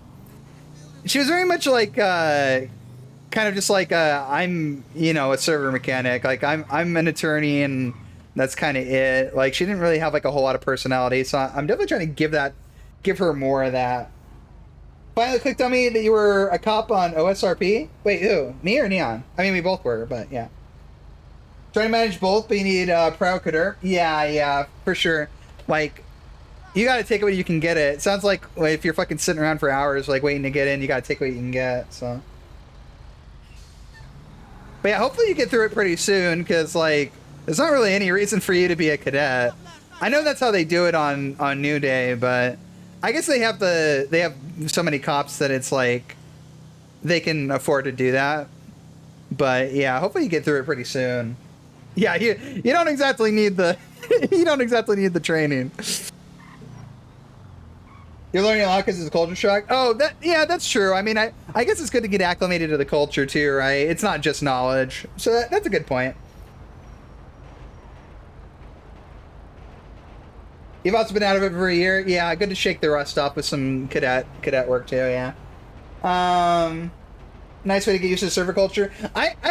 I think it's nice because I like I've been wanting to go through cadet phase again for a long time, so you know that's kind of a way to do it. I get stuck in transfer mode because I like want to do like FTO work and stuff, but at some point maybe I'll get to on this server. I would like to play Robin as a cadet and play her more like how I intended it. Because on one bit, she got slotted into like the knowledgeable FTO shit, and that's not how I originally intended to play her. So, but yeah, me, I was Delilah on OSRP. I was Delilah Montgomery.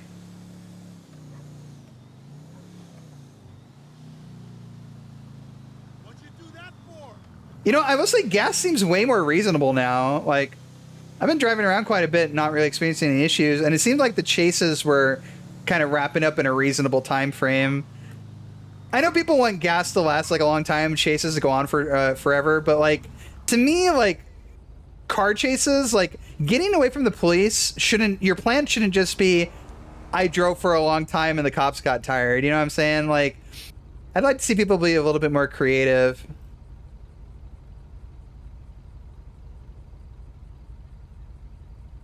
Oh yeah, can RP Cup summon project more casual? Yeah, that's true too. Yeah.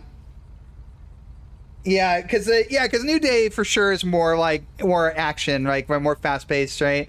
So if you want like more of the slower burn type of comp stuff, then you can hop over here. Yeah.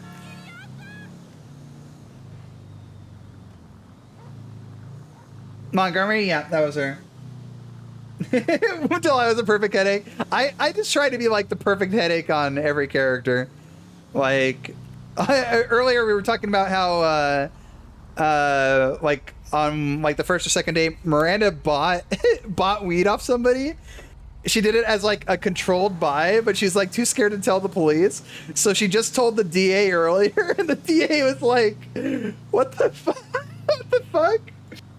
So I try to introduce a little chaos wherever appropriate.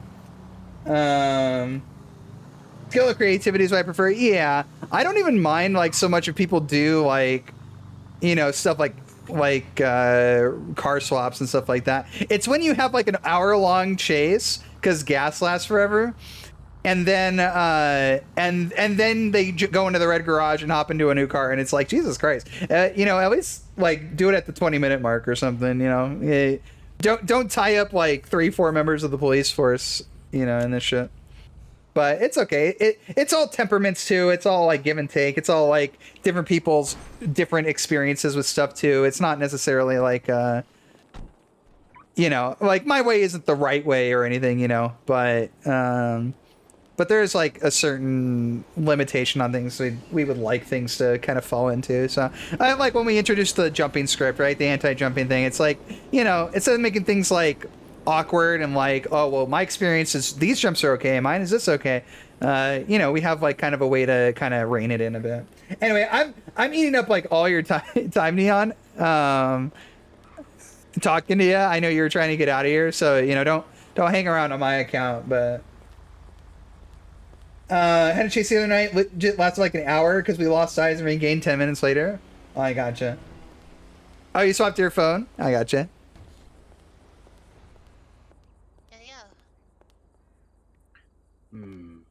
Let's see. Oh, hello. Let me get 2 doubles. All right. So 2 double horny burgers. Oh. Just burger or the combo? Triple horny. I am feeling triple horny. Saw a clip of the goof with the drum mechanic. That shit was so fun. It's like the perfect encapsulation of like just what I've kind of come to expect from you, Neon. It's like, here's this new thing. Neon immediately gets some fucking wacky ass like slapstick moment out of it. I fucking love it. It's been alright. Oh yeah. Just let me grab one more fry. OSRP may be gone, but we still have OSRP tendencies. That's right. That's right. I miss OSRP. I keep saying it, but like ever since OSRP, I have been chasing the OSRP fucking like golden roleplay for so long. Like I have literally never gotten that level of great roleplay anywhere else. Well, until now, I guess there's a lot of good stuff going on here, and I'm just hoping this can be like a real spiritual successor to, you know, the kind of good roleplay you would get here, which was at OSRP, which was kind of like the spiritual successor to the kind of great roleplay you would get on like old family RP, right? Continuing that kind of like just legacy of good quality roleplay interactions and stuff.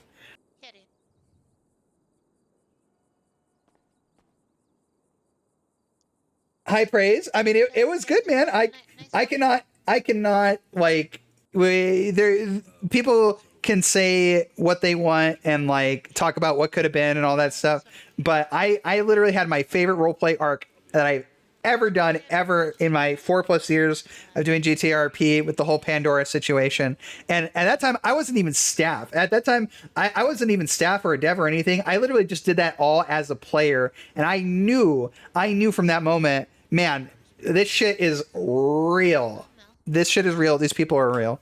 So that shit really got me like back into the full swing RP for sure. Oh yeah.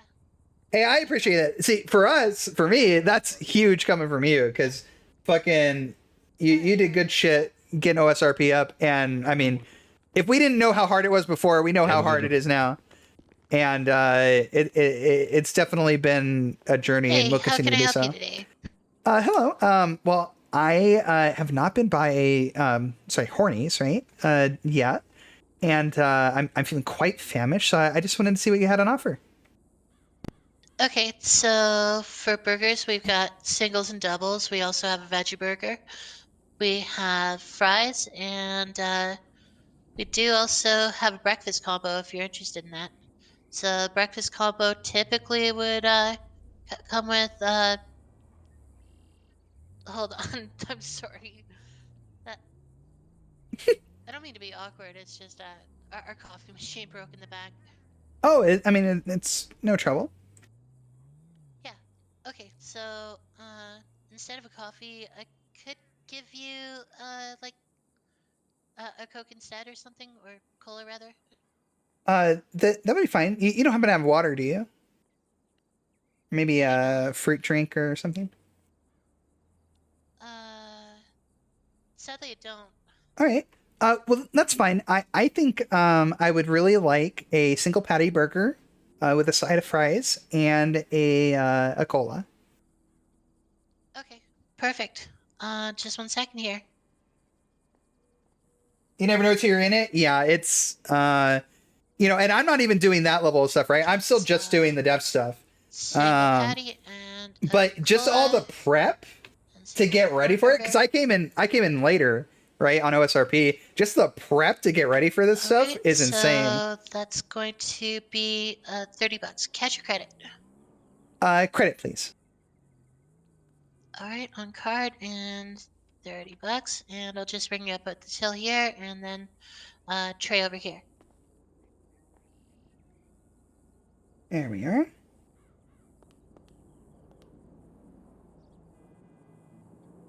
All right, thanks. Oh wow, that looks great. Yeah, everything's fresh. Like it's all brand new, so all the equipment is working properly. Everything is like completely up to spec, except for that darn coffee machine. Well, you can't expect everything to work, right? Yeah. That's great. I'm Chief Justice Miranda Covington, by the way. Oh, pleasure to meet you. Yeah. Name's Mel. I just work burgers. Mel. Well, it's very nice to meet you, Mel. You seem like a nice young person. Great customer service skills, working the counter and everything. Oh, I do try. Admittedly, it's been like a little few and far between with customers, but I suspect it will pick up. Well, I'm sure it will. Who is the owner of this establishment? Do you know? That would be Al. Or yeah, 1 second. Yeah, that would be Alex. Alex. He's the guy in charge. Okay. Well, I certainly see me frequenting this establishment more often. Maybe I'll run into him at some point. Yeah, Alex Reed. Sorry about that. That's okay. All right, Mel. Well, thank you so much for your service today. I really appreciate it. Oh, heck yeah. Again, sorry about the no coffee thing. That's okay. I wasn't really here for coffee anyway. All right. All right, Mel. Well, you have a wonderful day. Yeah, best of luck to you. People getting their businesses going. It's great. I like the food. They do need to get some transparent icons here, but these look nice. I don't know where people are getting these images, but these look nice. I wonder, maybe these are part of the icon pack. These might actually be part of the icon pack, and we're letting them select them. The icon pack we have is really nice. I'm a big fan of it. The icons are like, they're cartoony, but they're really clean. It's great. I'm a big fan. Oop. All right, sorry. You've heard so many rumors of Pandora, but you don't think you've actually encountered her. I see. Yeah, she definitely turned into a bit of a phantom, huh? People, after the whole thing with her trying to execute Dom and Joe Marcarno, and then the attempt on Mercedes, like, she really just kind of disappeared into rumors after that. People rarely saw her. Dev, do you have this player? Sorry, no. Dev, okay. Takes note to add to code later. Yeah, there was a funny meme that was posted recently. I can't remember exactly where, but it was just like it was just like, oh yeah, our new guy is great.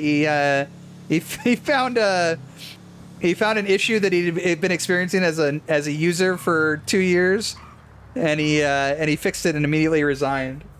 And it's just like, yeah.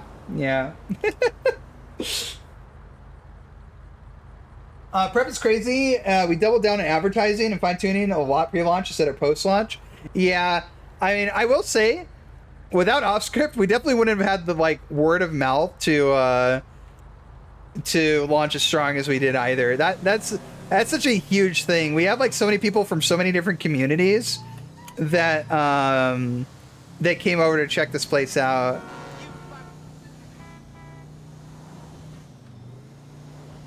I had invited some people I met from like PRC, the Red Dead server, and like people from the past that I had RP with like long ago and stuff.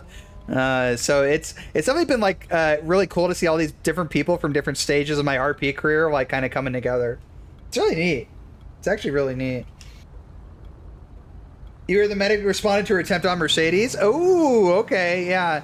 That may definitely have been the case. Yeah, she tried to... It was a bit of a panic moment. I think if I could have redone it... This is definitely a bit of a regret I had. If I could redo it... I should go get gas. Because I had her at gunpoint, right? Pandora had her at gunpoint. And then the rest of Wongom rolled up.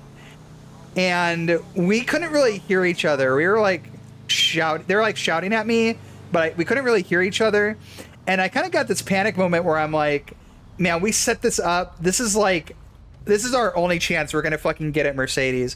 And so I just started shooting at her. And then Pandora got gunned down. And I think if I could have redone it, I think maybe I would have just run or something. I think maybe I would have just run away. Which I think would have been fair because I had Mercedes at gunpoint too. But I think I probably would have fucking dipped. I don't know though. It's so hard. RP is so many what ifs, especially because it's such reliance on improv. There's always going to be what ifs. But I will say, at the end of it, it all concluded very nicely. Because then we had the moment in the cells where we're being arraigned, and we have 2 counts of attempted murder, and then fucking Andre's cop. What was his name? King Brexit at the time. I can't remember his cop's name, but he was arraigning us, and it was such like a powerful conversation. And then he's like, you know, you attacked Mercedes, and she's like, I tried to kill that bitch, and he's like, all right, then it's 3 counts of attempted murder. And it was like, and then, you know, Pandora's like giving us like, you don't know what I've been through and all this. You're scared and yada yada. And then he goes, ma'am, I'm not scared of you. I've been to war. And I literally didn't know what to say. I was like, Jesus fuck. It was a good fucking moment. Ryan, was it Ryan? I'm having such a hard time remembering because it was so long ago. What if in hindsight RP's worst enemies? But yeah, I mean it's always gonna be a struggle, right? But I really think at the end of the day, we had a really good arc and great RP. I can't remember. It might have been Ryan, but yeah. I mean, to his credit, it was a great fucking moment. But yeah, that whole Pandora thing was amazing. I think Neon. I think you told me when we did the Joe Marcano scene that you because I remember it started raining, like when I was getting around to like finally executing him, and I was like, holy shit, this scene. And I think you mentioned that that you had like turned on the rain or something. Just good shit. Just fucking good shit. The best shit. God, I love RP. Spectating as admin. That shit is so great. Man, I spent so long like scoping out locations. I took Dom to the bridge, but I was like, man, where do I take Joe? And I found this pig farm, and I'm like, oh, this is so good. He used to be like a cop or a detective. I'm gonna execute a pig in the fucking pig pit. Oh, oh, oh man, yeah, it was. Oh god, oh man, I get so excited thinking about it again. That was great. The thing is I recorded the interaction with Domingo, and I did offline recordings of the other ones, but I don't know that I actually have the recordings. I don't know that I actually have them, which makes me a little bit sad, because if that's the case, those moments are kind of lost to time. You're controlling weather? Yeah. Yeah, and then finally the whole Mercedes situation was great, because Ski is trying to, he's like trying to like set us up and stuff. And then we end up getting set up by Wangon. Oh, so good, so good. So many moving parts. So many moving parts. And then they kill Mercedes, and then Pandora thinks that she successfully killed Mercedes, and that caused like a whole thing where fucking where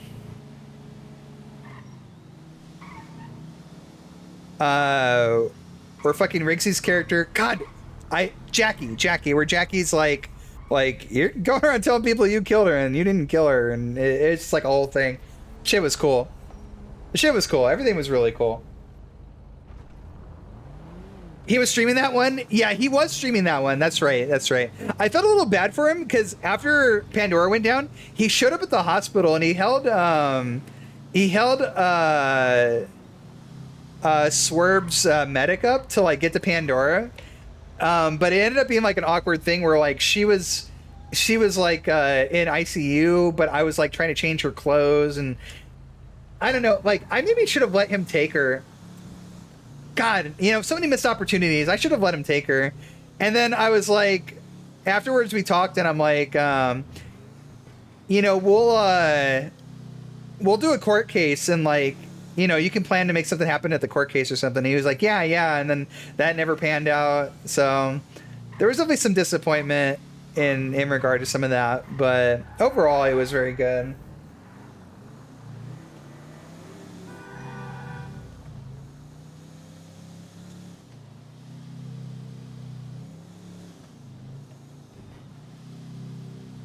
But yeah, reminiscing about old RP, there was a lot of good old RP, but we are on track to make some great new RP, chat. When he left, that was a bummer. It definitely was. There was definitely a big cam show hole in the server after that. He definitely seems like he's been having a great time doing his 70s roleplay and stuff, which is great. But I definitely miss him a lot. He was an excellent role player.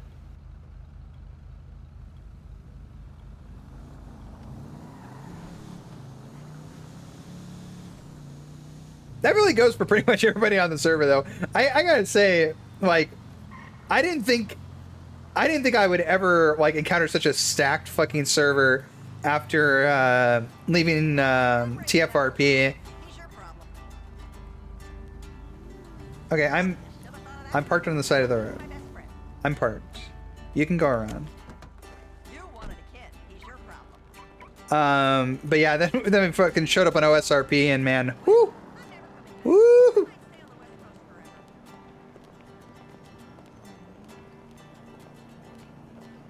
Definitely proud of that. Yeah. But you know what's great about doing this is I'm encountering all these new people, And I say new people, but people who I haven't ever RP'd with before, people like Astro, for example, who are just like phenomenal. Like I don't, I've never interacted with Astro before, and like he's fucking great. Yo, these bins come pre-filled with bums. That's kind of cool. Oh wait, I don't have any cash. Do I need cash? Drugs. Plants. Bed.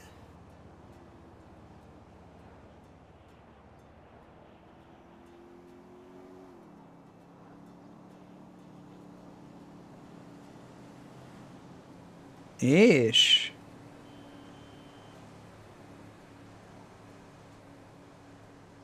Why is this one 450 and the rest of these are kind of cheap? I love meeting killer new role players. It's great. I love just running into somebody new and just being like, holy shit, where's this person been? Where's this person been and why haven't I been role playing with them?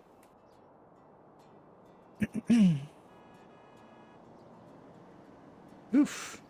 It's a little pricey, but on judge salary?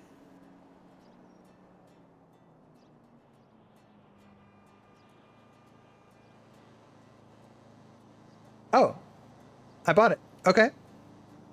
Fair enough. Let's get a table.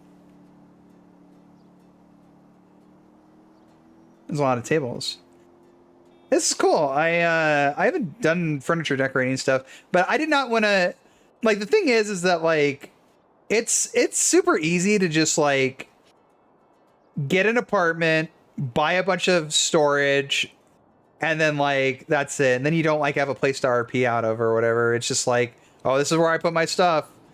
It's like really easy to do that, but I don't want to do that. I want to like actually have a thing going on. I can't blame people too much right now because I mean shit, you know, shit is a bit of a grind right now with the economy. So you don't want to be spending a bunch of money on furniture and stuff. But man, you could at least not make it look like a fucking streamer's bedroom, you know what I'm saying? Not that my bedroom looks like that, but they have everything at Crepea except for an indoor showroom. If they had a fucking, I would love it if we had like an interior that we could like set up all the furniture and stuff in. That would be sick. I miss building things with Fam's props. Oh yeah, the way Fam did props is cool. I would definitely like to bring a system like that here. I have like everything in place, and I even made like a resource for like decorating and stuff on OSRP. So definitely something we can look forward to doing. There's so many things I need to implement though, and I know PD wants me to implement the K9 resource. I know they want it. I'm gonna have to make them beg for it though. Your bedroom looks well fine. Yeah. 550 a bit pricey, instantly gets a $200 check. That's true. I am the Chief Justice. All right, let's not put too much thought into this. Let's just get like I just want like a table that doesn't completely suck.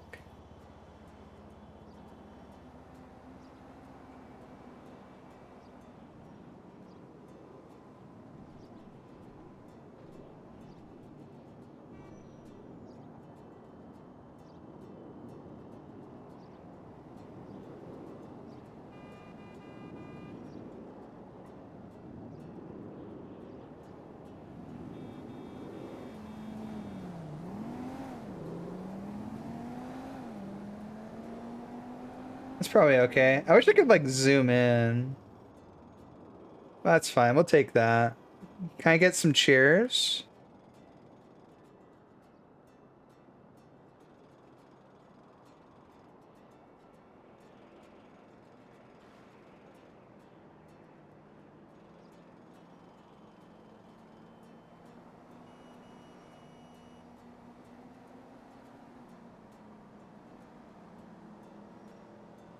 Hmm.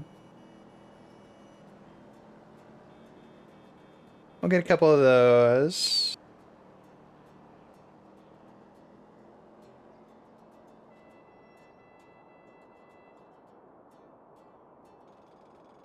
A crate? A big old crate? Dude, if somebody has one of these in their apartment, I'm gonna I'm gonna lose my shit. There we go. Little understated dresser of some sort. I remember back on Synth RP when Freeman and I bought a house together. We spent so long in Discord doing interior decorating. It says it's a system where you shouldn't be in the instance with anybody else while editing. So you log off and you screen share to RP me doing it with them.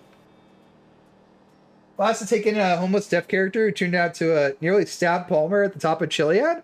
Oh. Well, at least you gave him a nice house. Let's see. Sofa. Bathroom.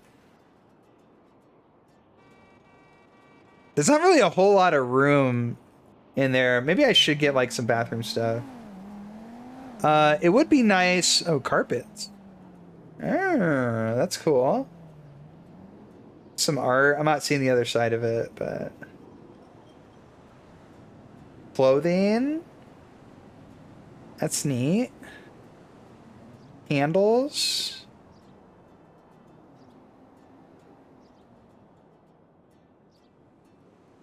I'm being serenaded the whole time by the bong, by the guitar pad.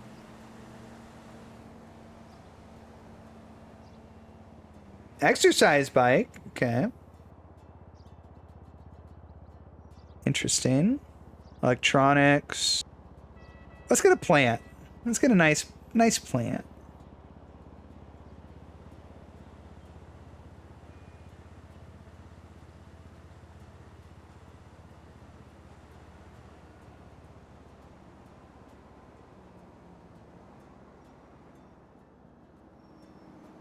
Okay. We got a bunch of stuff. I think that's good for now. Okay, so that doesn't like go on us. That just goes back to... Oh, man. I'm taking the pills. I'm walking upstairs. What the fuck do you want from me? You know, my car doesn't look that bad, huh?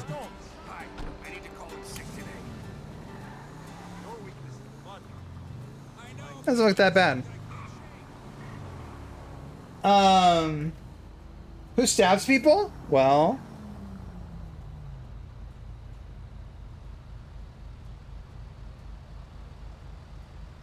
Well...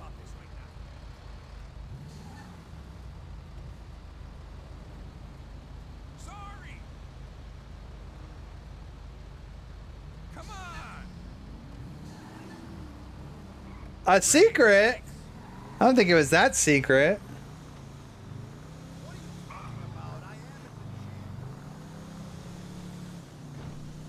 I probably could have gone through the integrity tunnel, actually. That would have been fun.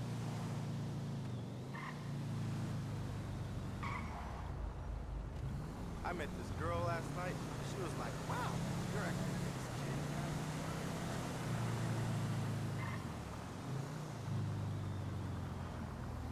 Yeah, the paint job actually doesn't look too bad, huh? It's pretty okay. Did I ever interact with your deaf character? I don't think I did. I knew that you had one. I think they he had like he liked to like climb stuff, right? Like police found him like up on like top of buildings and shit a bunch of times. I don't think I ever actually personally interacted with him though. Take a left, we could do a legal U-turn. It was not illegal. There was no signage indicating that I could not make a U-turn there.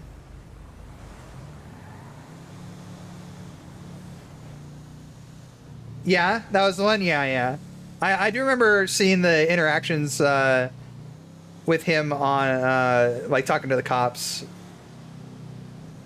Well, I say talking to the cops, but you know what I mean.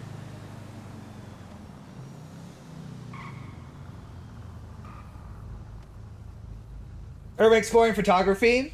Yeah, derpy crimp things, exactly. Yeah. Yeah, that's something I used to do a lot on Hannah, because I used to like wander around with her a lot. So I would do like urban exploration as well, and then like spy on people and shit.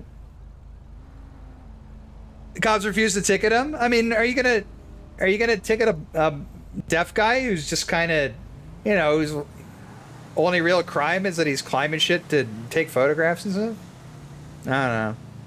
I don't know. It doesn't seem like good optics.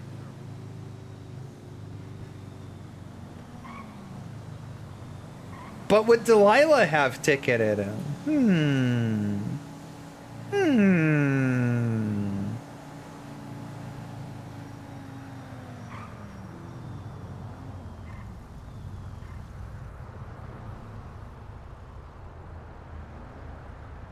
He was too precious, yeah.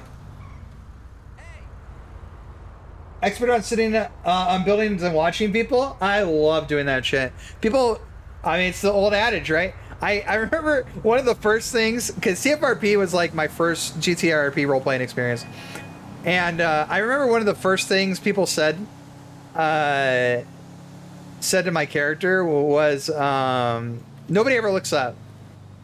And that has stuck with me for the entirety of my GTRP role playing.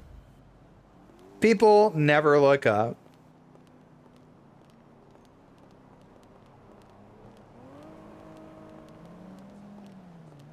So I would ticket a stray cat rummaging in an alley. Listen here, kitty. That ain't your garbage, all right?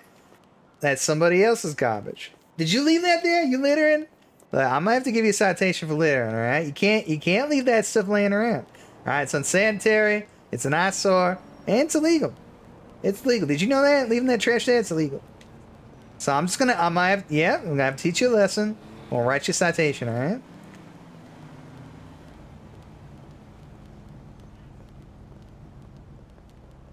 Loitering, littering, theft. It's such good RP though. It's just such good RP. My favorite thing is stopping people for jaywalking, because people do not follow the fucking stop the signals when they're walking. They just don't. And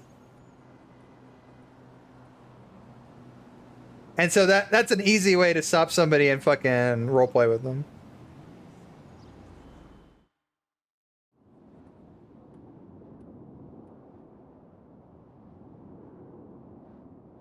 Well.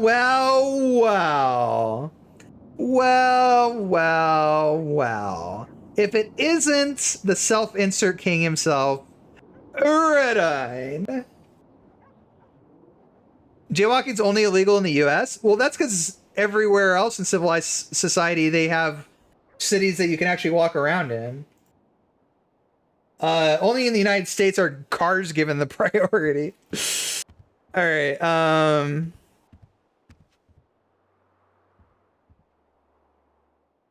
My cadet almost got ticketed for that on New Day the other day. Oh, well, that's good.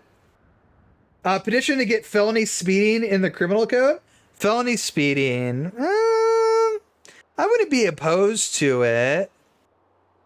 I think right now, reckless is just kind of the catch-all, though. Pay my monthly rent.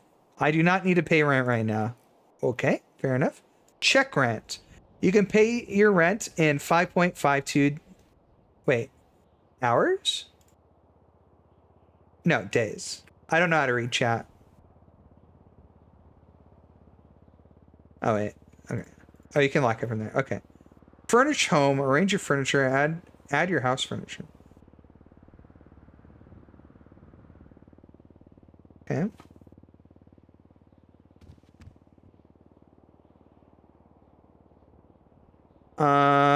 Bed. Well, it's gonna take up most of the space. Okay. Put object on the floor. Move forward, backward, left, right. Okay.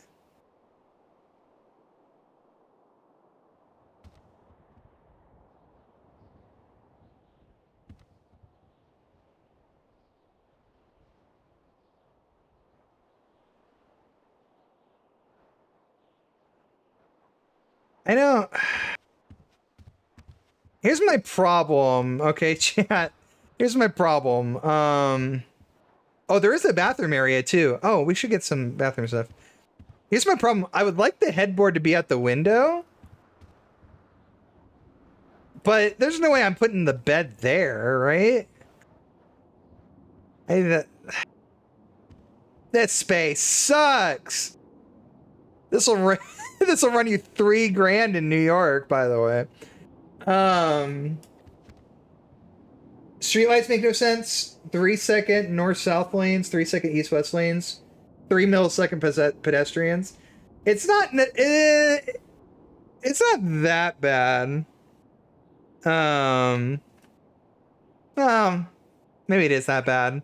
Yeah, I've definitely waited at some crosswalks for a long time.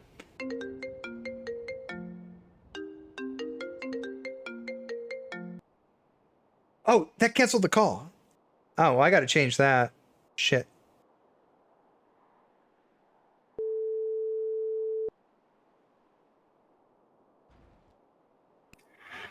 Your Royal Highness, why did you hang up? I'm sorry. I must have pressed a wrong button or something. Sorry. I just received a phone call from this number. Yeah, I'm currently at prison with somebody named Michael Cho. Mikey Cho. I didn't know she knew you by your government name. Oh, okay. Do you know this man? Who am I speaking with right now? Lincoln Barrett. Oh, well, hello, Mr. Barrett. I'm sorry. You say that like I should have known it was you. Yeah, I visited you like 3 times. Okay, but you're calling me, right? You're not visiting me. Well, yeah, that's why I was doing a video call though, so you can see who I'm talking about. He's on the other side of this visitation thing. I see. Oh, okay. So I'm sorry. What? He has a legal question for you. A legal question. What was? Wait. Yeah. What was your question? Hold on. Which side of visitation are you on? I'm on the people side where they walk in. I just got out of prison. The people side? Yeah. Okay. The free people. I understand. Okay, so you're at visitation. I'm sorry. So Mikey is in prison? Yes. I see. Okay. Okay, so he wanted the deputies to call you to ask you a question before he got sent to jail, and they said, okay, oh wait. Oh yeah, he wanted to know if you would come down to the cells, and they said no. He requested that I go down to the holding cells at the sheriff's office. Yes. Okay. He's very upset. He's upset because they told him no? Yes. He wants to know if his rights were violated. Well, he says he feels it. What right does he think was violated? Which right do you think was violated? Fucking Will. He says legal representation. Okay. Well, if he believes his rights were violated, he should obtain some legal representation and file a lawsuit. What if he can't find anybody? Well, he could always file a lawsuit pro se. Did you say per Percy? No. What did you say? No, pro se, Mr. Barrett, pro se. What does that mean? That means he would be representing himself. Oh, self-representation. Gotcha. Okay, I'll let him know. Oh, all right. We do have a public defender, though, that if he reached out to him, might be able to assist him. Okay, I'll let him know that. What's his name? It's Felix Thorne. Felix Thorne. Okay. That's right. All right, I'll tell him. All right, Mr. Barrett. Okay, I'm gonna bow and hang up now. Oh, okay, Mr. Barrett. All right, bye.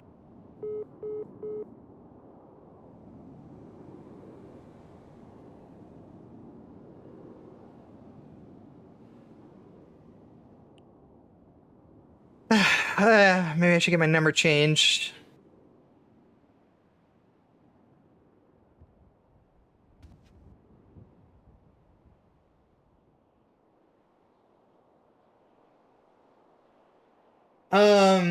Legal representation, you're the Chief Justice. Yeah. Fucking Mikey. Mikey's not the sharpest, he's not the sharpest tool.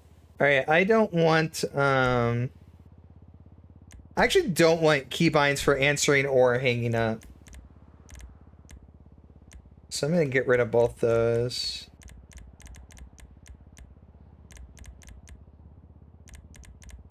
What is this, like, reject? It was backspace. Put away shield!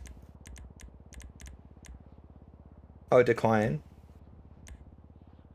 That's right, we have riot shields, don't we? That's kind of cool. I wonder how those work. Yeah, I don't want to just accept an incoming call. I want to fucking see who's calling me. Also, we're gonna add Lincoln Barrett. Wait, hang on.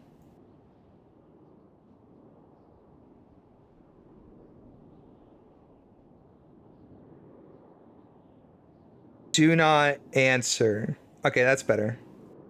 Okay. Get wrecked, kid. Get wrecked. Get fucking wrecked.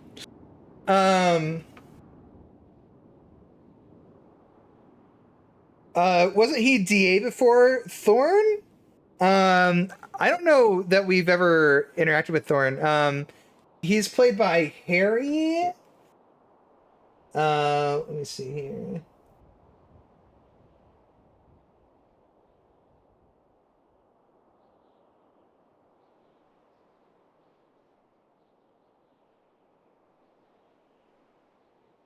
Oh, I've got his name is obfuscated because of streamer mode.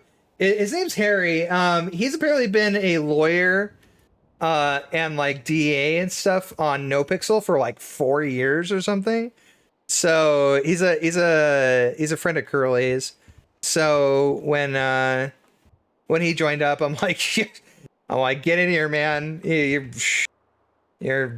I'm not gonna find anybody more qualified.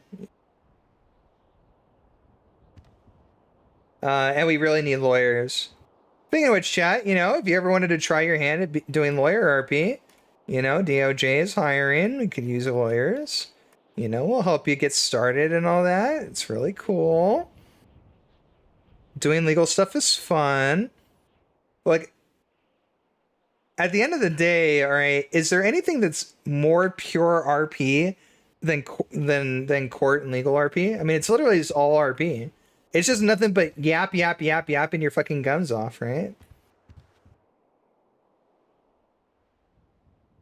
Join the DOJ today. Yap your gums off all you want. Join the DOJ today. Can I have a riot shield? No. Oh, hold on, Flower. Yes, but you have to play. Imagine having everyone's number besides lovers. I don't have to imagine it. I'm experiencing the reality, and it is wonderful. Thorn was DA on OS. Birdman played DA on OffScript. I can't remember his name though. I can't quite remember his name. Chief Justice, you barely afford a studio. Look, it's the only thing up on the market right now. All right. Times are tough for real estate, man. I don't think you understand. What's up with this table? Do you think this was a good table to get?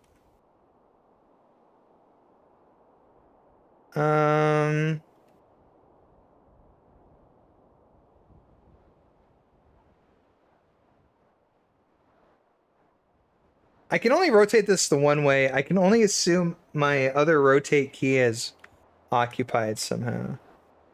I can't like snap rotate, can I?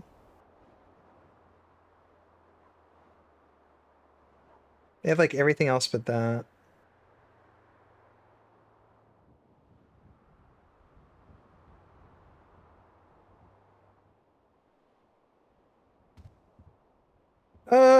I kind of want to put it here. I guess I could put the chairs on the same side. That would probably be a better use of space, right? Damn, I wish there was like a snap rotation. Oh, that would be so nice.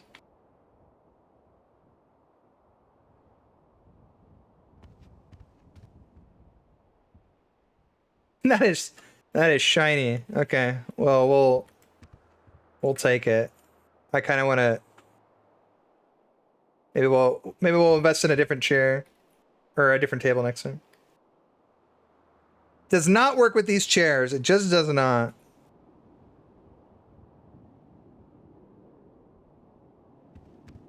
I wonder if I can actually sit in these with the sit anywhere thing. God, I gotta spin it around. I wonder, maybe it's this one? No, it's not. It says it's period, but period's not doing it. The hell are these chairs?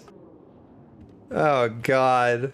These weren't exactly what I was expecting.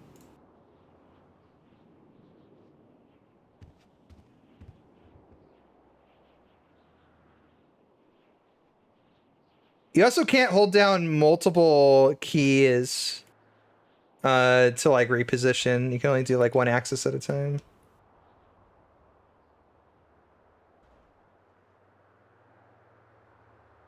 At least I have chairs. Yeah, that's true. The economy is cooked. Yeah. Enjoying the realism of the economy. It's nice not seeing. It's nice not seeing ever actually struggling. Red, could you reformulate that in a sentence that can be parsed in English, please? Ova Sabarlices people on OS, and it was Jay Parker. Yeah, Jay Parker was on for a bit. That was like way long ago. Wasn't that Bluebird? At least I have chairs. I wonder if I can sit in them. Hey, okay. That's not so bad. Kind of nice. Or Jaybird. I meant Jaybird. Yeah. There's too many birds. Very early on, he was like at the very beginning. I know he's done work on various servers, like helping them get their DOJ set up. So it doesn't surprise me that he was like there early and not later on. It's nice seeing everyone struggling. Yeah, it's nice. It's nice being like a weekend and nobody has like a fucking supercar or whatever. People aren't running around just like throwing money at everything. Or even like their dream vehicle. Look, even if you want like a modest vehicle, you're gonna have to work a while for it. And I don't think that's a big deal. Like, some people get really bent out of shape about it. But I never want to see another situation like we had on one bit where we had somebody who like did crime. I never once encountered them, and they had literally 24 cars, and I'm like, why? Like, what is the point? Like it should be like rewarding to like put in a grind and work your way up to something, and not like an MMO, like sit down and fucking mindlessly grind for hours and hours and hours, but like to actually like have to work towards something, man. Like have a goal, make some meaningful choices, not just have like a ton of fuck you money. I don't know. To me, that's like an ideal economy. Chief Justice Miranda Covington. Yo, judgy, Spiky, bro, what's good? I'm well.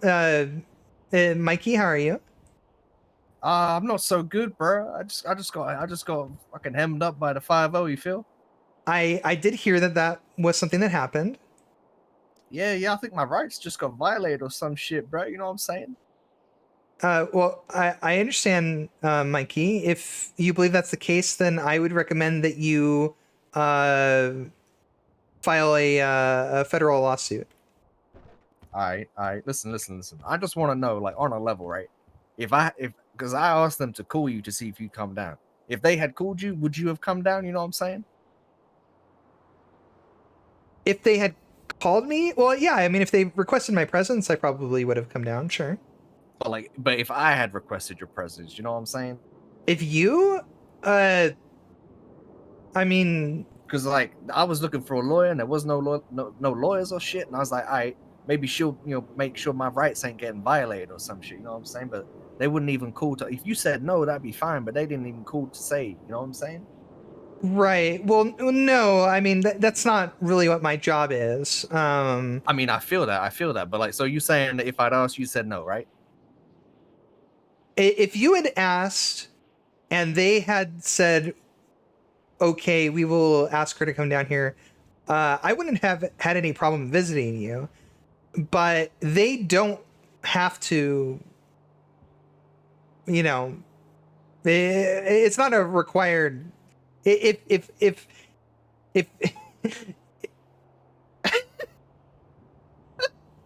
I'm very sorry. I'm a little bit tired.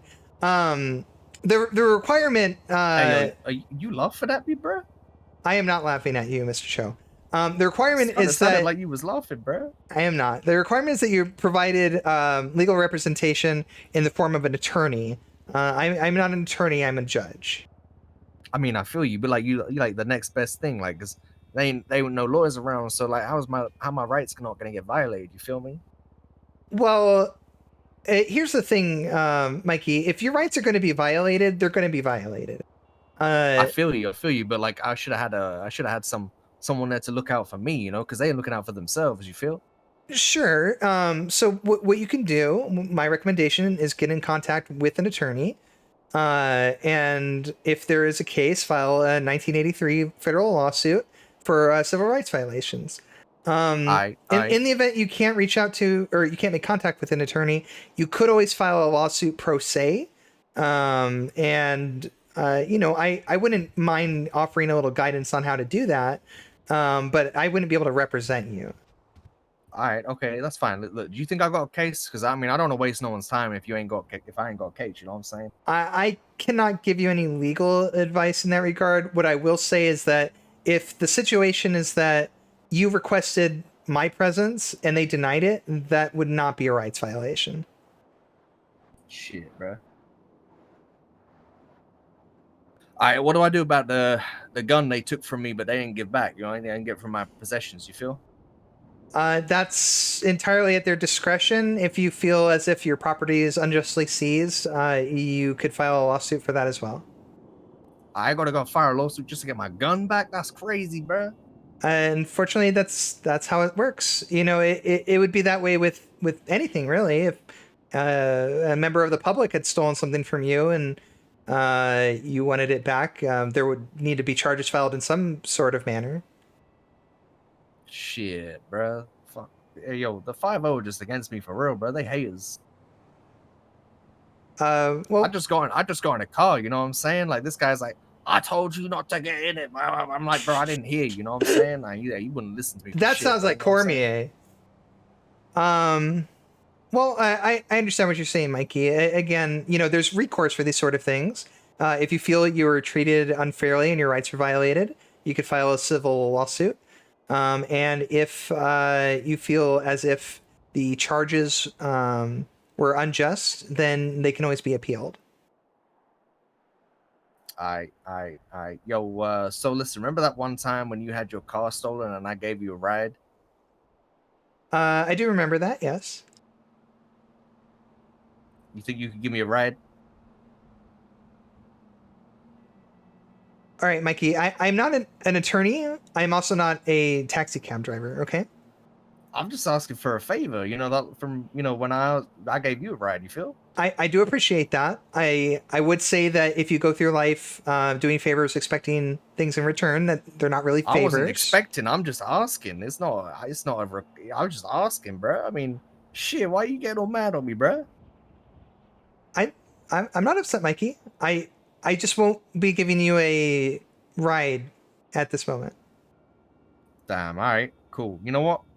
Never mind, bro. I ain't bother you for nothing no more, all right?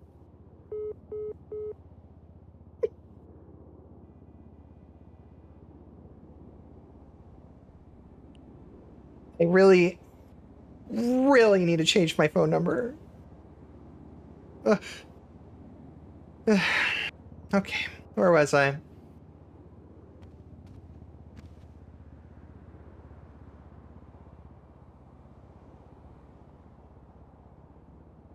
All right, we got this little piece. Got a nice little doily on it. That's cute. Is that a doily? Is it only a doily if it's like small and round and you'd put like a saucer on it?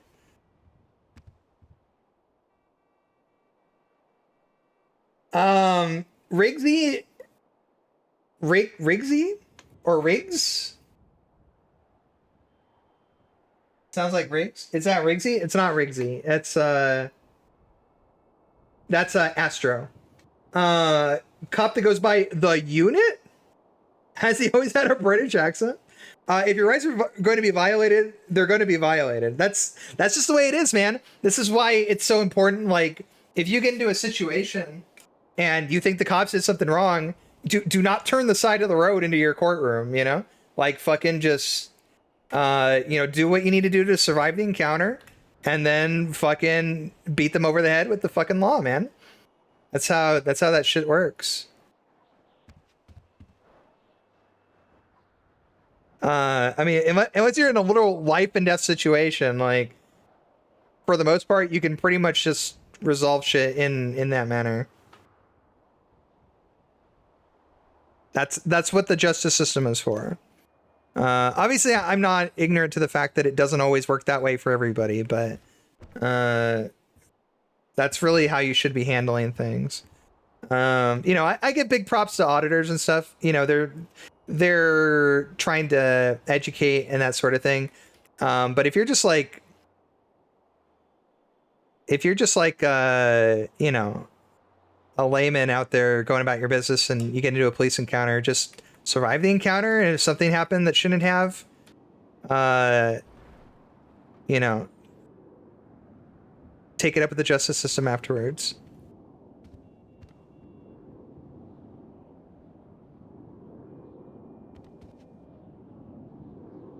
Hey, it's good. It's a little clash of styles here, but you know, I'm finally gonna get rid of those ID cards.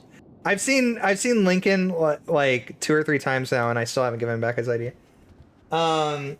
Sorry. Let's see. CJ really just went, sucks to be you. Yeah, that's kind of how it is, man.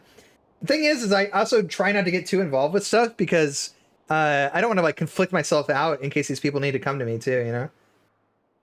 First cop to get kidnapped is Cormier. Yeah. Do I sound upset? Do I sound upset? I won't be giving you a ride.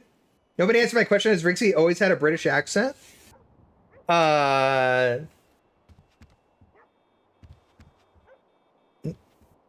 don't. When did he start having a British accent? All right, and finally, we have a nice plant. Finally we have a nice plant.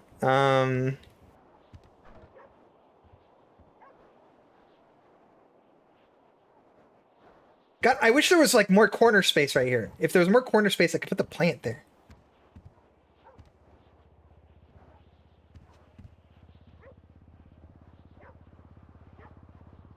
I just like put it by the bed. Is that weird?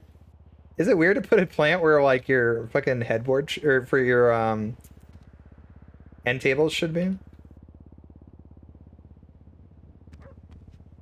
think you kind of put it here. Maybe we put it more in front of the window. You know, we pull back the curtains and everybody sees our nice, lovely little... What is this thing? Some sort of desert plant, right? Desert plant? Why did I say desert plant? You know, I'm so used to the desert having palm trees for some god-awful reason. This isn't even really like a palm tree, though. This is like... What is this? What is this? It's kind of weird, isn't it? Isn't it kind of weird that it has like this bark, but these leaves? Am I crazy for that? Artistic? Where's the kitchen? Behind the courtroom? I at least have a tiled bathroom. I should really get some bathroom stuff to put in there. Kitchen? No kitchen. We go out and get all of our food. You know what? I'm pretty satisfied with this, though. I think this is kind of nice. Literally nothing matches.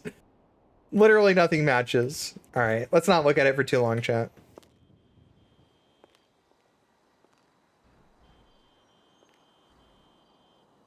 You don't have any tree that's birch-like bark out of which the leaves grow? Like, usually there's branches. Yeah, exactly. It's like birchwood, but there's fucking like leaves growing out the top of it. Yeah, it's very weird. Maybe it's just not a real tree. Oh, last thing, we were gonna go check on our car payment. Damn, we're getting errands done, chat. We're also taking a million phone calls. Even palm trees have like thin branch-like stems on the leaves. Yeah, I'm not exactly sure what that's meant to be. Rockstar modeling, what can I say?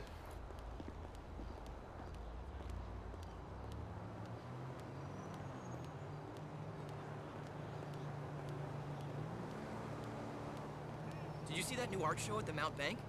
Totally derivative. Psh, blow me, okay? Whoa! Holy shit. She's not having a good day.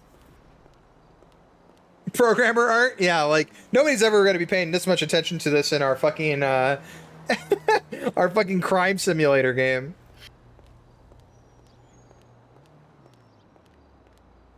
Hey, what's up?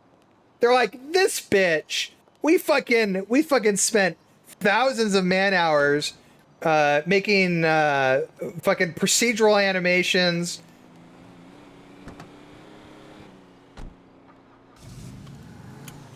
Yeah, what's the waypoint for? Oh, how did that get set? That's not what I wanted. Procedural animations, fucking true-to-life guns and ballistics and damage models and yada yada. And this bitch is over here like, wow, this tree doesn't look right.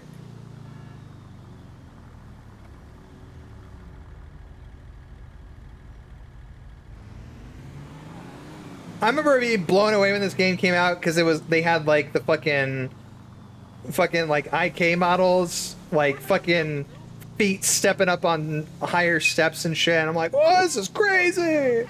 Whoa, so much detail. It's so lifelike. 2013.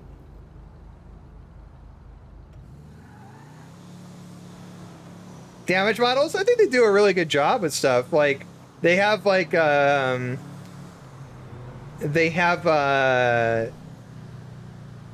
locational zones for like pen damage.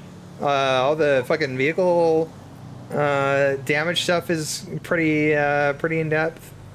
They have a lot of good stuff going on. I gotta say, a lot of their simulation is very very appealing.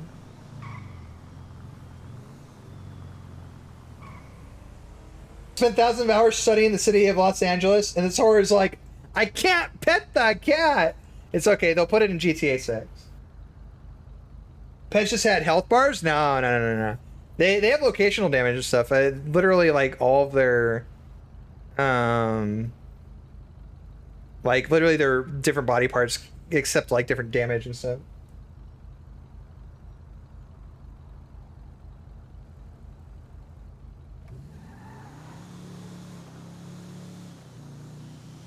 Like, they have an overall health, but like the models will literally react and take like certain levels of damage depending on like where you hit them and shoot them and stuff.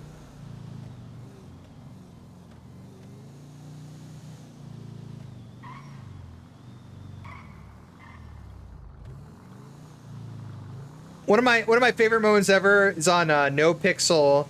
This was in like, I think this was like in like 2.0 or something.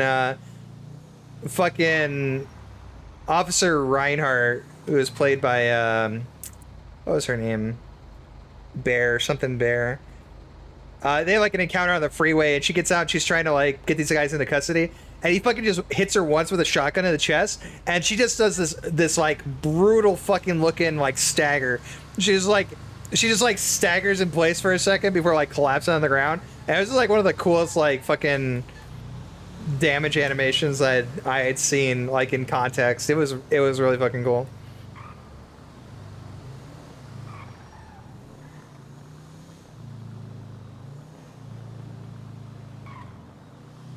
Never too old to learn new things. Never too old. Yeah.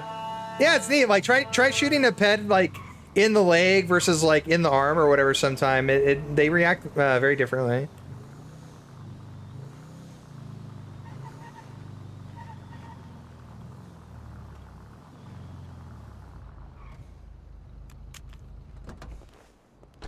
Oh no.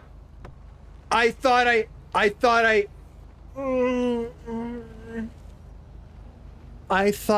pressed the engine key. I thought I pressed the engine key. I didn't press the engine key.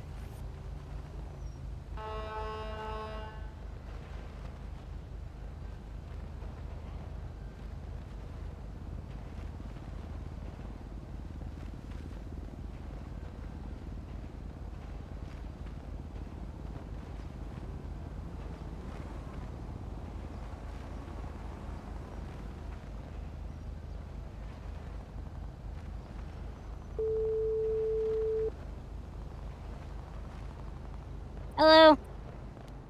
Hello, this is Chief Justice Miranda Covington. Hi, Victoria Justice. What's up?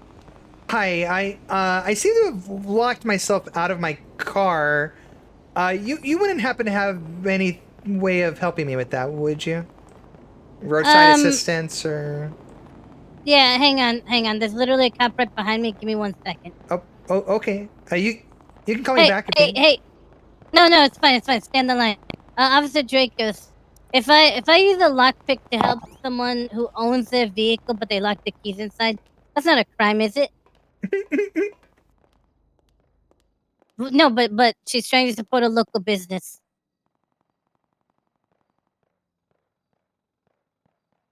All right. Yeah. Where you at, Victoria Justice? I'm currently in the PDM parking lot. All right, I'll be right there, okay? Sure thing. All right. All right. The car is on and everything. You know, it's so funny because leading up to launch, I'm like, I'm gonna laugh the first time I see somebody lock their keys in their car. Well, there it is, chat. There it is. The egg is on my face. Nightbot's just protecting me. Don't you yell at Nightbot. Don't you yell at Nightbot. Here. There you go. You have 60 seconds. Make them count, bitch. Can't say omelet face suits me?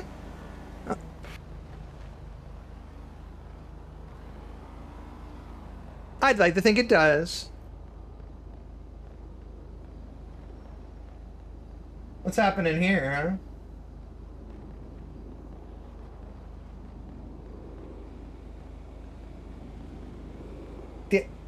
Damn, he got fucking one-tapped.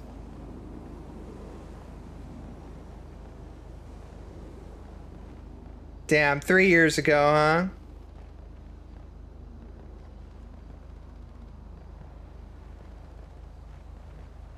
Yeah, kind of like that. That's pretty brutal, huh? Like, look at that stagger.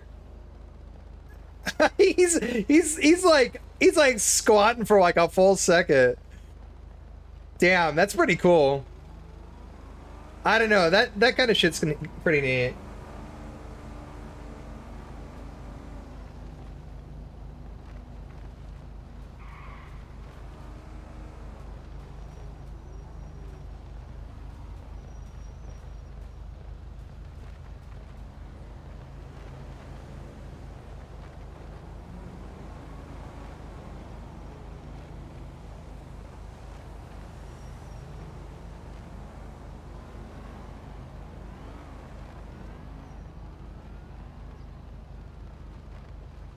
Woo!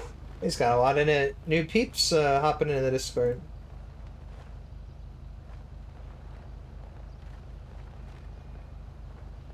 Man, good stuff. God, the RP's been so freaking good. It's been a nerd for 4 years now? Oh, come on, Red. Stop it. He's quite clearly been a nerd much longer than that. Impact animation went from impact to did he just shoot me to that hurts to ragdoll. Yeah, exactly. It was like a progression. It's like he didn't believe he was shot at first, and then he goes, "Oh wait, you had a perma, no lie." That was pretty Sorry good. for the wait, ma'am. Oh, I mean, no trouble at all. You're coming to help me out.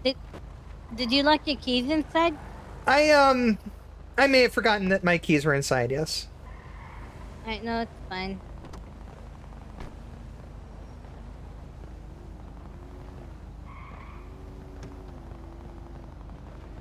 And you know, just to be clear, it's not breaking and entering if you're invited. Hey, yeah, this is Benny's. We're doing a courtesy lockpick for the judge. Yeah. No, she gave me permission. It's inadmissible. Oh, those are vibrant outfits. Thank you. They're rave outfits. Yeah, we're Benny's after dark. Oh, raving. Oh, I'm not very familiar with raving, but I've certainly seen folks, you know, dancing, all the lights and glow in the dark and everything. It's very Oh yeah. it's very cool. Very cool. Oh yeah. If you ever go to one, make sure you bring earplugs, water, and don't take anything from strangers. Nothing. Don't take anything from strangers. Oh, understood. I'll keep that in mind. I don't see myself venturing out into a rave at any point, but I will keep it in mind. I'd love to host a rave, actually. That'd be so much fun. That would be cool. They should host a rave. I feel like that's something you should talk to Boone about. No, thank you. Anyway, Judge, now that I'm in a calmer demeanor, I want to apologize for my outburst at the Bennies. You know, I don't know what your background is, but sometimes I do forget that I can tend to go off on people. So I'm sorry. Well, I apologize that I said something that triggered that response. So I think we can both walk away with a little bit of better understanding. I agree. But if you do ever want to dress like a raven, go hang out with us. You're more than welcome. Oh no, I'm far too busy, and let's be completely honest. I'm a little bit past my prime for that sort of thing. You Never past your prime. No. You're a fine wine. You get better. You could be the rave mom that brings water and make sure everyone's rolling safe and not being creeped on. You look like Honestly, you beat I the think shit this out of dress would someone. This dress would look amazing on you. Oh, give me just one moment. Yeah, absolutely. Chief Justice Miranda Covington. Yes, ma'am, Chief. Hey, how you doing this evening? I'm well. I'm sorry. Who is this? My name is Calder Wolf. Hey, I had a kind of an extenuating circumstance happen between police interaction with my license, and I'm unable to obtain a new one, and apparently it is suspended. I was seeing if I could maybe set up an appointment to maybe resolve this matter. Absolutely. Are you able to come down to City Hall right now? Yes, ma'am. I talked to your receptionist. She said she has me in the queue, and she said to reach out to you. I see. I will go ahead and head down there right now, and we will see about getting this resolved. Yes, ma'am. Thank you very much. Absolutely. See you shortly. All right. Duty calls. But thank you so much again, Miss Oh my Slav, God. for your help. Are you doing a bench trial? No. Nothing as big as that. Just someone having an issue with their driver's license. Oh, I need to get my driver's license updated now that you mention it. 'Cause I don't look like a juggalo whore no more. Oh, yeah, so that would be a very good idea to head down to the City Hall and do that. Yeah, we'll go do that. All right. I did just a bit of word of caution. Wearing a full face covering like that in public is an infraction. So just be careful you don't get in any trouble with law enforcement. So if a enforcement officer asks me to remove it, I will.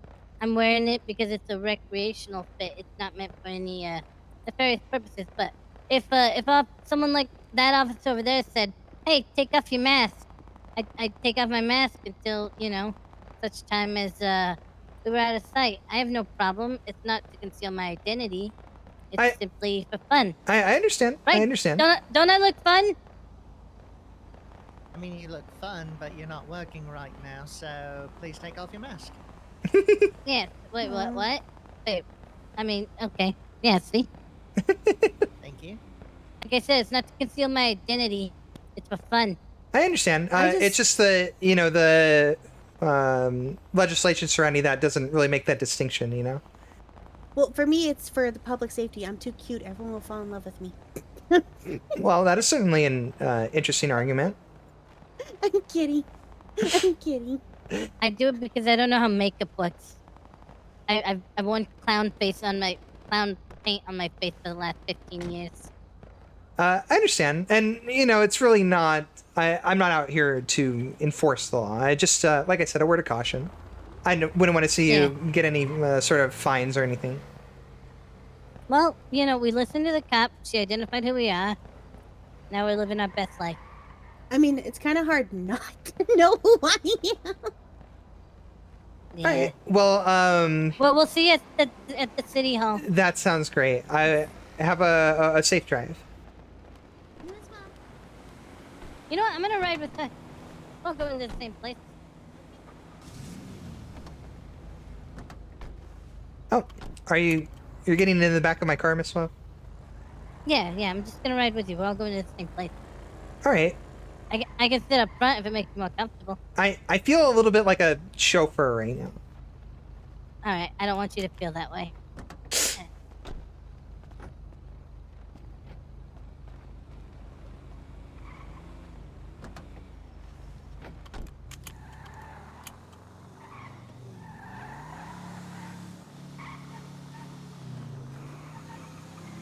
All right. So, rave, huh?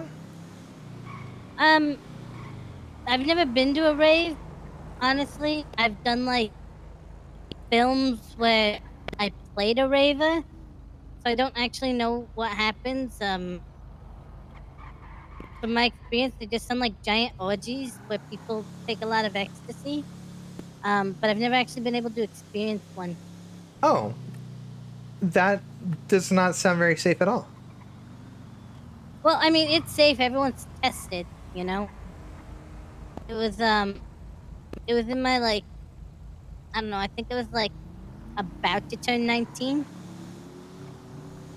How can you be sure? I was doing a lot of blow at the time, I started in meth, and then someone introduced me to blow, and they're like, "Hey, you want to be in a movie? You want to be a star?" And I was like, "Yeah, I want to be a star." And he's like, "All right." So we got about 8, redacted, but male genitalia. We've got 8 redacted. Good heavens. For you. And I was like, "Oh my god, at once?" And they're like, "No, just take your time, We're gonna need to swap out for stunt redacted." But it was a good experience. There's no music. I didn't find out until years later that raves are supposed to have music, but they added it in post.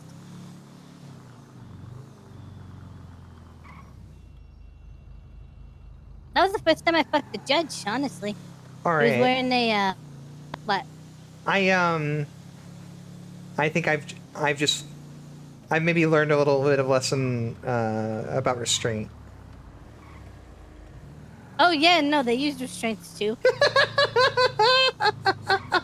Set up. I mean, dog. it was all consensual restraint. Lay up, dog. Okay. That's something that's very important on a movie set. Indeed. Oh. That's what I learned, at least. Walked right into that one. It was good. It was a good setup. Hey Emma, have you ever been restrained? I dated a guy who kidnapped me and kept me trapped in his house. No, like consensually, but never mind. We'll have to unpack that another time. Yeah, that's a whole different trauma. No, I was telling her about this film I was in, where where I played a raver, but there was no music. It was just and she was like she needed to learn about restraints, and I'm like, I've been restrained before. Oh. Yeah, on that same set. Oh, She said she wanted to learn about restraints. no, I don't think that's what she meant. What do Hello, you sir. mean you don't think that's what she meant? I think it was a Chick-fil-A moment. Hey, how's it going? I'm well. I'm Chief Justice Miranda Covington. Yeah, I Are think that might you have been Calder? Chick-fil-A. Yes, ma'am. Hello, sir. All right. I want to take a look into the situation you're having with your license. Do you happen to have a physical copy of your driver's license? See, that's the thing. So there was an interaction with me and Deputy Ruger yesterday afternoon around 5 p.m. Central Standard Time, and I had a And you're still unusual circumstance between him pitting my vehicle and police chase and locals. A lot of and it seems like we don't have my physical license. And I think there may have been a circumstance where something got suspended because I'm unable to obtain a new one. I see. I can take a look. Do you have any identifying documents at all? Yes, ma'am. Judge, if it helps, I know him. That is true. That should be all right, Miss Love. All right.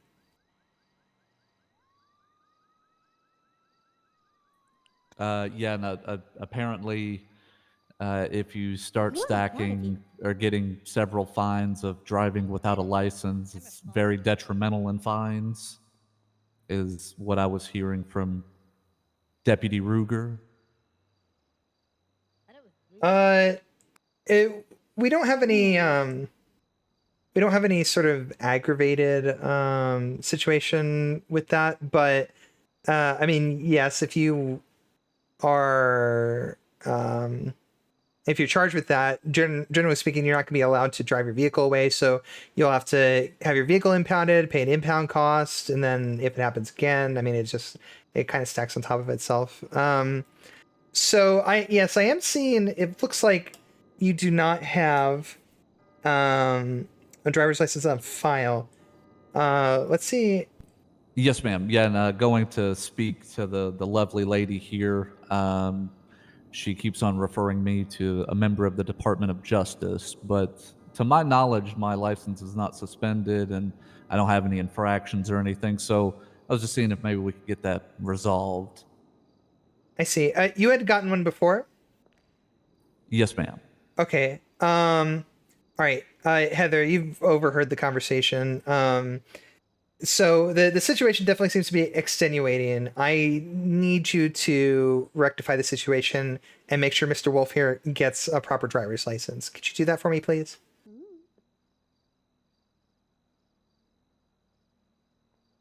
All right. I appreciate that. That's very agreeable. All right. I think she should be able to help you. Let's see if this worked. It worked for Astro earlier. Hi, Astro. Insinuating. Excellent. I have no idea. All right, perfect. She no doubt charged you for the renewal fee, but I can reimburse you for that. Yeah, that's I'm not gonna press on anything about that. It was just I'd rather not get my license suspended and have to deal with the whole fines and being pulled over. That's all right. Here, that should cover reimbursement. And if you want to keep on adding some more zeros to that, I am certainly not going to say a thing, Chief Justice. I understand your desire, but that should at least cover that. I'm looked at your profile. It does look as if your driver's license has been properly reinstated, so you should be good for now. Excellent, excellent. Thank you again. Thank you for seeing me on short notice. It seems like I have this, there's just this aura around me with electronics and things not being in the system, and just it's very unusual here. I understand. I'm glad we could get it cleared up. If you encounter any other issues, be sure to let me know. Yes, ma'am. Yes, ma'am. Absolutely. I appreciate your time. Thank you for helping me out here. Absolutely. It was a pleasure to serve you today. Yes, ma'am. Yeah, have a good one. You too. See you, ladies. See you later. See you, Calder. Excellent. All right.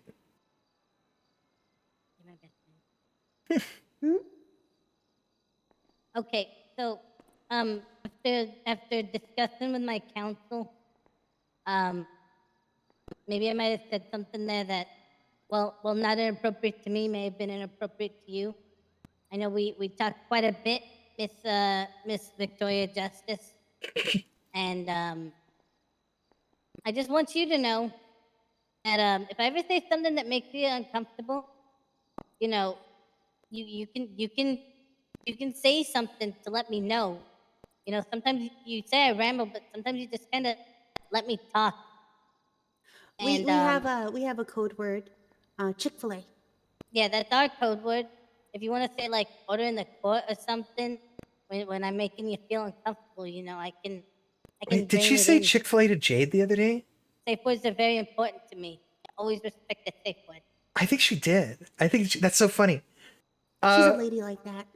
Well, you'd be very hard pressed for to find a situation that would make me uncomfortable. I've been around for a while, and I've certainly experienced a great deal many things.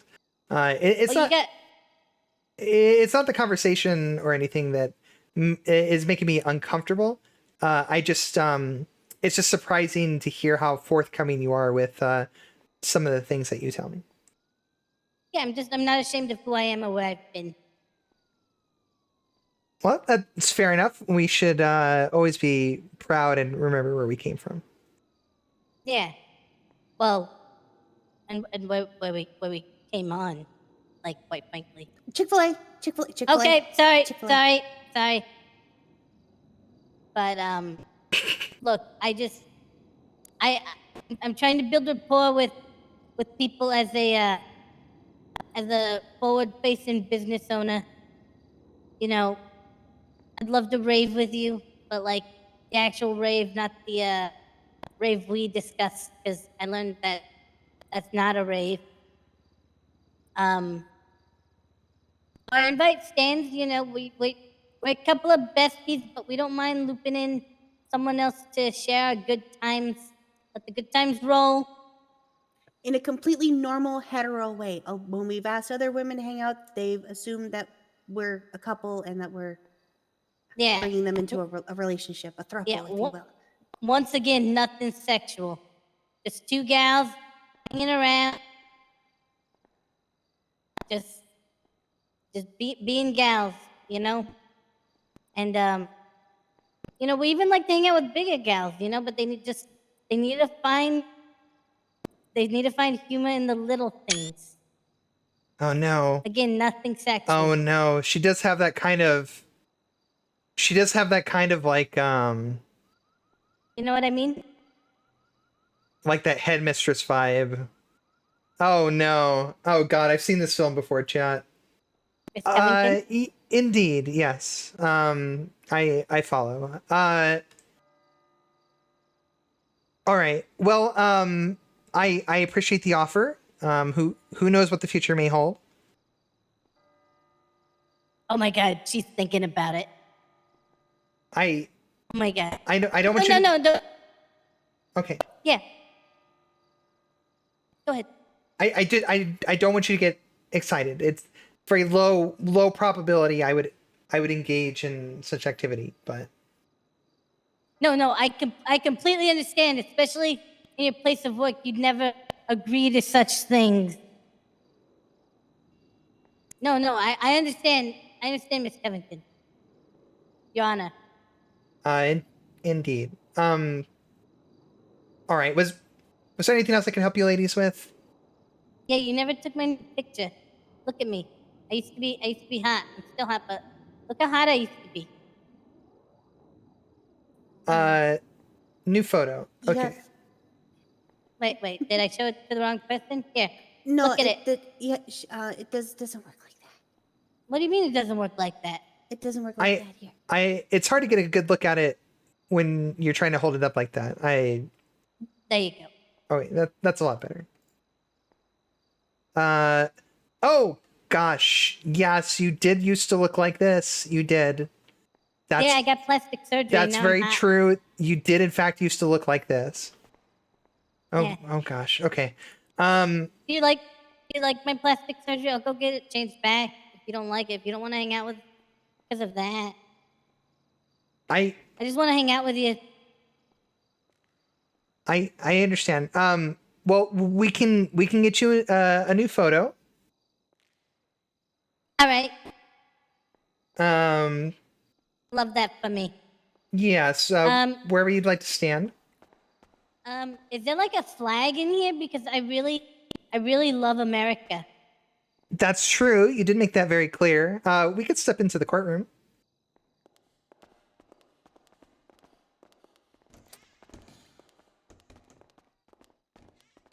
Because did you know I'm like proud to be an American?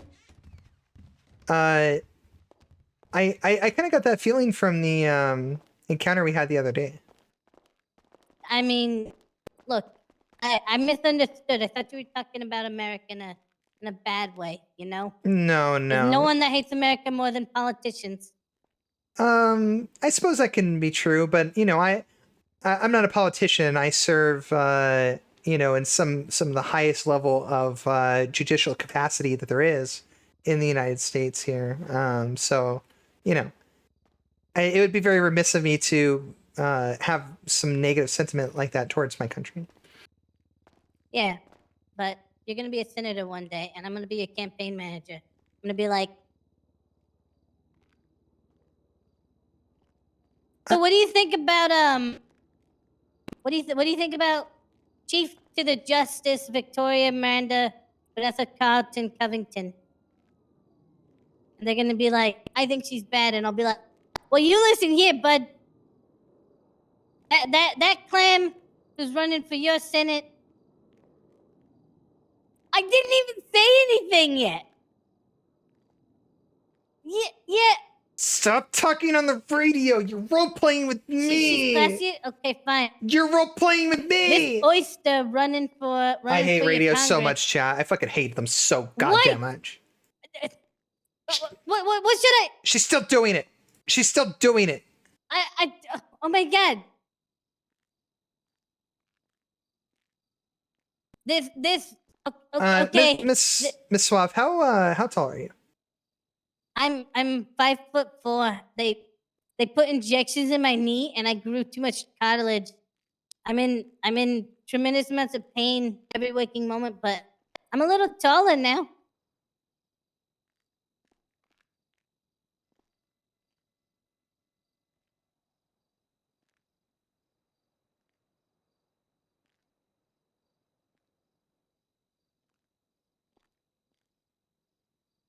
You know, I learned when I got taller that there's some guys that will only date chicks who are like 5 foot and smaller. Isn't that weird? That is strange. Did you receive your ID? I did. Now I have 2 of them. Oh my god, which one's the bad one? Here. Get the bad one. Can I keep the bad one for the memories? You can keep it. Oh my god, I need to go put that away. I need to get it framed. I mean, it's supposed to get my name on it. So. Right, I understand. Oh shit! I think. What? The plastic cert. Oh my god! I think we need to go to the police station. I distinctly remember them saying, "We may have to shave off your fingerprints." Emma.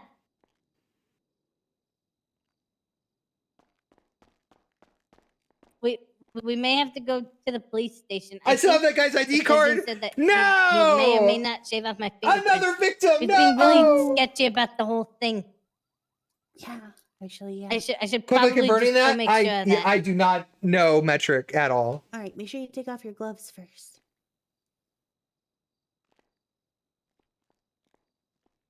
Oh no. All right. Well, Chief Victoria Justice, Yes. it's always a pleasure. Always a pleasure. I love the art on the ceiling. There's art on the ceiling? Oh my god!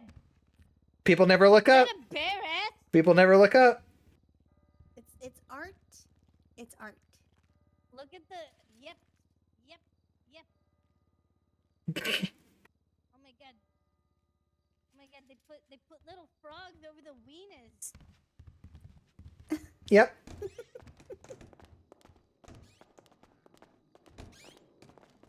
Yep. Cock. Are there any dong paintings up there? No dong paintings up there. But look at that stained glass. Well, after seeing that painting, I don't want to know what they're stained with. Especially all that white and the off-white. It's the off-white that makes it uncomfortable. Chick-fil-A. Chick-fil-A. Oh my god. You're not letting me have any fun, Emma. We're in the presence of a classy woman. Oh my god, she's not even listening to us. I guarantee you she's got like NPR or some like old lady jazz. No offense. I don't know what you're into. Oh my god, they should make jazz EDM.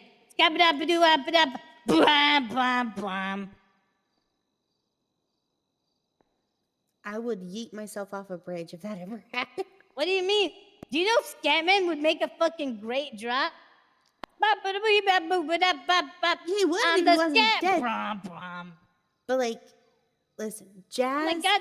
is its own wait. beautiful genre. Wait, Yeah, he died of throat cancer. The Scatman died of throat cancer? Yeah, like forever ago. Like, oh my god. Why am I just now learning about this? I have no idea. Oh my god. Justice, did you know that Scatman died of throat cancer? I'm sorry. Oh my god. The what man? The Scatman. The guy who made the Skibbity song. I'm the Scatman, Skibbity dum dum. Skibbity bum bum bum, dead. I think now they actually turned that song into like a Skibbity toilet meme. It's awful. It's horrible. Wait. Scatman is responsible for Skibbity toilet? Yeah. No. He's not responsible. Other people did it. Okay, well, don't put that evil on him. I didn't. I just said, You did. he's dead. And that's how they honor his memory, with Skibbity toilet. I mean, not gonna lie, Skibbity toilet's kind of bussin'. Hey, Justice, you ever stick out your gap for the Rizzler? What? What? Emma, you don't stick out your gap for the Rizzler? I don't even know what that means. Stick out your gap for the Rizzler. What? Oh my god, Emma, stick out your gap for the Rizzler. Hey! Stick it out! Hey! You better put your dick beaters down. All right. You're right. I'm sorry. None of these words are in the United States Constitution. Yeah, but I mean, neither I is don't even think they're English language. neither is I want to fuck my gun. But you know, we do with a lot of that. What? I'm proud to be an American. American. Okay. Is there anything else I can assist you ladies with? No, you're the I'm one her ride. standing here. We're just talking. She's in her place of work, and we're harassing her. We need to get you to a No, hospital. this is a public lobby. You're free to be here. Yeah, you don't have to listen, but we're just talking. That's fair. I'm going to I'm going to go. But it was very nice seeing you both, and thank you again for your help, Mrs. Wait. Slav. Wait, is this an airport? What? No. What? Well, why is she announcing her departure? Boom, most Because she's polite. No, I'm fucking with her. I'm fucking with her. Yeah. I mean, that's a good thing. She only messes with people she likes. Yeah, I like you. You're gonna rave with us one day. But yeah, you must be on your way, as must we. All right, that's Oh, we fine. get the awkward situation where we all say goodbye. Yeah. Then we walk Yeah, in the same direction. We'll walk in the same way. Yeah. We hope you enjoy. Just stay. It's good to have you with You know us. what? We should probably get you checked for a conclusion. I probably have a crime on my Jensen. What up, Will? How you doing? Catch you later. Come on, Emma. Good night, ladies. I'm keeping up. Good night. Good night. Students.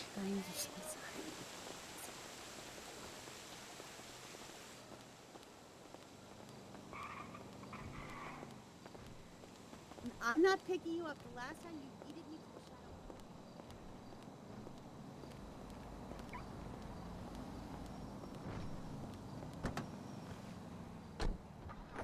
the RP's been great. RP's been phenomenal. It is incredible to me that I can hop on this server, play a completely Civ character, and just get all this fucking RP. I know it's not like a completely like nobody Civ, but you know, it's still crazy, right? And the biggest point, right, is that everybody is fucking like golden retrievers for the RP.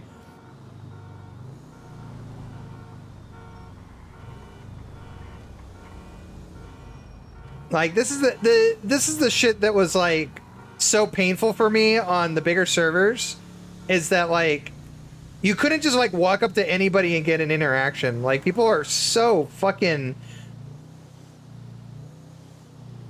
if you're like not one of their IRL friends, then they just ignore you. Like the shit sucks. But like here, everybody's just like, oh yeah, RP, yeah, fucking RP, let's go, RP, hell yeah.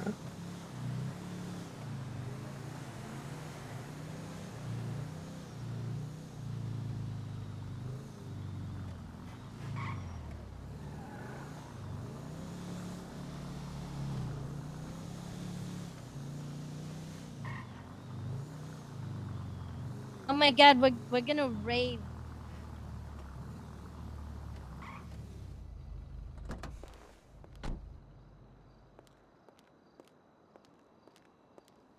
I swear on my life. Not tonight. Maybe not tonight. Maybe not tomorrow. Good night, ladies. He's gonna Stay join safe. us. Yeah, good night. He's gonna join us someday.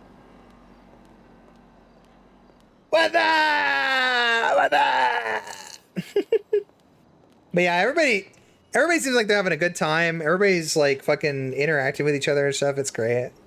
It's fucking great. We're having a good ass time.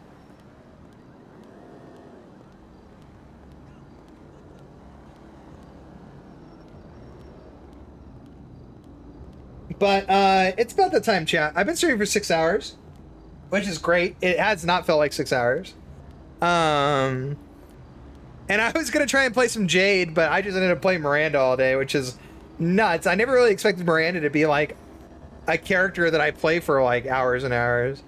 But you know, I kind of thought maybe I would get some of that like at the beginning with her being a judge and everything. But it's just really easy to fucking. It's just really fucking easy to just like roll into RP with her. I don't know. Hey. Fantastic. Excellent. I need a place to change. Do wardrobes allow you like to change?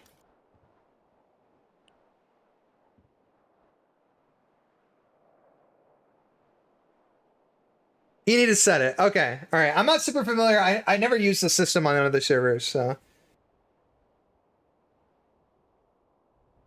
But that's good to know. We will. Wait, / wardrobe. Can you do that on like anything? / set wardrobe?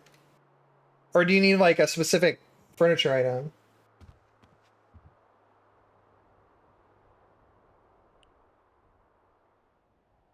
Oh.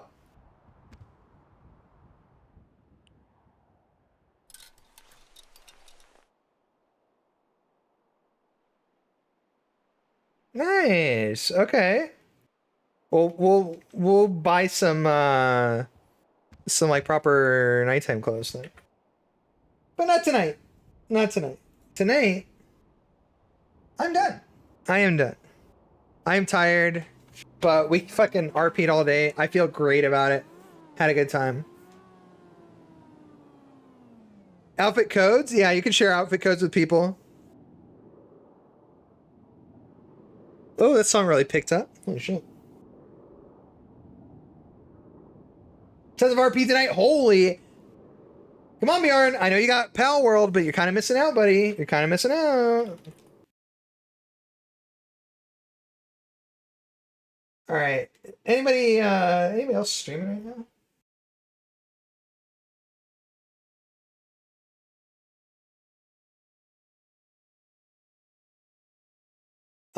Fresh is streaming. All right, we're gonna go hit up Fresh. Fantastic. Yo, thanks for all the raids tonight, guys. Seth, Astro, Neon, appreciate you guys. I intend to keep streaming. We're gonna have a big court case coming up. Ned was let out on bail, which is awesome. Hopefully that creates some good RP. And then soon we will schedule the court case. We have I set up Discovery through the rest of the week and through the weekend. And then probably the weekend after we'll do the actual court case.